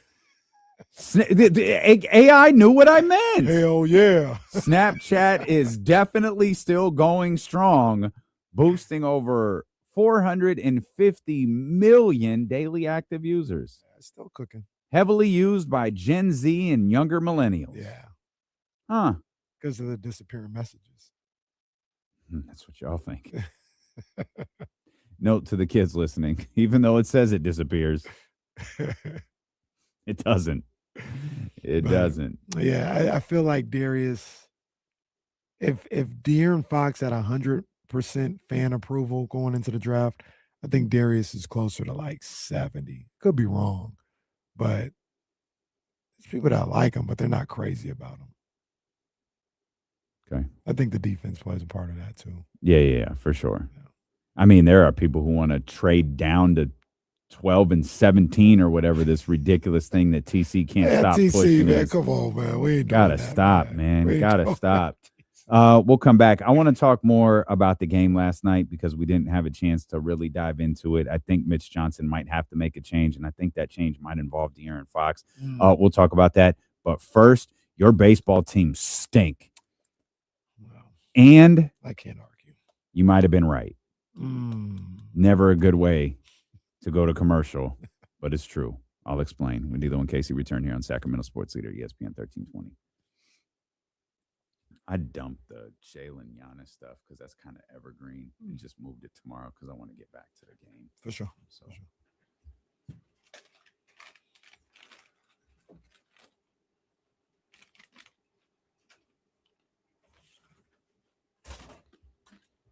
Everyone send positive thoughts to Ray J, please.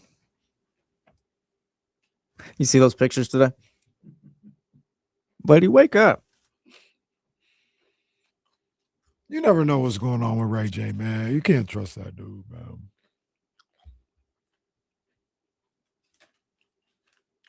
He's a funny guy.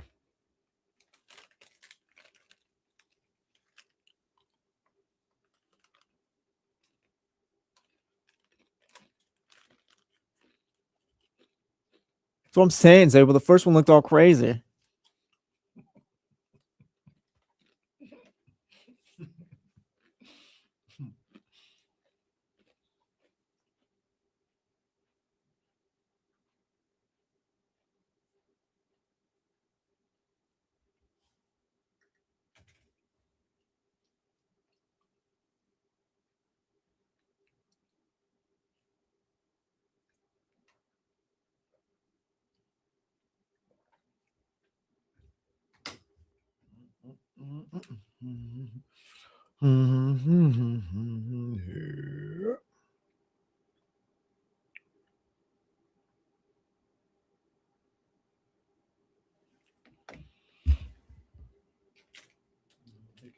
Oh, I gotta go tell him. This one says, "Go tell the promo team your favorite color." What's everybody's favorite color out there? They're gonna look at you like, what the hell Kenny tells his favorite color for? That's how Jake would look at Jake. Yeah. Oh, I don't care. Okay. Get out of my face. Oh.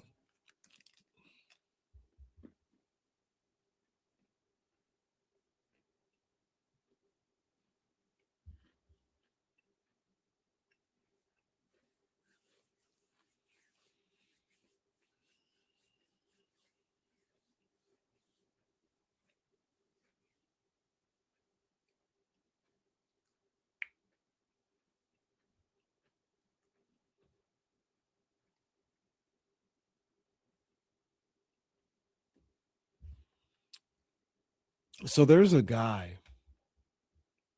I don't think he listens to the show. Maybe he does. And I'm not trying to say this to offend him. I'm just kind of like taken aback by this. There's a guy that I used to know when I was living in LA. Really cool guy. Family was really cool. Like, he's a good guy. He's a good guy, right? But I haven't talked to him.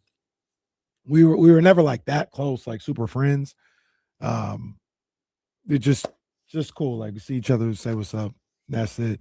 Maybe text about like how his son is playing basketball and stuff every now and then. We haven't talked to him in 6-7 years. He texted me talking about his dog needs surgery. And when he texted me, it was almost like he's just sending it to everybody in his contact log. Like, hey, oh, okay.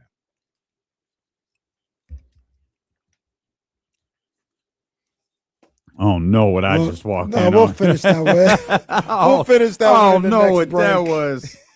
Oh man, brother just went to get some juice and fill up his water. I don't know what I walked back into. Yeah, we'll finish that one the next break. Well, man. YouTube.com. So I'm locked in. YouTube.com/ESPN 1320. This is the show within the show. Man, your boy been trying to be on point with my eating and stuff lately because my training has been going really well. Katie, my fiance from the Wake Up Call, Yep. We've got a nice little beach vacation coming up in July, right after Summer League. There we go. Man, I've been cooking. Okay. And then Kyle's buddy brought in 3 boxes of cookies out there. Shout out Gino. And what am I gonna do, Gino? Walk away? I didn't even go in there. We got chocolate chip? Nah, sweetie. These are elaborate cookies.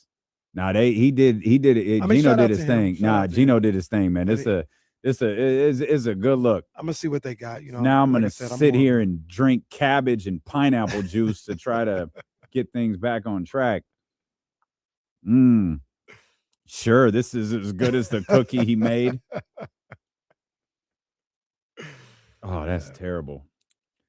See, this is the problem with social media. You see stuff and the guy, you know, looks because good. no, Yeah, it it's a doesn't great look color, bad. Yeah, right? It's a great color. It's like, wow, that looks It's not amazing. bad at all. No, this is cabbage. Like, this is juiced cabbage with pineapple, an apple, a lime, and some ginger. And the guy's like, yeah, it's great for gut health, and it's really good for your skin. Yeah. Cool. And he's like, yeah, no, it's a great elixir. Like, you'll enjoy it. You liar. I'm not enjoying this at all. This is terrible. I'd imagine you got to trick yourself into liking that stuff if that's gonna be your thing, like that person that was selling you on it. Yeah, the tricky part with when you make juice at home, I knew we had a like a end of year celebration at Morgan's school. Morgan, 5-year-old daughter, very new. Yes. Like, so I knew like some of my morning was going to be eaten up a little bit. So I knew, like, I juiced this yesterday. That's not the best thing when you juice at home. Like, you should juice it and drink it that day. So I think that's playing a factor. I don't imagine that giant cookie from Gino that I ate earlier is helping either. Maybe throw it in the freezer a little bit, turn it into like a more of an icy smoothie. And No, help now. no, buddy. This is just to get through the process thing. That's all it is. Salute. I just That's had a all- Dr. that's Pepper all about a it half is. hour ago. That's a good look. The cookie, you'll be fine. You'll be fine. What's that? I said the cookie, you'll be fine. one. Oh, I'm no, Go have a second one. You deserve it. Oh, I'm not having a second one. You earned it. I did. All you got You guys are terrible influences. All you got to do is just put more work in. Yeah. Chad I'm Johnson would eat at 45, McDonald's man. all the I don't time. know how much more work I can put in because I ate a little sloppy on Well, I didn't eat sloppy. I ate a bigger meal than normal because Katie, my fiance from the Wake Up Call, made this incredible like stuffed shells on Saturday night when we were watching The Godfather 2. Mm-hmm. And again, it wasn't bad food. I just ate a lot more of it. That next morning, though, I was cooking like on the Peloton. Mm-hmm. Me and Alex, woo, man, me and Coach AT, we was at it. I burned damn near 2,000 calories that day. And yeah, it was right back on track. So, it's Wednesday. You can't fall off on a Wednesday. Like, come on, man, at least get to cheat day or something. Like, you can't have a hiccup on Wednesday, but Gino keep bringing in these cookies and these spam sandwiches. And he's not helping the process. Hey, come on, Gino. You know what I'm worried about? Speaking of working out, I'm really concerned about this. I'm concerned that at some point I'm gonna need a hip replacement. I'm worried about that. Well, I wasn't ready for that. That was okay. Can you run me through the thought process of your concern? Well, that is the one consistent sore spot, literally sore spot.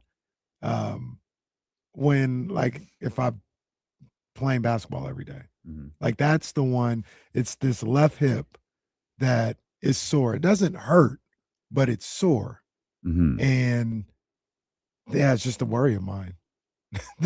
Do you stretch or roll or Theragun or anything like that? Yeah, it doesn't help. Not as much as I probably should or need to every day. When you get to the advanced age of analytics, and them hips can start to tighten up, man. And you've got to because that's the first thing I do, which is like you've been on them workouts before.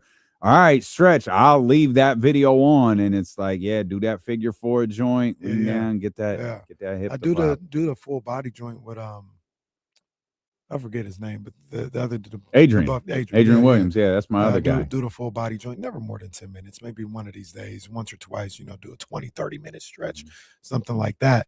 But when I'm out there working, like I work on these moves because I got to be able to do it if I'm gonna show Reese or anybody else that I'm trying, my cousin Cameron or whatever. So I work on them before I bring them to them, and it's a lot of like dipping, crossover between the legs, stop on a dime, the pound dribble, hop back, all this other stuff. And obviously that's going to get your quads and everything sore if you're not, in supreme shape. But the left hip. Honestly, just listening to you describe that hurt. Like, man, that hurt my quad. Look, there's a lot of things that I'll do when it comes to training. You're not going to catch me doing a lot of jumping anymore. Jumping is kind of where I draw the line. It's like if you give me one of these plyo boxes see kids don't know, these punk ass kids, y'all don't understand. Albie and Connie used to make me jump on I have a scar to prove it. It was just a metal box. Oh, that's what plyo boxes used to be. They weren't these little, here's a little puffy box for you to jump on and land really comfortably. And who cares? Right on your chin. And if you do that now, you're just fine. If you do it before, you have a scar for life up your entire shin. You'll never forget. You'll never forget. I'll never and you'll forget. make sure you get up there next time. I'll never dip next time. You think I did that again? That was the last 40-inch box jump I ever attempted. And the worst part was I got up like it was the last. It's almost comical. The last jump of the day, the last jump of a 45-minute workout. Al's nowhere to be seen. He's off in Beijing with all of the women out there. He's having the time of his life. I jump, one foot firm, left foot not firm. Toes up, toe goes like Michael Jackson up, slips, impact, slide, second impact. Ouch. Awful. Ouch. Summer of 2008. Weeks before I left for the Olympics. Oh, man. Awful. That's not that specific thing, but that's how I got the stitches across my eye one time. Well, when I was 11, something like that. At least it wasn't 7. I was playing basketball at the Salvation Army. That's where I would go after school, the Ray Robinson Center downtown in Oak Park, and they were playing the 2 side hoops, and that's when Isaiah Ryder had just done the East Bay Funk. So we were all trying to do that as a layup. So I was playing in the game, had a breakaway, did the East Bay Funk layup, and I did the layup, and I'm looking back at the hoop to make sure it goes in. It's like rolling around, and there's about 4 stands. It wasn't a lot of, the pull-out benches were there. And I'm looking, and I trip over the first bench and didn't know it. And then right above my eye hit the third bench, the edge of the third bench. And I was like, oh man, hit my eye. And I was feeling around. I was like, that kind of hurt. I looked at my hand and there was nothing. I was like, okay, well, cool. And I started to run back down court, and then the blood hadn't got there yet. And then the blood trickled into my eye, and I was like, oh no, and ended up getting 7 stitches. That was the only time I needed stitches. Yeah, I did not have that problem. The blood was there immediately. Thankfully, we were at Al's old spot in the Domas, and it was empty. His son he was on his way. He was like walking in, but by that point, I had already had it kind of wrapped up. I had grabbed some ice, and I'm just looking at this like, how do I fix? Like, what do I do? The answer is nothing. Just sit there in shame and discomfort. Shame and discomfort. That's all it was. Oh, bad. Which is the story of the A's season. Shame and discomfort. Damn. Well, not necessarily the A's season. Giants for sure. Well, both of them. The A's got swept today by the Mariners, and they got their asses beat. The Mariners looked at them like a mark. Maybe you were right yesterday. Maybe this is the moment that this Seattle is like, all right, they had the perfect term. Like they had this series circled. Like, hey, they're not going to be able to do it. They saw we talked about this a week or so ago. Like the A's haven't learned how to win games yet. And they haven't learned how to win those tight games yet. And they saw that. Yeah. You were right. Like they saw that. And I wouldn't be shocked if they circled this series like, hey, I know this is baseball and we normally don't start doing good things until the calendar changes, but why don't we just go ahead and start now at the end of May and see if we can get some things going here for us? Yeah. And I wanted to believe this was a critical series for them, and just that you're not playing, you're kind of hovering around this 500 mark. Seattle has not made that move. If you're able to grab 2 of these 3 against Seattle, you haven't played your best baseball lately, but that's enough to no, that move isn't coming. Like we've got to find a way to get things together. As you said, they got swept and you got your ass kicked. Now I'm like, well, it was a good run while it lasted. That was a statement. That was a statement by the Mariners. Like it. We're the big dogs on here. Yeah, it feels and we're coming to take over this division like we should have done in their eyes. Not saying in actuality, but we should have done a month ago. And they come in here, they sweep the A's. They now have first place, full control of first place by a half game, and an absolute exclamation point in the closing game of this series. Yeah. Beating down the A's the way they did today at Sutter Health Park. All bad, really man. Frustrating. All bad. Really frustrating. Meanwhile, the Giants are hitting baseballs 413 feet, and they're staying in the park. All right, man. Look, I'm going to say it right now. This is always a discussion. Bro, we're not changing the dimensions. We already did it a little bit. Leave Oracle Park the way it is. We're not changing the dimensions.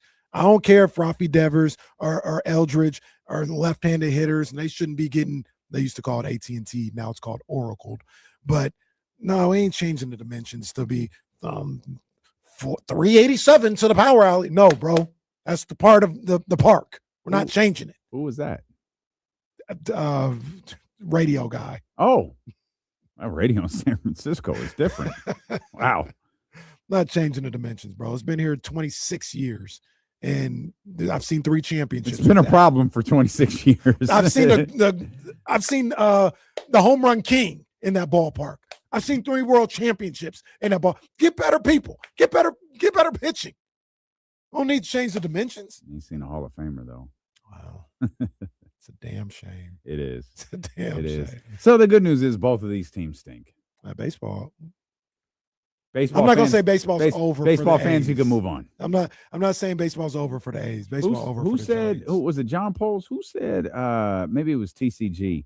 TCG said it. A's won't see. TCG in the chat says A's won't see first in the West for the rest of the year. Well, I don't disagree. I don't know that he's wrong. I don't disagree, man. They had no bounce back today. That was tough. Mm. That was tough. Tomorrow will be interesting. The press conference in West Sacramento. Yeah, I think I'm gonna go check that out, man. Yeah, I want to see what's going on, man. I may do that. I don't know. I'm what sure it's gonna be this streamed in is. some type of way, but I want to see what's going on. I don't know what this is. I'm I'm very curious. It is the unveiling of a plan, and it's almost like a billboard for anybody that wants to put the finishing touches on it. I think West Sacramento and Finishing Sacramento, touches mean money. yeah, absolutely. And I think West Sacramento and Sacramento we'll find out tomorrow. But this is I think they've done everything that they can do. I think they've done everything that they can do. Now they need somebody, obviously, a whale, to come push this over the finish line. See, Isn't this that kind is- of what you figure out first, though? Yeah, this is what I didn't like. What? It feels like you're missing the biggest piece. You are missing the biggest piece, but you got to have your ducks in a row to be appealing to anybody. Think about it on the opposite end. If they start going to Joe Lacob and saying, "Hey, Joe Lacob, are you interested in?" All you're saying, do you just want to have a team here in Sacramento? We ain't got nothing figured out with the land. No. We don't have nothing figured out with the money. Disagree. You keep that private. You do have it. You just give it to Joe Lacob. Here's the plan. Then when you unveil it, it's like, yeah, no, here's the plan. Here's the land. Here's our you can't tell me that this isn't Sky River Casino Field. And here's our owner. And then you hit the music and Joe Lacob comes out with smoke, and it'll be the only time he's ever cheered in Sacramento. I don't know if you have the time for that. I think the time is now to start this process. And I understand, like, maybe you want to do Why? everything. Okay, tell me that then. Why is now so critical? Because you've got a little momentum going on with what's going on in the rail yards, and then the building of the Republic Stadium, and just everything around there. New as well. renderings for that joint drop. Yeah, man, that's where I need to be. Those things are like hot albums. Those renderings come out, they're like, whoo, whoo, whoo, whoo. It's fire. One of the places you need to be, but you also don't want to fall behind your quote unquote competitors. If they have their ducks in a row, they're already showing that they're ready. You don't want to fall behind that. You've got to show Major League Baseball. You've got to show a guy like Joe Lacob or any other potential whale. No, we're ready to go too. And you can do that privately, but I mean, I don't have a problem with them doing it. Aren't you setting the city up for potential disappointment? No, because you're not. I don't feel you are, because you're not promising anything.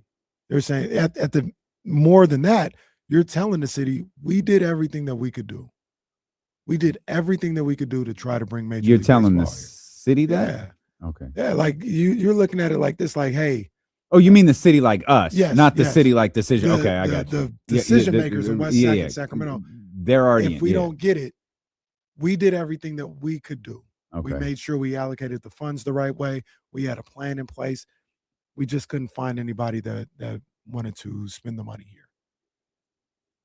That may be the number one reason for doing this publicly.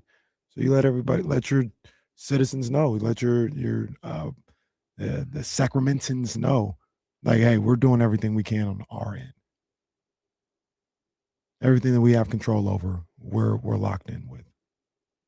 And I'm okay with that. Like, Do you I get think that Sacramento has a legitimate chance to house MLB franchise? I do. I do think they have a legitimate chance. Some of the article that came out, I think it was in the Wall Street Journal about 3 weeks ago or so. And they detailed reportedly what Major League Baseball is looking for in the next cities that they want to have expansion teams are. Mm-hmm. From the metrics that I was able to see, Sacramento scored high in a lot of those. Mm-hmm. Scored high and scored higher than places like Portland and Salt Lake City. And a lot of the things they were looking for, they were looking for like population size, media market, projected population size in the next 10 years. And Sacramento outscored those other two cities easily in a lot of those respects.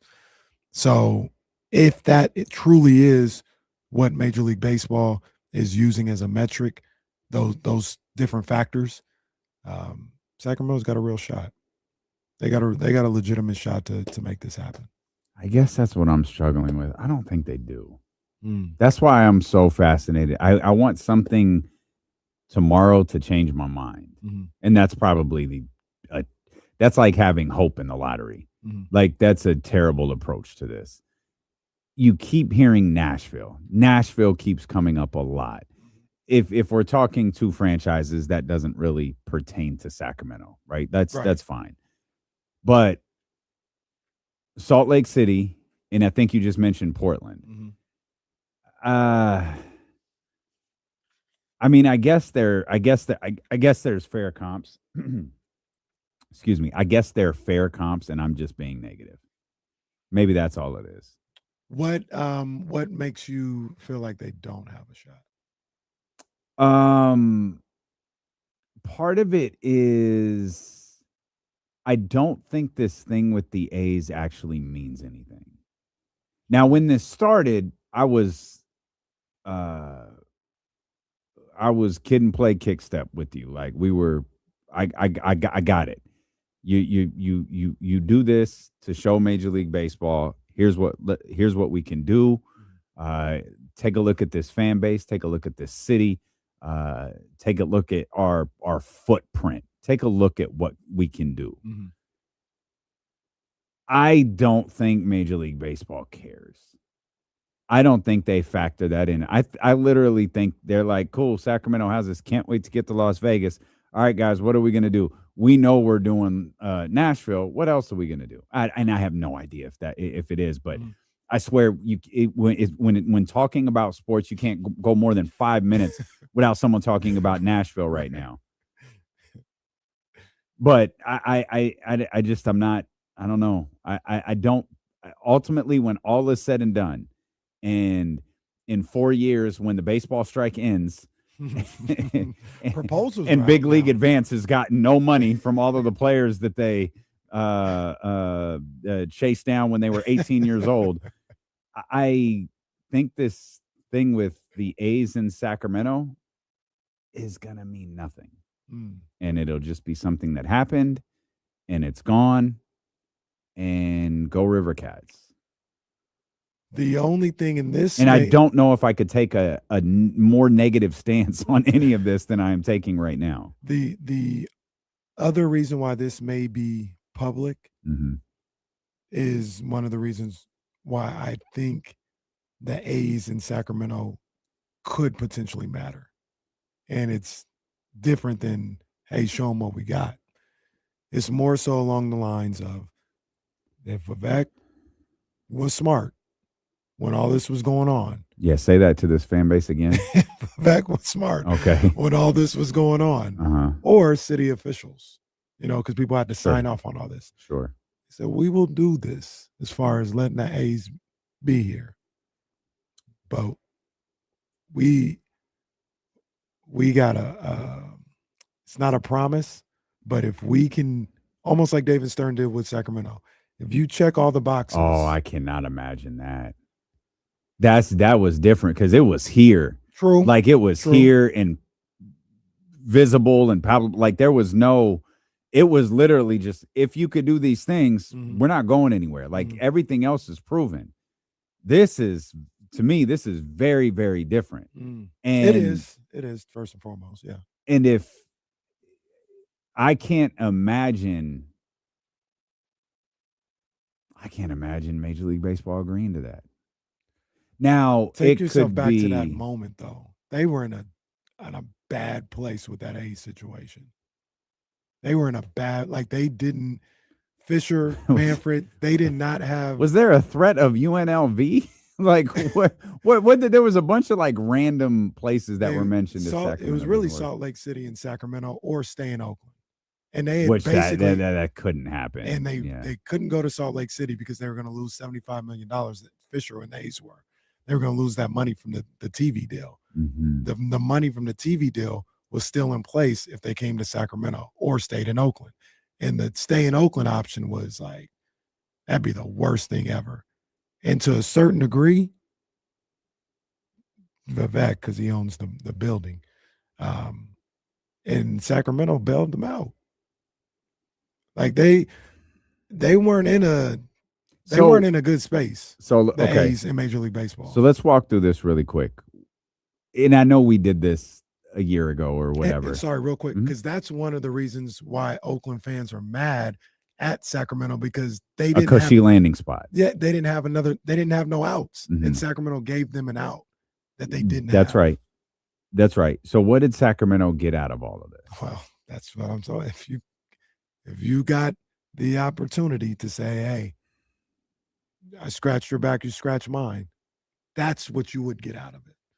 All the attendance and having Major League Baseball here for 2-3 years, that don't do much for the city. Like, that don't do nothing. But if you were able to be savvy enough to say, I will do this, but I need you to remember what this moment.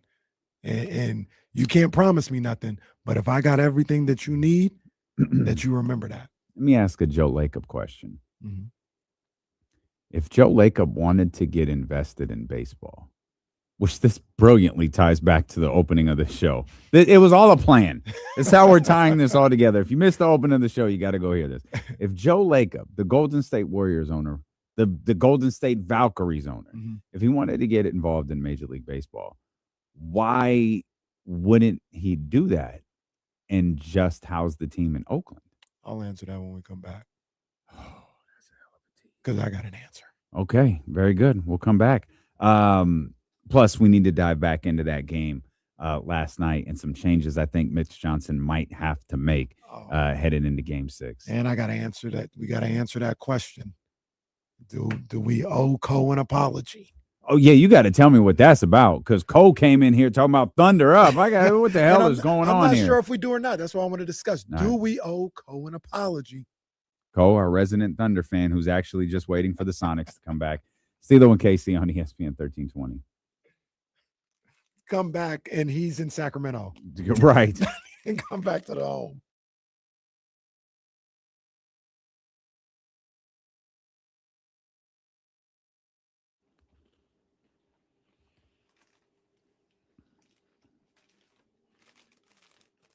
You want to finish what story? Okay.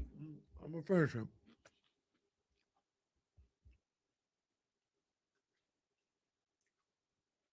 Is that Gary Bettman? He looks older. Is this live? Is he talking to the different commissioners? It says 5:27 in the upper. Is this live? Adam Silver doesn't have a game to attend tonight. No. Somebody said no NBA basketball tonight, all because the Cavs are spineless. All right. So this guy who I would just consider an acquaintance, good guy. I have no issues with him at all. Good man. He texts me talking about his dog is sick, and actually they like ruptured some tendons in its leg, and we got to GoFundMe for the surgery. And the way, because he texted me telling the story, and then there was another text that came through that said almost the same exact thing, but it had a different name. So I took that as like, oh, he's just everybody in his contacts. He's sending out a mass, text message or, GoFundMe, pre-recorded text about what's going on. So I kind of ignored it. And then he called me. And I'm sitting here like, look, man, I know good and damn well you're not calling me asking me for no money about your dog.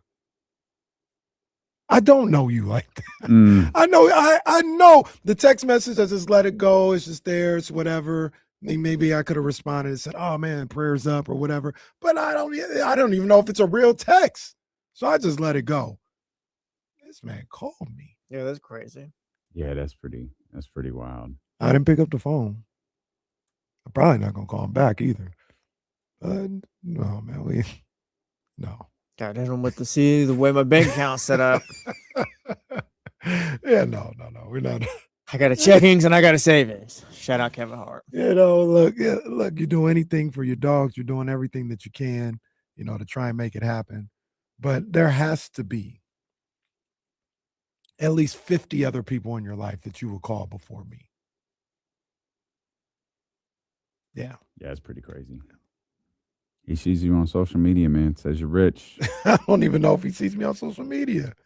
Oh. We hadn't even commented on social. No heart, nothing. Like, I don't even know if I follow him on social media. There's been no contact for at least 7 years, social media or directly. Yeah, that's wild. That is wild. Tell Rover get well soon. Praying for him. Dr. Davis said he's going to drop by the studio next. Tell Gio not let him in. Jake, I'll just put Jake on him. Jake will be like, why are you here?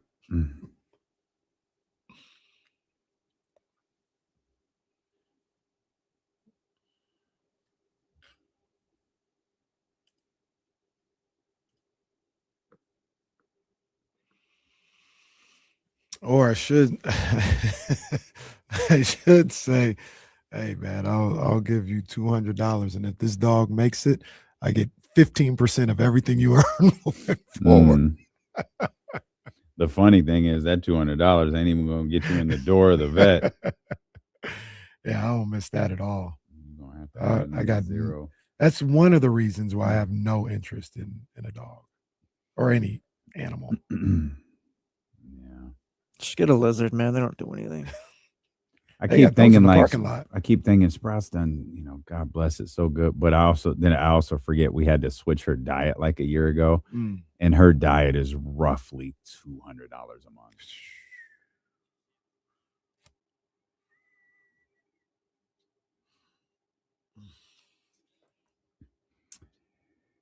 Connect with the show here on the Mojo's Local Tap-In Kitchen text line, 916-909-1320. That doubles as our phone number. Again, 916-909-1320. Our man TC got to get his daily in. TC, what's good? Man, what's up with my two brothers? What's up, TC? How you doing, big dog? I'm all right, man. I'm just, vibing and listening to the homies and, watching tape and all that. The guys that him came in on and was talking about, man, there's some guys that I really been paying attention to, bro. Like the running mate of A-Cup, Brazil. My boy, Ibu. I don't know if I said his name, but I probably butchered it. I got to go back and look at it. But my boy from St. John, that's over there with Coach, what's his name, Patino? Slick yeah, Rick. him. Yes, he's nice. And the boy that didn't work out today, Bamba Miller out of Cincinnati. These is all wing players that we need on the team. Am I saying all-stars? No, but these are guys that we can hit and bring in our building, right? And also, I'm gonna take y'all on a twist. I'm talking baseball right now.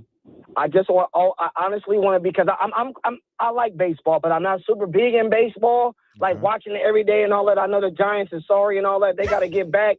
I know the A's is balling. Listen, but I got to ask Sacramentans, listen, why are we so up and against having an MLB or so quick to be like, matter of fact, it's not happening. We can't get a team in Sacramento.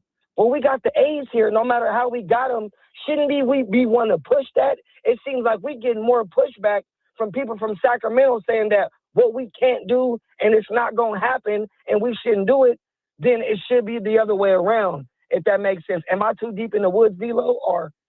I'm going to be honest, CC, I don't even know what you're talking about. Who's he talking to? I have no clue who you're referring to. Get out those woods, TC. Yeah, TC, I don't know where that delivery truck took. Just come on out. Just come on out of there. Yeah, I agree with you and what you want, TC. I'm on your side. Okay, on that, but I don't hear that. What's he want? He wants a team in Sacramento, and he says there's a lot of pushback from people here in Sacramento about wanting MLB or believing that you can get MLB, and I don't hear that. I hear people with more of a wait and see approach. TC in the streets, I guess, and we just we're not.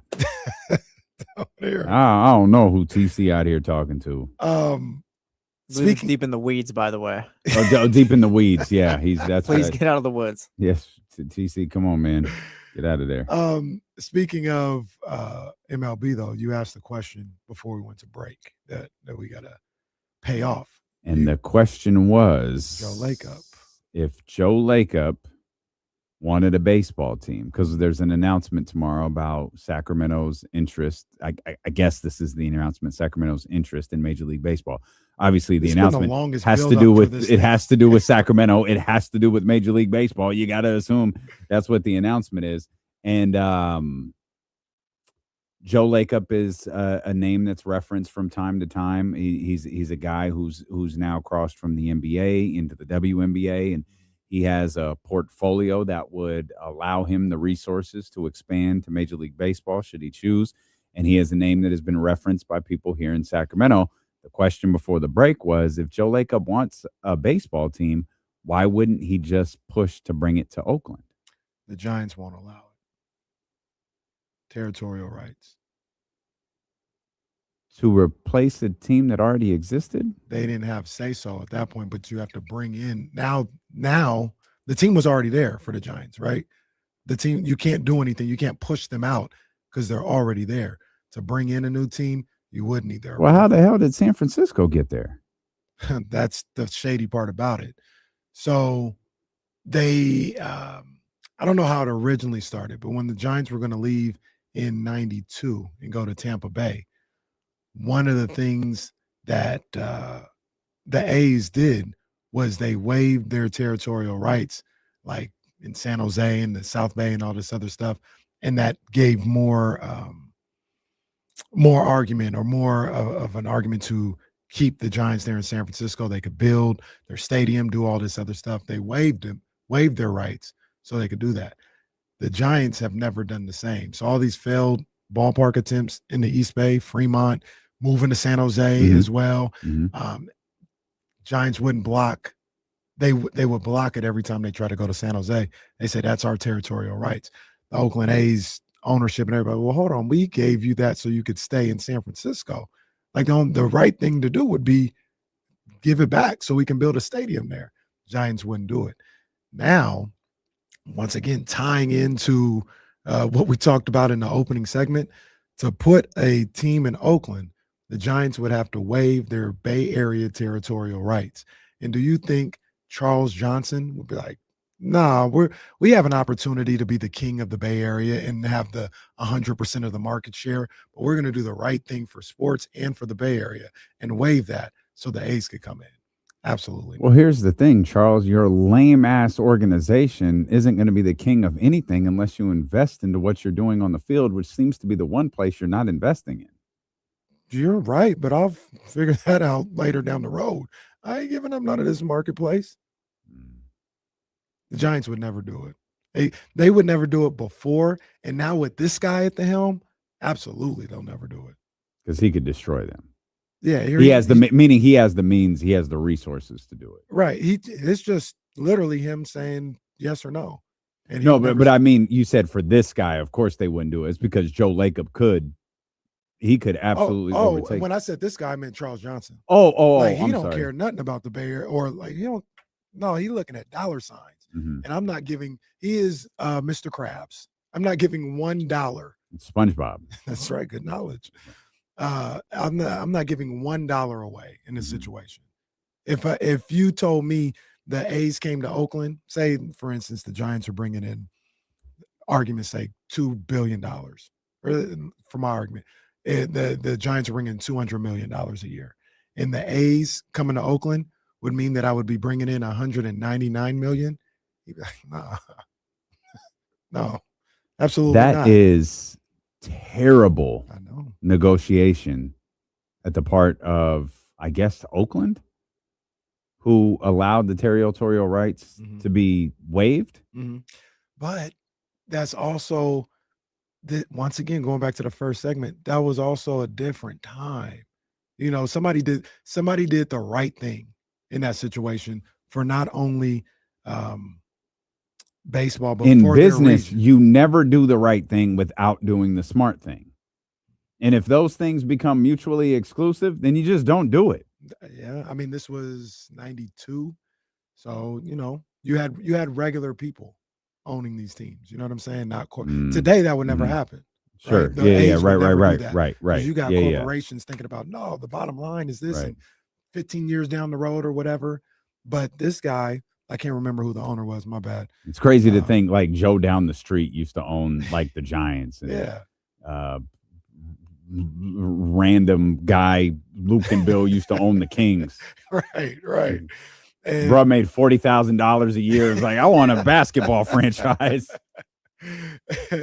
and he did what he did that was right for the region, right for the area. Because there was a, you know, this is good for the Bay Area.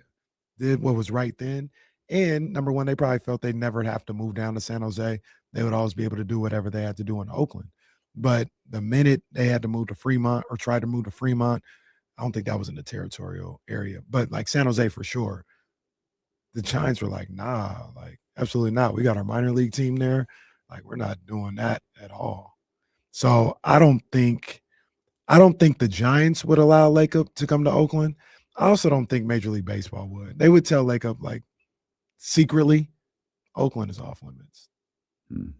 You can own a team. Why would Oakland be off? Notwithstanding on the territory, why would Oakland be off limits? I don't know. Maybe they might feel it's a bad maybe look to go back there or relationship something with like the that. city. Yeah, maybe so. I mean, you did it in Cleveland, but I guess that was baseball didn't, Right. football did, but that was determined, I think, before the move even Right. happened. Dude, I was actually thinking about this because Cole was happy to text last night. So when the Sonics return, does the Thunder lineage to Seattle end? I think I believe technically they don't have any lineage to Seattle. I think that all stayed in Seattle. Now as I media know members, we still say, oh, this is the first time. But your franchise has most done all this other famous player, well, yeah, Kevin Durant is still your most famous player. Wasn't drafted in an Oklahoma City uniform. Mhm. The other guys were, Mhm. but Kevin Durant wasn't. And like that's kind of a weird. It's like Kevin Durant is owned by two franchises. Yeah. Like his lineage is it will, like if Seattle said, hey, we got our team, our arena, and we're building a Kevin Durant statue, no one would think twice about it. No. Oklahoma City was like, yeah, we're building a Kevin Durant statue. The draft day pictures is him in a Sonics hat. Yeah, they just wouldn't even acknowledge that. They'd be like, how'd you get Kevin Durant? Oh, he just showed up here. He just showed up in Oklahoma City. Just happened. How did Adam get Eve? It's just kind of one of those things. And like it made me think about like, you know, Baltimore won a Super Bowl shortly after the move from Cleveland, and it's like, so Cleveland has no stake to the title because that was the Cleveland Browns. The Cleveland Browns won a championship. No, it's all Baltimore. But then Cleveland, you know, was back. Yeah. And it's like, yeah, no, none of that existed. All Baltimore. It's so weird. It's so weird. That's also another good example too, baseball wise, is the Orioles and the Nationals. Peter Angelo had to sign. They were trying to get a team in Washington for a while, and Peter Angelo had to sign off to get the Nationals there. It's always funny to me. Owner of the owners. if you Orioles, excuse me. If you fly to DC, that because I was just messing around looking at flights, and I like if you want to fly to DC, you know, and this isn't like any place with multiple airports. You can say, like in New York, JFK or LaGuardia, or all New York airports, and that'll include like Newark, and all 3 airports will be checked, and it'll just bring you the flights for all of them. It's so funny to me that they do that with Dulles, Reagan, and Baltimore. Yeah. Because like it's not like Dulles is pretty far from DC, especially in traffic. That's that's close to, that's an hour, maybe more. Baltimore doesn't feel particularly close to DC to me. I know that it does not feel like it. I was trying to think. I think it took us about 45 minutes to go from Baltimore to the harbor. It's probably the same as Dulles to DC and DC to Baltimore. It just feels so much further. Yeah. BWI. Shout out BWI. A slight exaggeration on Greg Lukenbill making $40,000 a year when he bought the Kings. I just want to make sure we clear that up. He bought the team. How much do you think Greg Lukenbill bought the team for? $8 million. Close. 10.5. No, that's close enough. No, it's not. It's double digits versus single digits, but now he's got Manfred. 10.5. This is the commissioner. Okay, edition. this isn't like because he's changed. I feel like he has a different outfit on. Yeah, he had a button up, a black button up. So he's recorded. So Pat McAfee, I guess, has interviewed all of the commissioners. I actually wouldn't mind going back and watching this episode. I'm trying to.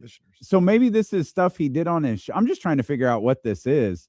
Maybe it's just stuff he did on his show, and they've stringed it together here to form whatever. Why? I don't know. Well, because there's literally nothing on until I told Jesse I'm tapping into Carolina and Montreal tonight. Oh, yeah, I'm definitely going for Montreal. Or did I say Carolina? I think is it Colorado? No, is it Carolina? Okay. No, I'm going for Montreal. I'm tapping in tonight. We'll talk about that in a second. But we will? Yes and no. Oh.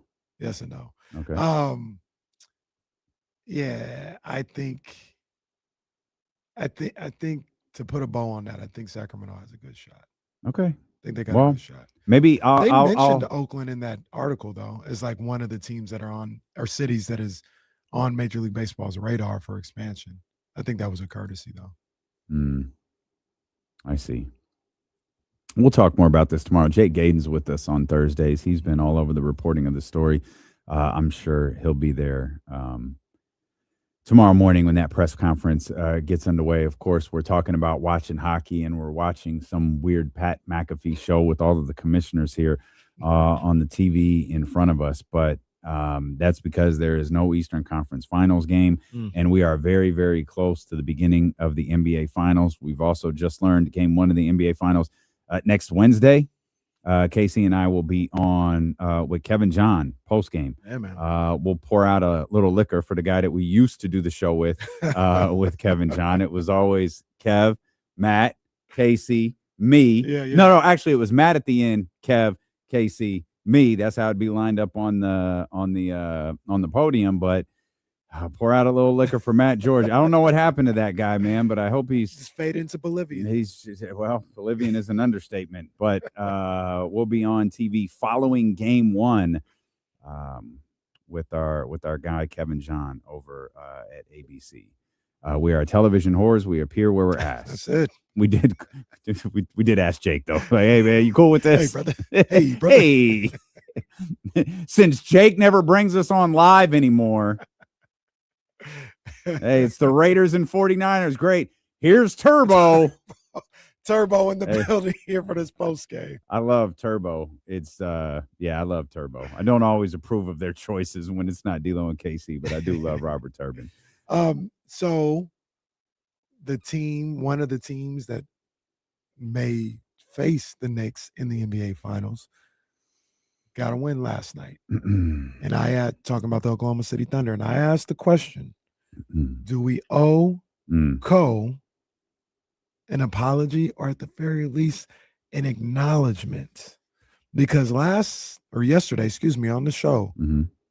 He said Thunder were going to bounce back, Mm-hmm. and we were going to get a big Chet game. Mm. Do we consider 16 points, 11 rebounds, 1 block? Do we consider that a big Chet game? Do we have to apologize or acknowledge Cole? 1, never. 2, no. Okay, I'm just 16 and 11, pretty good. Did you in your wildest dreams think he was going to get 16 and 11 against Wemby? No. What's his average on the season? Oh, that's a good question. I'll pull it up. My guess. Because I'm going to go 17 and 11. 17 and 10?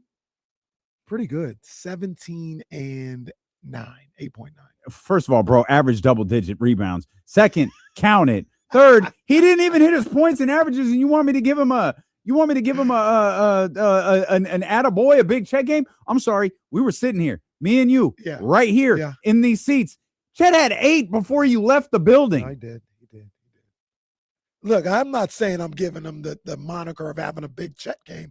I'm just checking. So the answer is definitively no. Is it universal? Is it unanimous? Yes. Okay. Jesse, do you agree? No, we ain't giving Cole. We ain't giving Cole. Cole. Wow, he went 16 and 11. Wow, it's great. Whatever it was. Bro, you're 7'3". Yeah, man, go 16 and 11. Wow, he did his job. Congratulations. Look, the only reason I bring it up is we would be talking about, we would have the same conversation if Chet had 6 and 1. But here's we'd be like, oh snap! No, but he had 6 points against Wemby.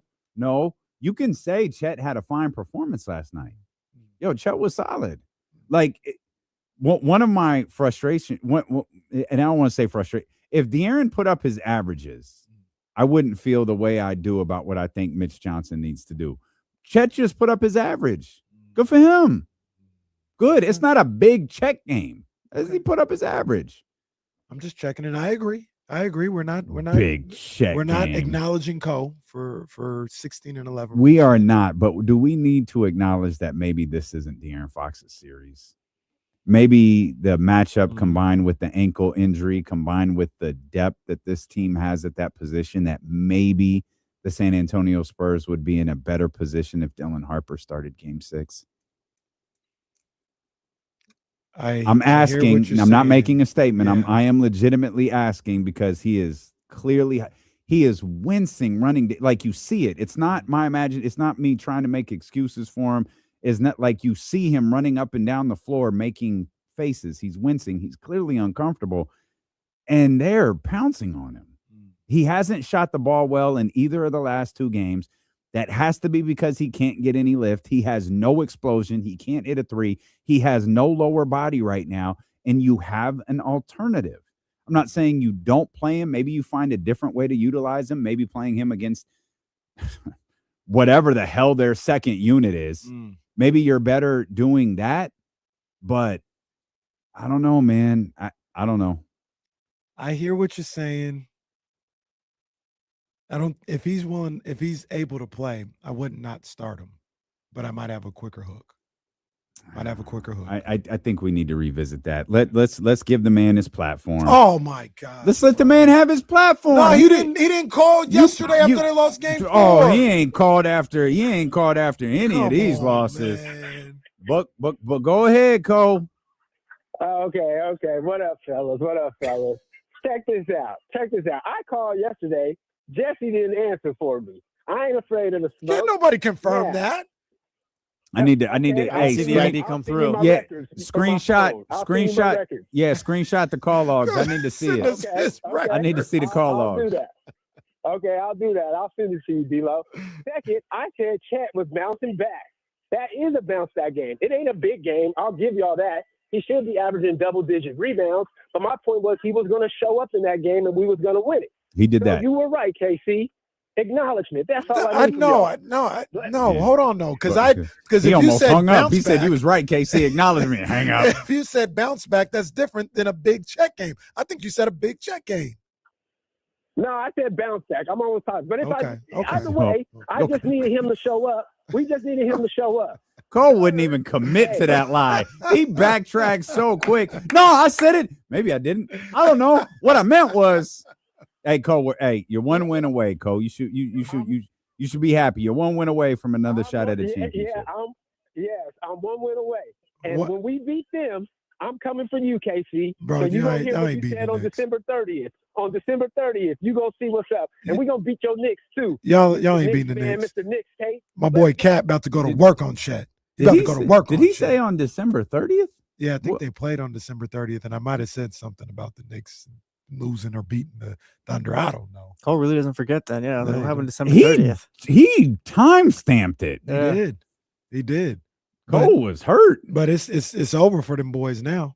I'm gonna tell you that if they make it to the NBA Finals to take on the Knicks, the Knicks winning the championship. Their bench, the Thunder bench is absurd.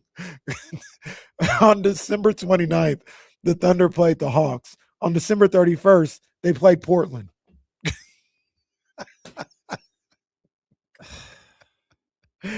No, matter of fact, now that I think about it, they didn't play the Knicks because it was later in the. They didn't play them till like after the All-Star break. Hold on. Hold on. I need to text go because I just got the greatest. Hold on. I just got the greatest text message ever from Chris Biederman. Hold on. I text Cole real quick. Let me see if Cole's got. Let me see if he texts right back. Let me wait for them bubbles to pop up. Nah, he's probably still hot. He's probably still mad at you. Knicks and the Thunder played on March 4th and March 29th. I'm about December 30th. Chris Biederman just texted us and said, whoever is calling you right now is right by us at Costco pushing around a cart with his daughter. Wow, what a small world, huh? Cole's at Costco right now hitting us with Thunder takes. Can I get a sample, please? Yeah, and anyways, yeah, I said Chet would have a bounce back game. Thank you for my sample. Hey, that's hella funny. Oh, that made my day. Do we need detergent? And by the way, the Thunder are going to the finals.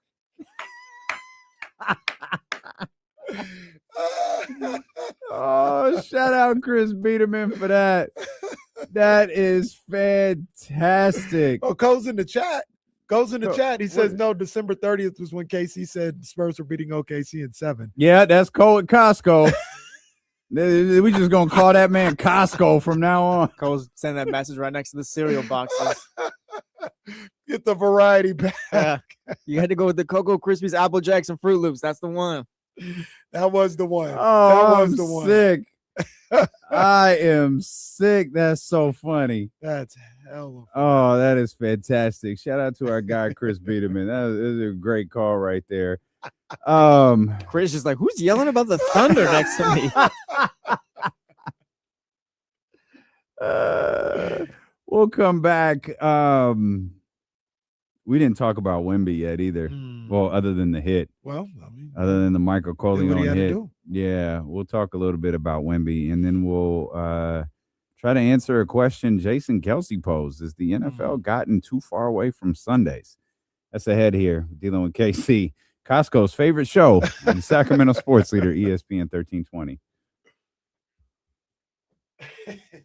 That's amazing.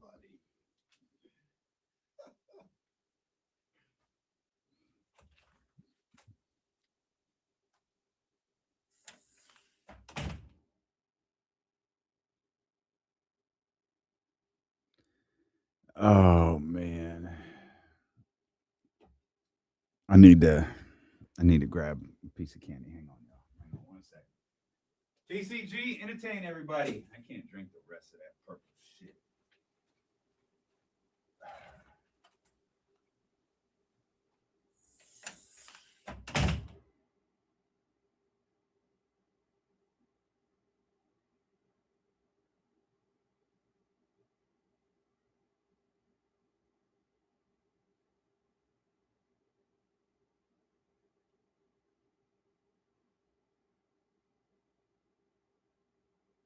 Yeah, it's a good call, Mojo. The calzone at Costco is pretty weak.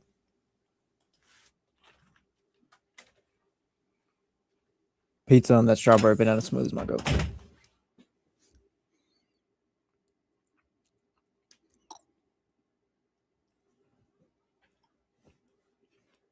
Oh man, Costco, you were a legend for that. Oh, they called him Kirkland Cole. Oh no.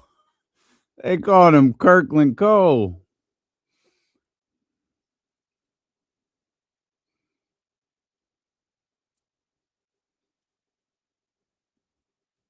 Oh, Baker family lines, okay.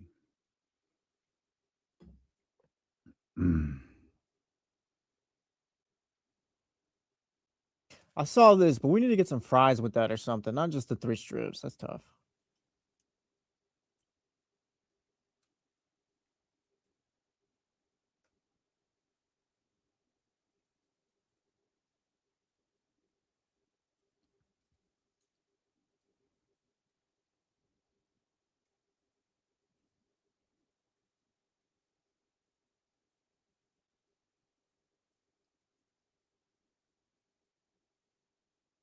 Chris Biederman going to be on the jump tomorrow, by the way. Oh, very nice. Very, very nice.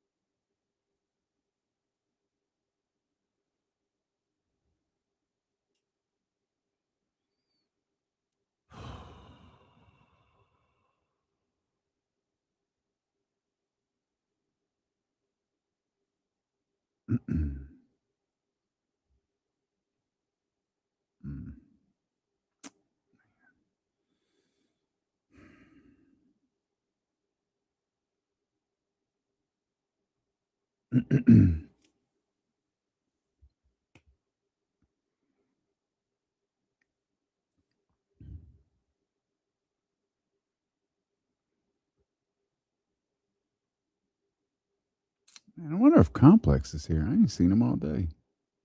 I ain't seen him in a couple days.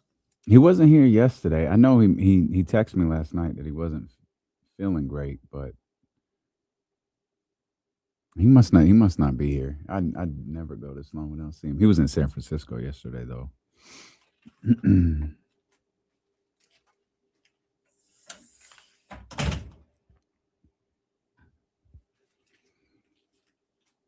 All right. I put salt on my fries, okay? Stop turning me into some monster.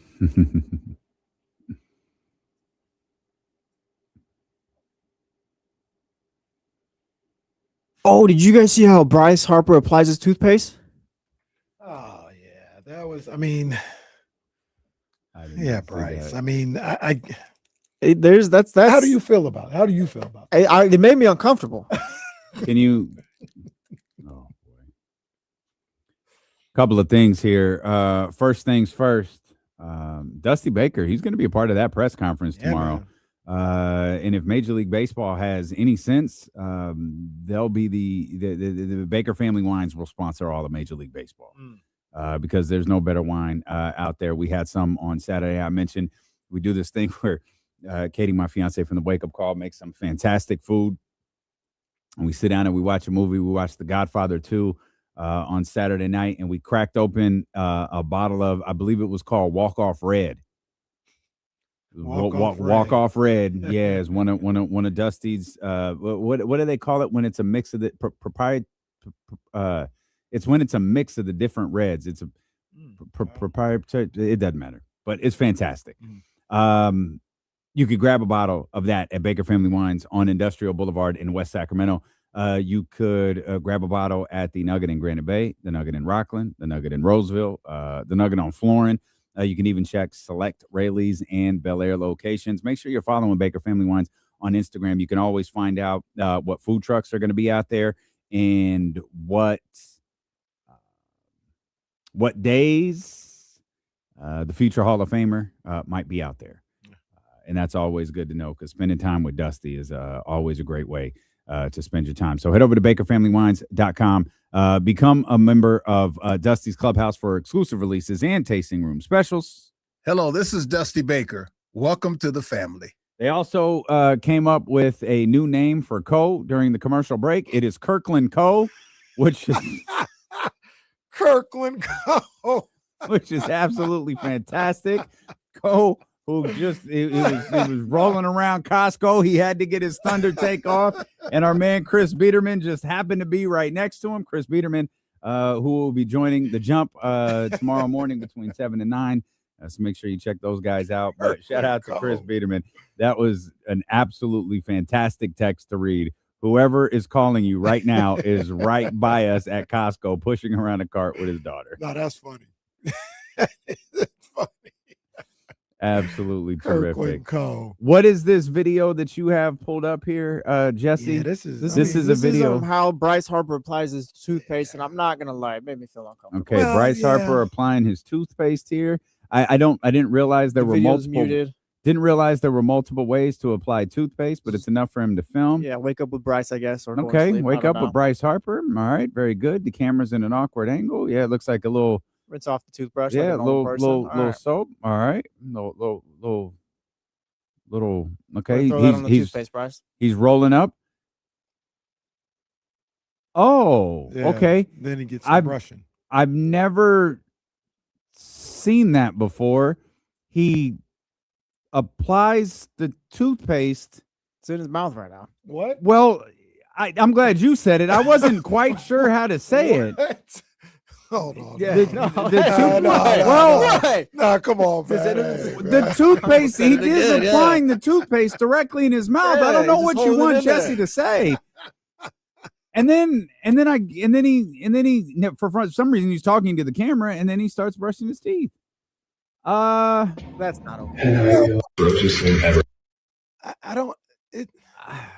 I'm not gonna say it's a problem because it's almost like it's like the same people who look at like me weird for I want my food to be separate. I don't want my food to touch.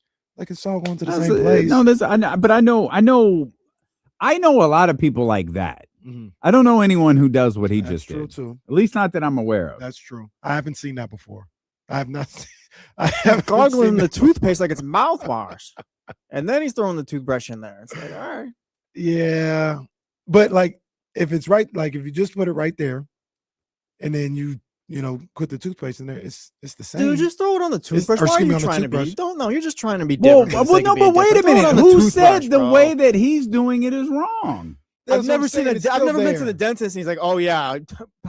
How do I say this without getting a flag? No, you say can't. what you got to You say. literally Say can't. what you got to say. Go ahead and eat the toothpaste, Jess. Like, no, I don't think that's how it works. Play on. Yeah, play on. No, yeah, play on. But you get the point. Dentist never been like, oh yeah, you take the toothpaste tube to your mouth, I guess. Nah, it's crazy. It's crazy. Maybe he likes the sensation. I'm not sure.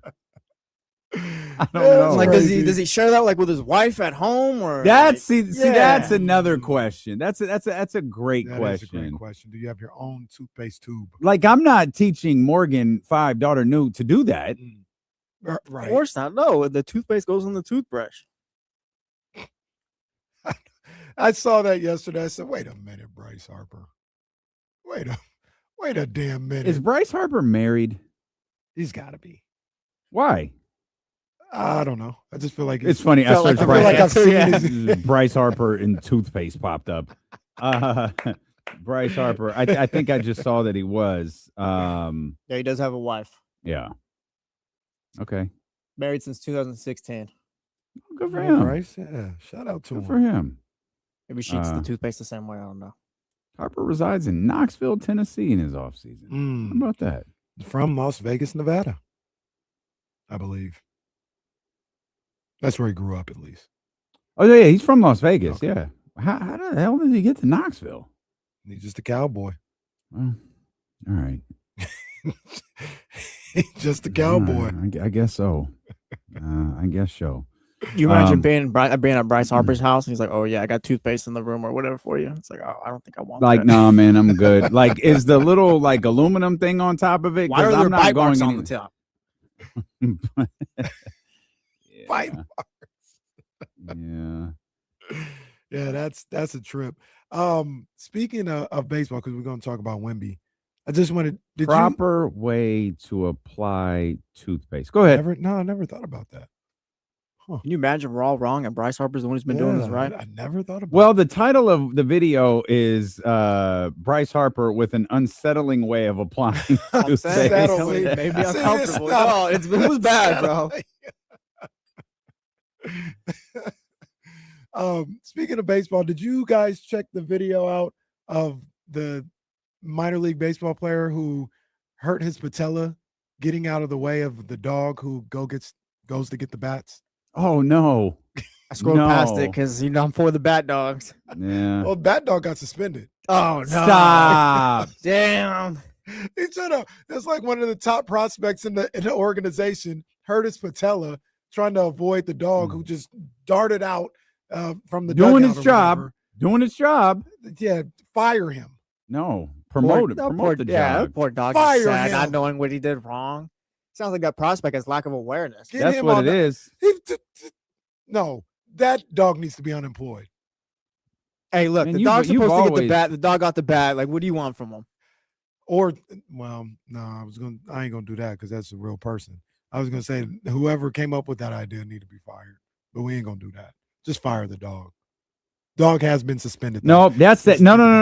No, that's that dummy's problem. No, it's not. It's absolutely. You watching the video right now? I'm watching it right now. That's his problem. He's coming across home plate. No, he's not. He's trying. No, he's already passed home plate, but he was trying to beat the throw. He's at top speed. Can you get the video pulled up? Speed. No, that trash. Wrong. You are perpetuating a lie here on the radio. That is not what happened. Watch. Fired, no, bro. run this. Run this. Now, look at. First of all, it's 13-6.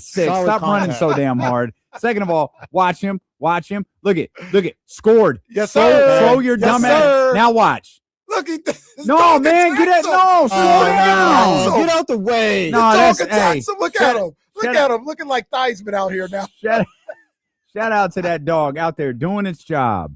You knew the dog was running out there. Out there doing its job. He's going back to the dugout. Yo, shout out to get that dog some extra treats. Get that dog an unemployment claim. Oh, wow.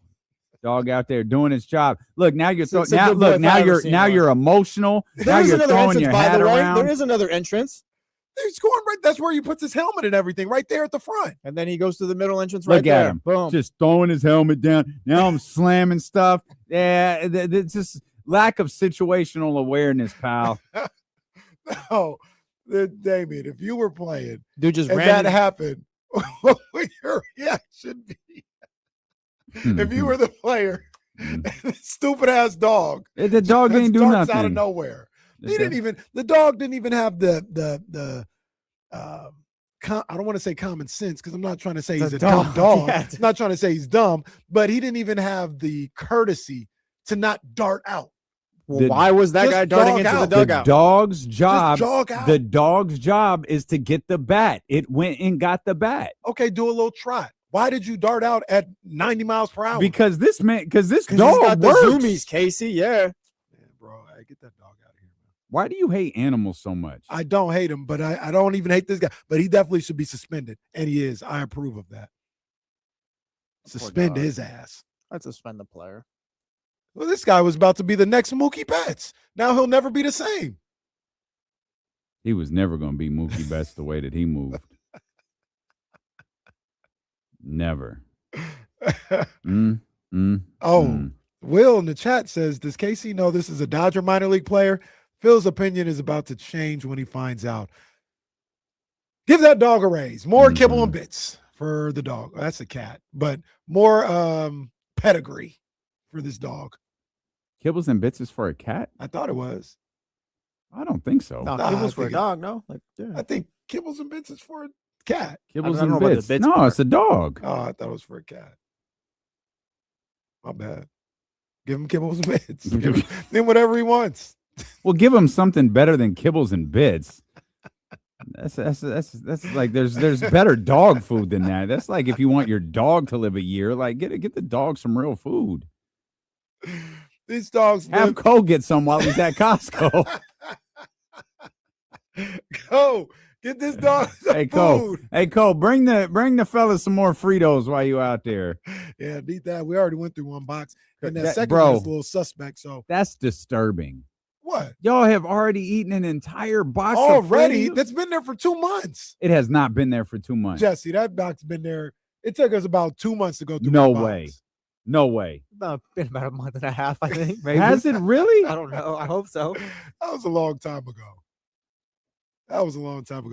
It wouldn't have lasted that long in a house with students, with kids. No. Let's see. Well, not your home. I will. They throw those in the trash. They do, where they belong. Gavin posted a video April 12th. Yeah, it's May 27th. Okay, it's been a month. Yeah, it's been about a month and a half. That's fine. Count it for me, by the way, too. That's fine. Still, you ate a whole box of Fritos in a month and a half. That still disturbs me. I need more. The variety pack was a good look, man. They wiped out the flavor twist joints. They wiped out the what? Flavor twist Fritos. I might only got one of those. Those almost got tossed at the house too. Oh my gosh. Judgment is in question at that household right now. Regular and flavor twist? Mm-hmm. Nah, bro. Come on, man. Get them out. Is he nacho cheese Doritos at your house? Or? No, they what do. chips do you guys The eat? nacho cheese Doritos are the most basic chip you can eat, One, by the way. I don't eat any. They eat Cheetos, nachos, the Cool Ranch nachos, the barbecue Lays, the sour cream Lays. Nah, that's where you need to stop. I think those are Morgan, 5-year-old daughter, new favorite. Ryan, I think that's her 3-year-old daughter. She loves them too. Lifelong. Regular Cheetos are Lifelong, kind of yeah. weak too. They're not. Yeah, this is. Yeah, I'm not really. I'm not really a big fan of handy. I gave Cheetos to Morgan to take for a snack today. Oh boy. And by the time I parted ways with her at 8:15. By the time I saw her at the park at 9:30, there was an orange streak down the side of her face and Cheeto dust all over her school shirt. Yeah, man. I was like, "Did you guys have your snack already?" She's like, "Yeah." And then had she the did snack. this. Like, all right, man. All right, man. Go Yeah, play. Cheeto and Dorito dust is That's nacho a cheese monster. Doritos. Yeah, it'll get you every time. Yeah, every single Cheetos time. is the deadliest though. By far. Yeah. Now they have Cheeto Puffs. Oh, like, no. Those ones are fine. No. Those are better than the regulars. Like No, the no, flaming hot stop, Cheetos are the best, but yeah, no, the puffs are like, come on. Sound ridiculous. The puffs can go away. I'll give those to your family. that'd be great because I made mac and cheese for the girls this weekend. Like, I made it. Okay. And Morgan goes, "Hey, can we have Cheeto mac and cheese?" I was like, "My dog, I do not know what that is. What are you talking about?" Well, is that a situation where they do the what do they call it, Jesse? Where they put all the stuff in the bag of chips? Oh, the taco surprise, the taco salad or something like that. Yeah. You could have done it that No, way. it turns out what Kraft does is they sell something called Cheeto mac and cheese. Turns out we had it the whole time, and I'm slaving over this mac and cheese for no reason. Like, just 'Cause go in the she just- cabinet, dude. She just wants the thing that you put in the microwave for Yeah. 90 seconds and stir in the Cheeto puff. 5-year-olds all, we literally have it. Please just go grab it. All right, dude. She's literally all right. She's looking at me like, "You're wasting your time, jackass. Go get the thing from the cupboard." Put- Damien's all crumbling Cheetos into the bag. She's like, it's really easy. It's in the cabinet. You don't have to do all this. Should Victor Wembanyama have been fined for skipping the press conference last night? A lot of people up in arms that he wasn't. Does everyone get fined for skipping or? Yeah. So If everybody doesn't, yeah. Sam Amick noted that the NBA took into account he's a first-time offender in this regard. It's kind of protocol. You can't do that again. There's a history of it. It's when it becomes a a consistent issue where you start levying fines. I don't think you need to fine him. I don't love it. There are people starting to cry preferential treatment when it comes to Wemby, because this, of course, is on the heels of the people's elbow that he dropped on Naz Reid in the I'm sorry, it was Naz Reid in the previous series. Well, there's the elbow of Naz Reid, the hit he put out on Jared McCain. Put a hit on Jared McCain. Allegedly. He He could have just whispered, "Hey, Mason, have a great game, buddy." He could have said, "Hey, Bismack, I believe in you." And then that could have happened. That's exactly what happened, according to the Spurs. Of course, yes. That's what I would tell. The Spurs were down 20 points, and Wemby's like, "Hey, watch the high pick and roll, guys." He's maybe he just said, "Hey, I love you, but play hard." The two incidents are not related when they talk about preferential treatment. To me, the elbow, the Naz Reid incident in this. Okay, so I'm not going to say that this adds on to why he's getting preferential treatment. And Sam Amick breaks it down. No fine this one time. Don't let it be a habit. Actually, don't do it again.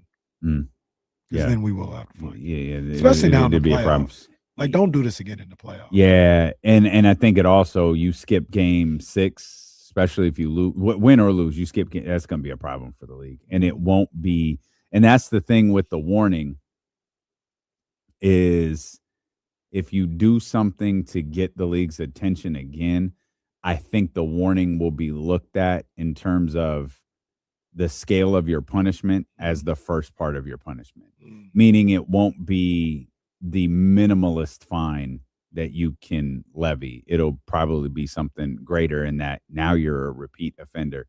We warned you the first time. I don't care. Like, guys need to speak to the media. Like, I get all that. People have stories to write. They got to do stuff like that. But I am watching this process with Victor Wembanyama a little bit, and I'm gonna watch the way that he is discussed, and I'm gonna watch how. What you mean? Break that down a little bit. The Naz Reid elbow, the whatever happened with Mason Plumlee and Bismack Biyombo, and skipping media. You have it is very regular for the hero, game 1, Wemby, my favorite player, face of the league, best player in basketball, no conversation. The heel turn can be very, very quick in that regard. If you can take yourself back to the 2014-15 season, everybody loved that Golden State Warriors team. They were fun. They played the right way. They, the little baby face guy just shooting the lights out. This guy, Steph, this is amazing. That heel turn took days into the next season. It happened quick. You think that's when it happened with them? Because I got a different moment. Okay. This is when they got Kevin Durant. Oh, no. I strongly in disagree. 16? Absolutely. When they won 24 in a row, and when they won 24, absolutely not. I think people hated them by that time. They really hated them when they got Kevin Durant. But that the turn, the conversation around them started to happen pretty quickly. Wemby's destined for that. It happens. Like it happened with Steph in that war. It happened not necessarily with Steph individually, but it happened more with his basketball team, the Golden State Warriors. It's happened with LeBron when he went to Miami. It's gonna happen. It's gonna happen with Victor Wembanyama. The question is it gonna happen now? Like, how soon will it happen? Do they have to lose this? Is this their moment? Is this the origin story, right, for the villain? Is this how it starts? Did it start in France? Did it start with the Olympics? Yeah. That was Paris, France. That's right. That's when it got evil to me at the end of that. And maybe this guy's evil. There's always a start. And I wonder when the conversation around Wemby, because it was at a fever pitch after game 1. But now, and admittedly, this is a credit to the Oklahoma City Thunder. The looks that they were throwing at him in game 1 are different than the looks that they threw at him in game 5. And his ass is exhausted. And you can see it. Like, just like I said, you could see De'Aaron Fox in discomfort. You can see Wemby gassed. And that's a credit to Oklahoma City and what they're doing. And now it feels like, oh, you're getting roughed up by someone who's better than you, and you don't quite know how to take it yet. And that's going to be a part of his process should the Oklahoma City Thunder close this series out, whether it's in Game 6 or Game 7. The Thunder, by the way, up 3-2, haven't lost back-to-back playoff games in the last 2 postseasons. So despite the fact they got pushed to Game 7 twice last year, didn't lose back-to-back games in either one of those. I just think it's something interesting to follow with him because he's a player who's going to be discussed on the LeBron James level. Like it's going to be hyper scrutiny every time that they play. San Antonio is going to have a mountain of nationally televised games moving forward. And with that comes this guy again. I mean, we had it his rookie year. Yeah. Like, wait a minute. And it was different. It was different then because they stunk. Right. It's like, all right, no, I get it. I get it. Like, he's great. Like, it was fun. Okay. I don't want the Spurs on in March. Yeah. There's a little one thing that I see from Wemby is I don't even know how to phrase it. I don't want to say arrogance, but maybe that's what it is. There's his let me bookmark what I was about to say. I'm going to say that during the commercial break. But it's the only radio show in America that tells you, no, stick around during the commercial break. I'm not saying that right now. I promise I'll tell you during the stream. Okay. I promise I'll tell you. But there's his ability to just not really like others, not really care about others, and this level of arrogance that is already seeping through. Yeah. Like already, like you hear him at the press conference. He said this one of the game, I think it was second round or something like that, and they asked him something. It doesn't really matter, but he's like, I don't even know what that means, but I can tell you that they were like, hey, did you think it was an eye for an eye or something like that? He's like, I don't even know what that means, but whatever. I'll just it's just a little jerk move of like, what are you talking about? Like, well, he's French. You might not know what an eye for an eye means. But the way he says it. Yeah. He says it in like well, it's like the MVP thing. They asked him a very deep, and the guy was, and admittedly, Victor Wembanyama deserves credit for this, but he was, do you think did it bother you seeing SGA get the award? Do you think you're the best player in the league? Were you a little extra motivated by SGA getting that trophy? Did it irk you a little bit to see Adam Silver out there? And Wemby said, yeah, all of that. Yeah, I thought it was great. And we have different tastes, man. I guess. I thought it was great. That boy don't care. And I say all that to say, it can absolutely already be rubbing people the wrong way. Just the way he goes about everything. Yeah.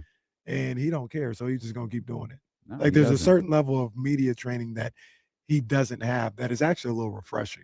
He's like, I don't really care. Like, this is how I feel. I like it. We'll come back. Becky Hammon doubling down on her remarks about Jalen Brunson. And the cheapest ticket to get into Game 3 as it stands right now. Woo. We got all of that coming up. But I kind of want to get to this NFL Sunday thing. We'll see what the final 30 minutes brings. There's a couple of things we got to talk about here on Sacramento Sports Leader, ESPN 1320. So I was going to say, this show, man, I can't even speak. I was going to say, yeah, Wemby has a certain level of jerkability to him. We would have shut the league down.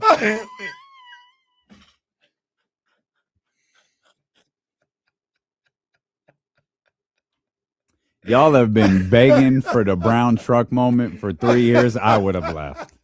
And not like the funny leave where I come back and it's like, oh, it's cool. No, I would have left. I said, whoa, can't say that. Don't say that. Don't say that.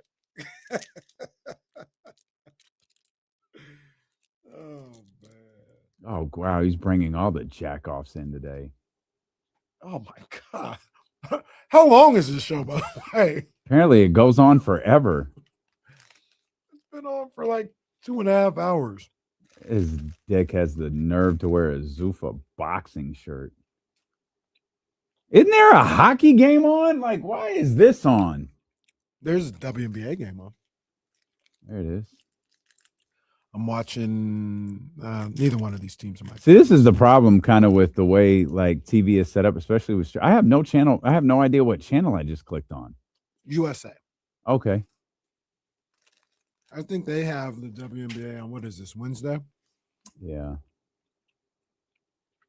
Doubleheader. I'm watching the second game. It's Dream Christy and Lynx. Tolliver on the bench. Yeah, it is. I saw that earlier. Yeah.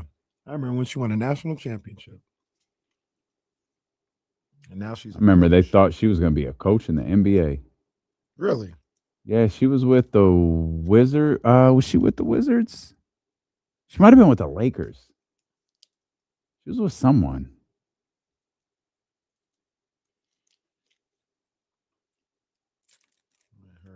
Her national championship run for Maryland. I remember that. Christy Tolliver, 39 years old. Yeah, it was the Wizards. That's right. Who did she play with in the W? Well, the Mystics, Sparks, and the Sky. Sparks. I do remember the Sparks. Yeah, that's where her like run was at. Was like she had a good run. Was with the Sparks. Yeah. Yeah, she was a hooper.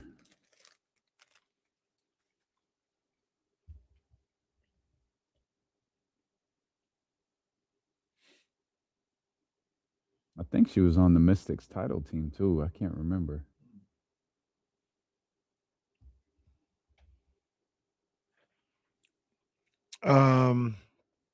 We'll go in depth on this another day, but that's the team that slumlord owner owns. The the Portland guy, and he can't succeed at all because if he succeeds, yeah, well, he's already succeeded in hockey, but like, no, we can't have that happen because people are like, oh, that's the way to do it. Is Dawn Staley a candidate for the Dallas head coaching job? Well, if she is, she'll tell you. I doubt it. This will not be popular. I don't think Dawn Staley is a serious candidate for any NBA job, and I honestly don't think any woman is. If Becky Hammon can coach under Greg Popovich all those years and not get the Spurs job, I'm pretty sure Becky was told, you're not getting this job. Like, yeah. Mark Davis calls and says, hey, here's the biggest contract we've ever offered a coach before. Mm-hmm. I'm pretty sure she was told, you're not getting this Don't job. wait around. Yeah. Yep.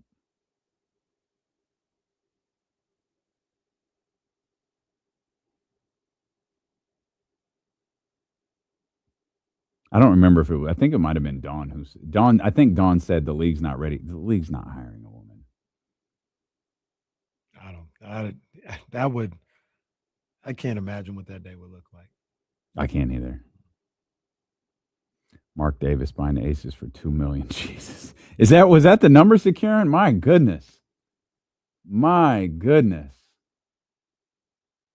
That was the Silver Stars. I think they changed it. Maybe it was the Stars by the time they moved.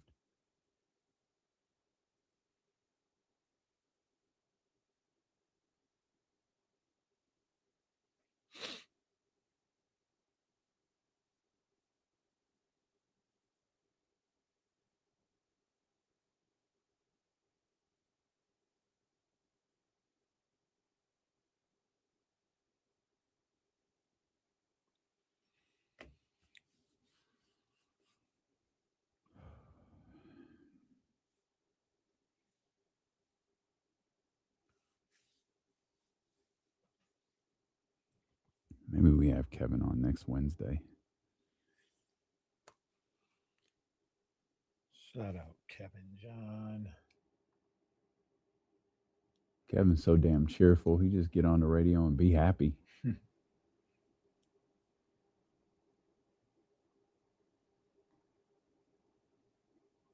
million in 2021. Wow. Wow. Smart investment.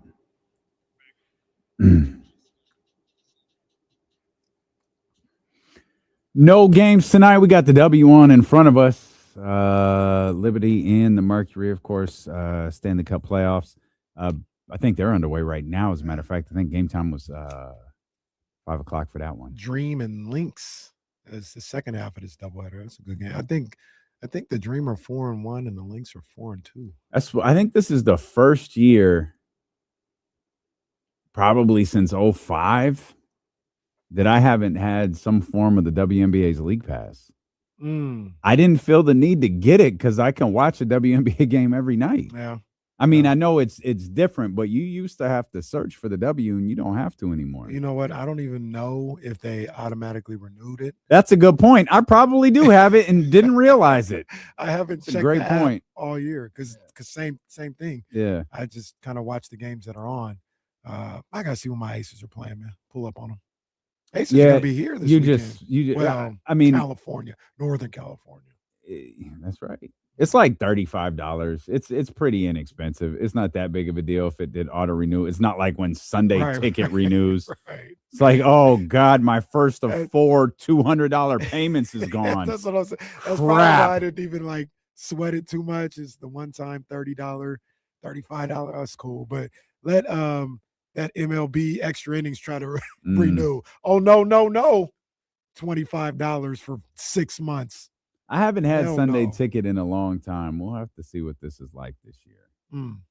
See if I make it. I hadn't had it in years. I always liked the quad box. I liked having the red zone on because I don't even know.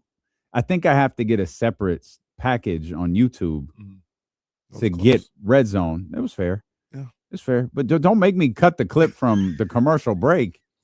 Hey, that was crazy. I'll put that. Dame had 2 feet in. We're good. I'll put that on the soundboard. Yeah. You don't talk crazy. You would have been thrown out of every gym in the country with that. But again, you got to check out the YouTube show. We didn't say that one on the air. A lot of people driving home right now. You got to check out the YouTube show. Shout out to our people over at Sky River Casino. Get in on the action. Sky River Casino is the place to play with 2,100 of the newest slot machines and over 80 table games. Sky is the limit at Sky River Casino. Have not been out there in a while. I think I'm going out there with a wake-up call maybe on June 13th or so. Okay. But yeah, it's been. I don't think I've been out there since the Super Bowl. Yeah, I've been out there once or twice since then. I always my deal is always because I don't live too far from it. One of these Saturdays. House goes to sleep early, 10, 11 o'clock. Hey, I'll be right back. I'm gonna just go to the casino at like 11:30. And I really haven't been home to have an opportunity to do that. So Yeah, it'd be packed there at about 11:30 on a Saturday night. I bet. I know the other one is packed. I live close enough to that one to know. That one jumps late at night. Go ahead. No, Go ahead, finish that. I was gonna say, what do you think about a just buffet in general? Would you go to a buffet? Sure. I went to a pretty good one at Atlantis over the weekend. I was like, I wonder if Dame would rock with this one. I had some salmon, that bunch of crab, steak, all that other stuff.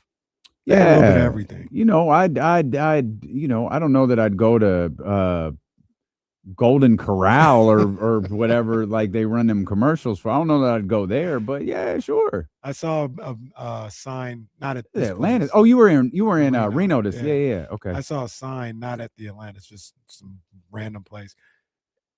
Inflation is caught up with the Renos and the Vegas because it was now $5.99 for a steak and eggs. Tougher than a $5.99 steak. I said, look at that steak and eggs right there. Yeah. Normally when I'm in places like that, I mean, it's Vegas. It's always Vegas. I don't really do the buffet. I always try to find like the nice restaurant because I mean, here we just go to the same place over and over again here. I mean, occasionally if we'll venture out to Folsom and go to Scott's, but when I'm in Vegas, it's like, I'll find. I mean, it's so good. Some Scott's. But like, it's like, let's experience something like new. With the exception of Yardbird. Yardbird is that is mandatory every trip to Vegas. Outside of that, though, so I just try to find something new. And I've never really looked at, like, I know casinos are famous for their buffets. I've never really done that. Yeah, this was pretty good. Circa, what's good? Oh, hey, man. What y'all got at Circa? I got some reviews on Circa too, and they was like, "Yo, Circa's the spot." Oh yeah, That's the spot. I was like, okay, let's. Facts. Bill just our man Bill just made a mistake and walked by. You're at Bill. I know you can't hear me because we're the only show that doesn't play on the loudspeaker out there. If you hear in 20 minutes, you're about to get bombarded because I want to know. He told me yesterday. He was like, "Yeah, we're just trying to get a couple of things finalized. Like it's done. We're just trying to get, this, and this." And it's like, all right, we ready. They got enough run of us just saying. Right. Look, here's the thing. We're gonna be there no matter what. At this point. At this point, we're gonna be there no matter what. Yeah, man. Cheapest ticket, you can head over to Circa and try your luck because you'll probably have to win some money in order to get into Game 3 at Madison Square Garden. As of this morning, so it might have changed. Mm-hmm. As of this morning, the get-in price for Game 3 at Madison Square Garden was $3,400 on the secondary market. Ooh wee. Mm-hmm. Yeah, and it makes perfect sense. New York City, the first finals in 27 years. I know this isn't the case, but it feels like the first final since '94. You know what I'm saying? Like the nostalgic videos I've seen of people. It's always going back to the Rocket series, and yeah, man, this is. I'm trying to think. Probably one of the toughest tickets in sports. It's gotta be outside gotta of be, like gotta Super be, Bowl, gotta be. like Yeah, the toughest because ticket in sports. there are people that will fly in Mhm. to be at Madison Square Garden. It won't just be like New Yorkers. It'll be people Right. like, and that it won't just be. It'll be people in Philadelphia. It'll be people in Connecticut. It'll be people in Boston. It'll be Knicks fans from all over the Northeast who are going to want to be a part of this. There's going to be retired people out there in Florida who are going to want to be a part of the Knicks' first opportunity to win an NBA championship in 27 years. And if they do it, they're going to need a strong performance from Jalen Brunson. And Becky Hammon has doubled down on her comments about Jalen Brunson. And when she said, I think it was a couple of years ago, 2023, 4, that you a small guard cannot be your best player. You are just not going to win a championship. And she has doubled down on that. And she said he hasn't done anything yet. Like Allen Iverson, her example was Allen Iverson went to the NBA Finals. He did not win an NBA championship.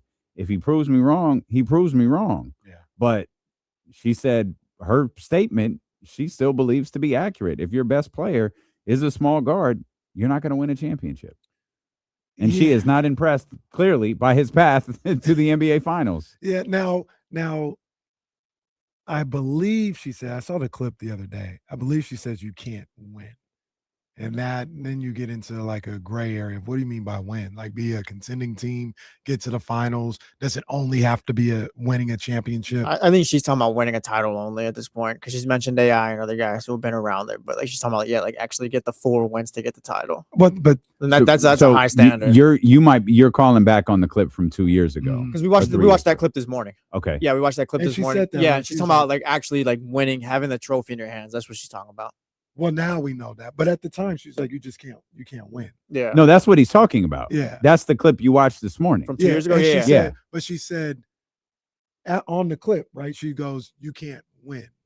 Like, you know what I'm saying? Like she didn't specify like you can't win a championship. You just can't win. Am I misunderstanding? I think she did mention that because she said mentioned like championship? yeah, well, because she mentioned like Allen Iverson how they got to the finals in that clip too. I'm pretty Today. Oh, today. I thought she mentioned something like that. I could have watched the clip this morning and it wasn't like oh yeah, like it was kind of vague. Like to me, it came off. She's talking about titles. Today she clarified, or she didn't clarify.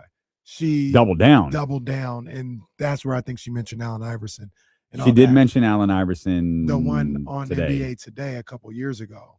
I thought she was just kind of just in general. You can't win with a small. If you had told me that thing was 6 months ago, I would have believed you. Like The I NBA remember Today clip. Yeah. Yeah. I didn't feel like it was like the first time they made the playoffs with Jalen Brunson, like when they went against Trae Young and all that other. Or no, he wasn't on the team then. I think they went against the Cavs, I think, or something like that. Real quick, here's a clip from a couple years ago. How stuck do you think the Knicks are here in the Eastern Conference? Well, I certainly agree with you. They're not getting into that tier. They don't have enough personnel. They don't have the manpower that they need to hang with those guys. I think you're going to get a consistent team like they've been. They're pretty good team. They're well coached. They're going to be on their defensive game. But at the end of the day, they don't have a dude. You got to have a dude. You got to have a 1A dude. And they're missing that at the end of the day if we're just getting down to brass taxes. Sorry. I didn't want to disagree with Becky today, but they do have that dude. Who? Jalen Brunson. No, he's too small. But here's the thing, and that's Didn't they say about you? But you know they what? say that about you. But You're a Hall of but you know Famer. what? I got a philosophy. But- Can I say my philosophy? Go ahead. If your best player is small, you're not winning. John Stockton, Allen Iverson, Steve Nash. You can go down the list. Yeah. Steph Curry is the only. But he's not that small. He's not that small. He's like 6'3". But also, though, I mean, he's the greatest shooter to ever walk the planet. He's in an outlier class. Okay. She But is see, right. History says she is right. Okay, but we're living in a new age, okay, new day. Isaiah Thomas won. Can I say something? Might be unpopular. I do not like her.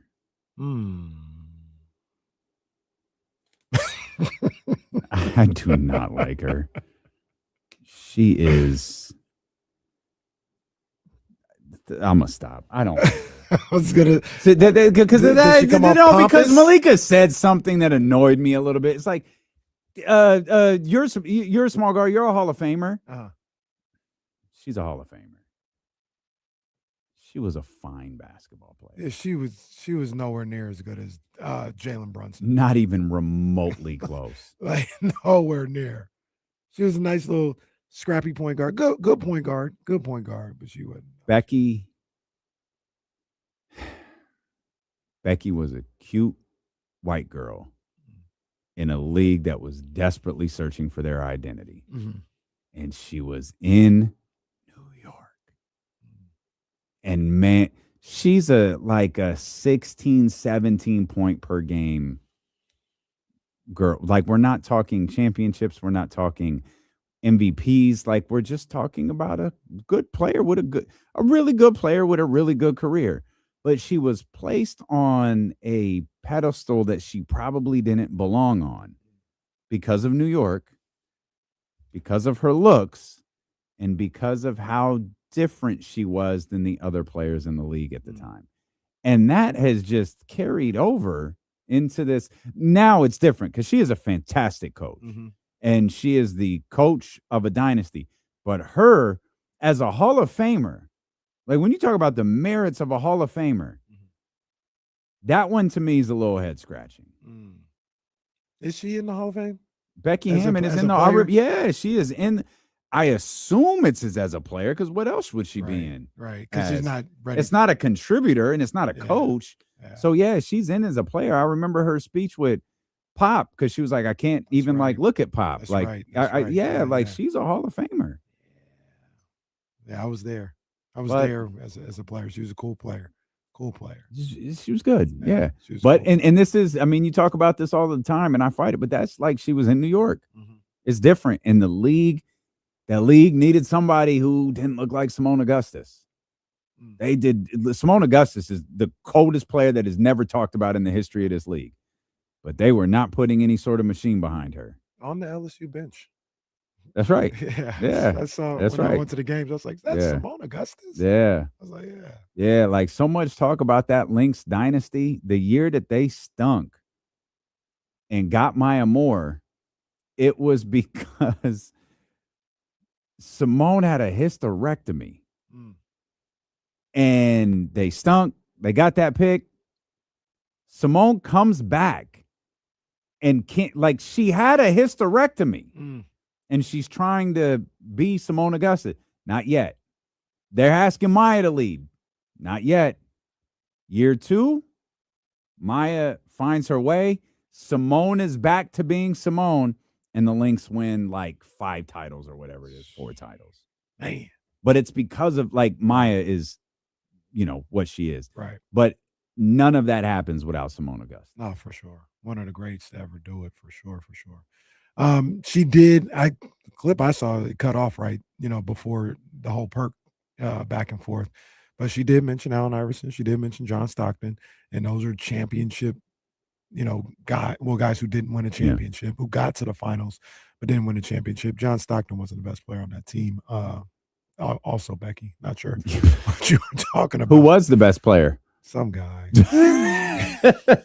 Some guy. Some guy the NBA will celebrate in a couple months. She said John Stockton. The guy won the MVP that year. Yeah. Well, it's funny, too. No one said anything. They're like, oh, yeah. Got a point. John Starks. Wait a minute. Was Patrick Ewing on that team? Was Patrick Ewing not on those teams? No, she said John Stockton. Oh, I thought she said John Starks. No, she said too. John Stockton when the same year, oh boy, won the MVP. Yeah, your boy. Yeah. Yeah, but I can understand why she's catching a little heat from Knicks fans right now, talking about they don't have a 1A. I do disagree with that. Jalen Brunson is a 1A. Jalen Brunson is him. And even if they don't win a championship, he's a 1A. He is. He is a certified guy. He absolutely is. He's a certified top 10, top 8, top tier, whatever you want to call it. Like Jalen he's a special basketball player who delivers, and he withstood a lot this year too. We talk about the Mike Brown and Karl Anthony Towns stuff, and credit to both of them. We've given a lot of credit to Mike, I think, more because we have we can speak with a little bit more familiarity with Mike Brown. Karl Anthony Towns deserves a lot of credit for the season that he had also, because his name was in the streets and he was getting talked about, and there was trades, and hey, can you trade Cat and land Giannis? Can you trade Cat and land whoever and make this basketball team better? Like, what can you do to capitalize on this window that the New York Knicks have right now to win an NBA championship? Mike and Cat, they can't get on the same page. They weren't on the same page at the first day of camp, and that was glaringly obviously then, and this back and forth. That settles down, and then it becomes this conversation about Jalen Brunson. And like, he can't defend, and teams are targeting him, and that scoring isn't going to be enough when push comes to shove, and you get into a playoff series against the Boston Celtics, a playoff series that never comes. Things settle with Mike and Cat. Jalen Brunson continues to become this incredible scorer, this fourth quarter monster. He becomes that type of player where if you're a Knicks fan and you're down 4 with 2 minutes left, 90 seconds left, you're fine. You feel just fine because you have Jalen Brunson, and he is capable of winning those games for you. This team as a whole, when you talk about battle tested, they've been battle tested since that first day at camp, because that's when the Karl Anthony Towns stuff started. They have been battle tested since then, the ups and downs. And I wonder if they got here like, yeah, we had to battle the New York media. We had to battle ourselves. We had to battle our identity. We had to battle last year. We had to battle the ghost of Tom Thibodeau. We had to battle what our owner, James Dolan, wants. The Sixers, that's easy. The name any team that's in front of them, that's easy work. Like, we got to find ourselves a little bit against Atlanta. Oh, we're fine. We're fine. And I know this is something that all teams at this point probably feel, but they're probably looking at Spurs or the Thunder. They don't look at them the way others, like the media or the NBA viewing public, looks at it, like, oh, that's the championship. Like, we're going to dust them off too. Yeah. Absolutely. Dust them off too. Yeah. And I think they got good reason to feel that way. But they absolutely are looking at that like, for anybody that looks at it as the Western Conference Finals is the NBA Finals, they just don't know. We're going to have to show them. We're going to have to show them. They think to your point, they think they're the best team in basketball right now. Hey, they are. They are. I mean, and their toughest test is absolutely ahead of them, because they're not facing the Philadelphia 76ers. They're not facing the Cleveland Cavaliers. They're not facing a team that's going to have the weight of playoff failures on their back. They're not going to face a team that has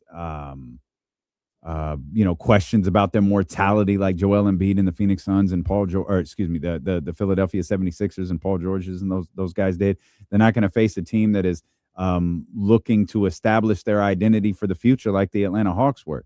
They're going to face a team that either has the likely face of the league moving forward for the next decade and a half, or they're facing a team that won an NBA championship last year and is marching towards building a dynasty for the next 5 to 10 years. Yeah. That's who they're facing. And the good news for them, though, all of that other stuff is now behind them. Yeah. And that was the shift for me when that series was happening with Cleveland, where especially it really started to like sink in with me in that Game 3 blowout. This team can win the NBA championship. They lack nothing, absolutely nothing to compete with the likes of Shea and Chet and that phenomenal bench that they have that can put up anywhere between 35 and 55 points a night for you. They have nothing that lacks when you match them against the likes of Victor Wembanyama, De'Aaron Fox, Dylan Harper, Steph Castle, that talented trio of guards, and their really talented bench. The two really good coaching staffs, they lack nothing. And I didn't recognize that when the season was going on. It is crystal clear now. They lack. I'm going to stop short of saying they're going to win an NBA championship, but they absolutely can. Yeah, they come on, absolutely can. No, I ain't Who's going to do winning the that. championship? I ain't going to do that. Put but it on the whiteboard. They Put it on the can, whiteboard. man. They have it all. And- they and- absolutely have it all. The one thing maybe that you worry about with them is their depth. And I'm of the belief, and maybe Mike Brown is the same way. Like, he's not going to do Tom Thibodeau. Like, Shaman's going to play, Mitchell Robinson. These guys are going to play. But, man, I just got to get 4 more wins. No. If these starters got to average 38 to 42 minutes a night for me to get 4 more wins, so be it. Like, we're going to do that. Because that's what you always think about, like, when the benches of the Thunder or somebody, like, their second unit, is just better than other teams' second unit. They might not even see that Knicks second unit like that. Yeah. Like, we need 4 more wins. Let's go get it. Yeah. I don't know what tomorrow is going to bring in terms of Major League Baseball in Sacramento, but we're going to be very, very anxious to talk about it. Jake Gaden, he's with us every Thursday. We'll talk to him. We'll get ready for Game 6 of the Western Conference Finals, and it'll all start tomorrow morning with The Jump. Kyle Madson, Jesse Tapia at 7 a.m. here on Sacramento Sports Leader, ESPN 1320. Vamos Dream. Has football gotten away from Sundays? That'll have to wait till tomorrow. Oh, no, don't go the way of Russell Wilson. At some point, I'm going to tell you how I feel about it. I'm going to tell you. That was Russell Wilson with Russell Wilson leaving the Broncos. Yeah. Was he leaving the Broncos? Or No, going he to had the been like cut or something. Whatever, like it was the Sean Payton stuff. That guy. Yeah. Had a good season, too. Yeah. Good coach. Asshole, but I was looking at the calendar, and that was a guy. That's what it should have been. That was a good one. I was looking at the calendar, and the World Cup quarterfinals will be going on during our show at Circa, potentially. Allegedly. Oh my God. Yeah, on Thursday. Oh my God. On Thursday and Friday. Oh wow. I think Thursday is there's 2 games, and Friday there's 1 game. And they start at like 1 p.m. and 12 p.m. Actually, the 12 p.m. our show might be starting as it ends. Game probably over like 2:30 or so. Oh yeah. But man, imagine if USA or Mexico is in one of those 3 games. Oh my God. That's so I keep trying to tell them. I know Kyle's like working on like arena stuff, and we're trying to, coordinate with the Kings or whatever, but we could do all 3 shows from Circa. Like it would be legit. Like it would be fire. But I know we're trying to maximize our coverage while we're out there. The only killer is if the Kings play. Well, yeah, that's a they don't that's play a big, around like a yeah. Showtime. Like we just play a Circa. The funny thing is, if the Kings play, we wouldn't be able to see Right. unless and there's different parts of the concourse where there is a TV that's like right in front of you. Because I remember Jason and I were doing a show, and there was a guy who was standing right in front of the TV and watching it, and we kept thinking like, buddy, if you move 1 foot to the left, you could watch the game live because nothing is covered. The lower bowl is 1 foot to your right. Just move over and watch the basketball game. He literally staring at the TV. This dude is in the building. Like you're here. Move over. Oh, what are you doing? Have a good night, y'all. We'll see y'all tomorrow.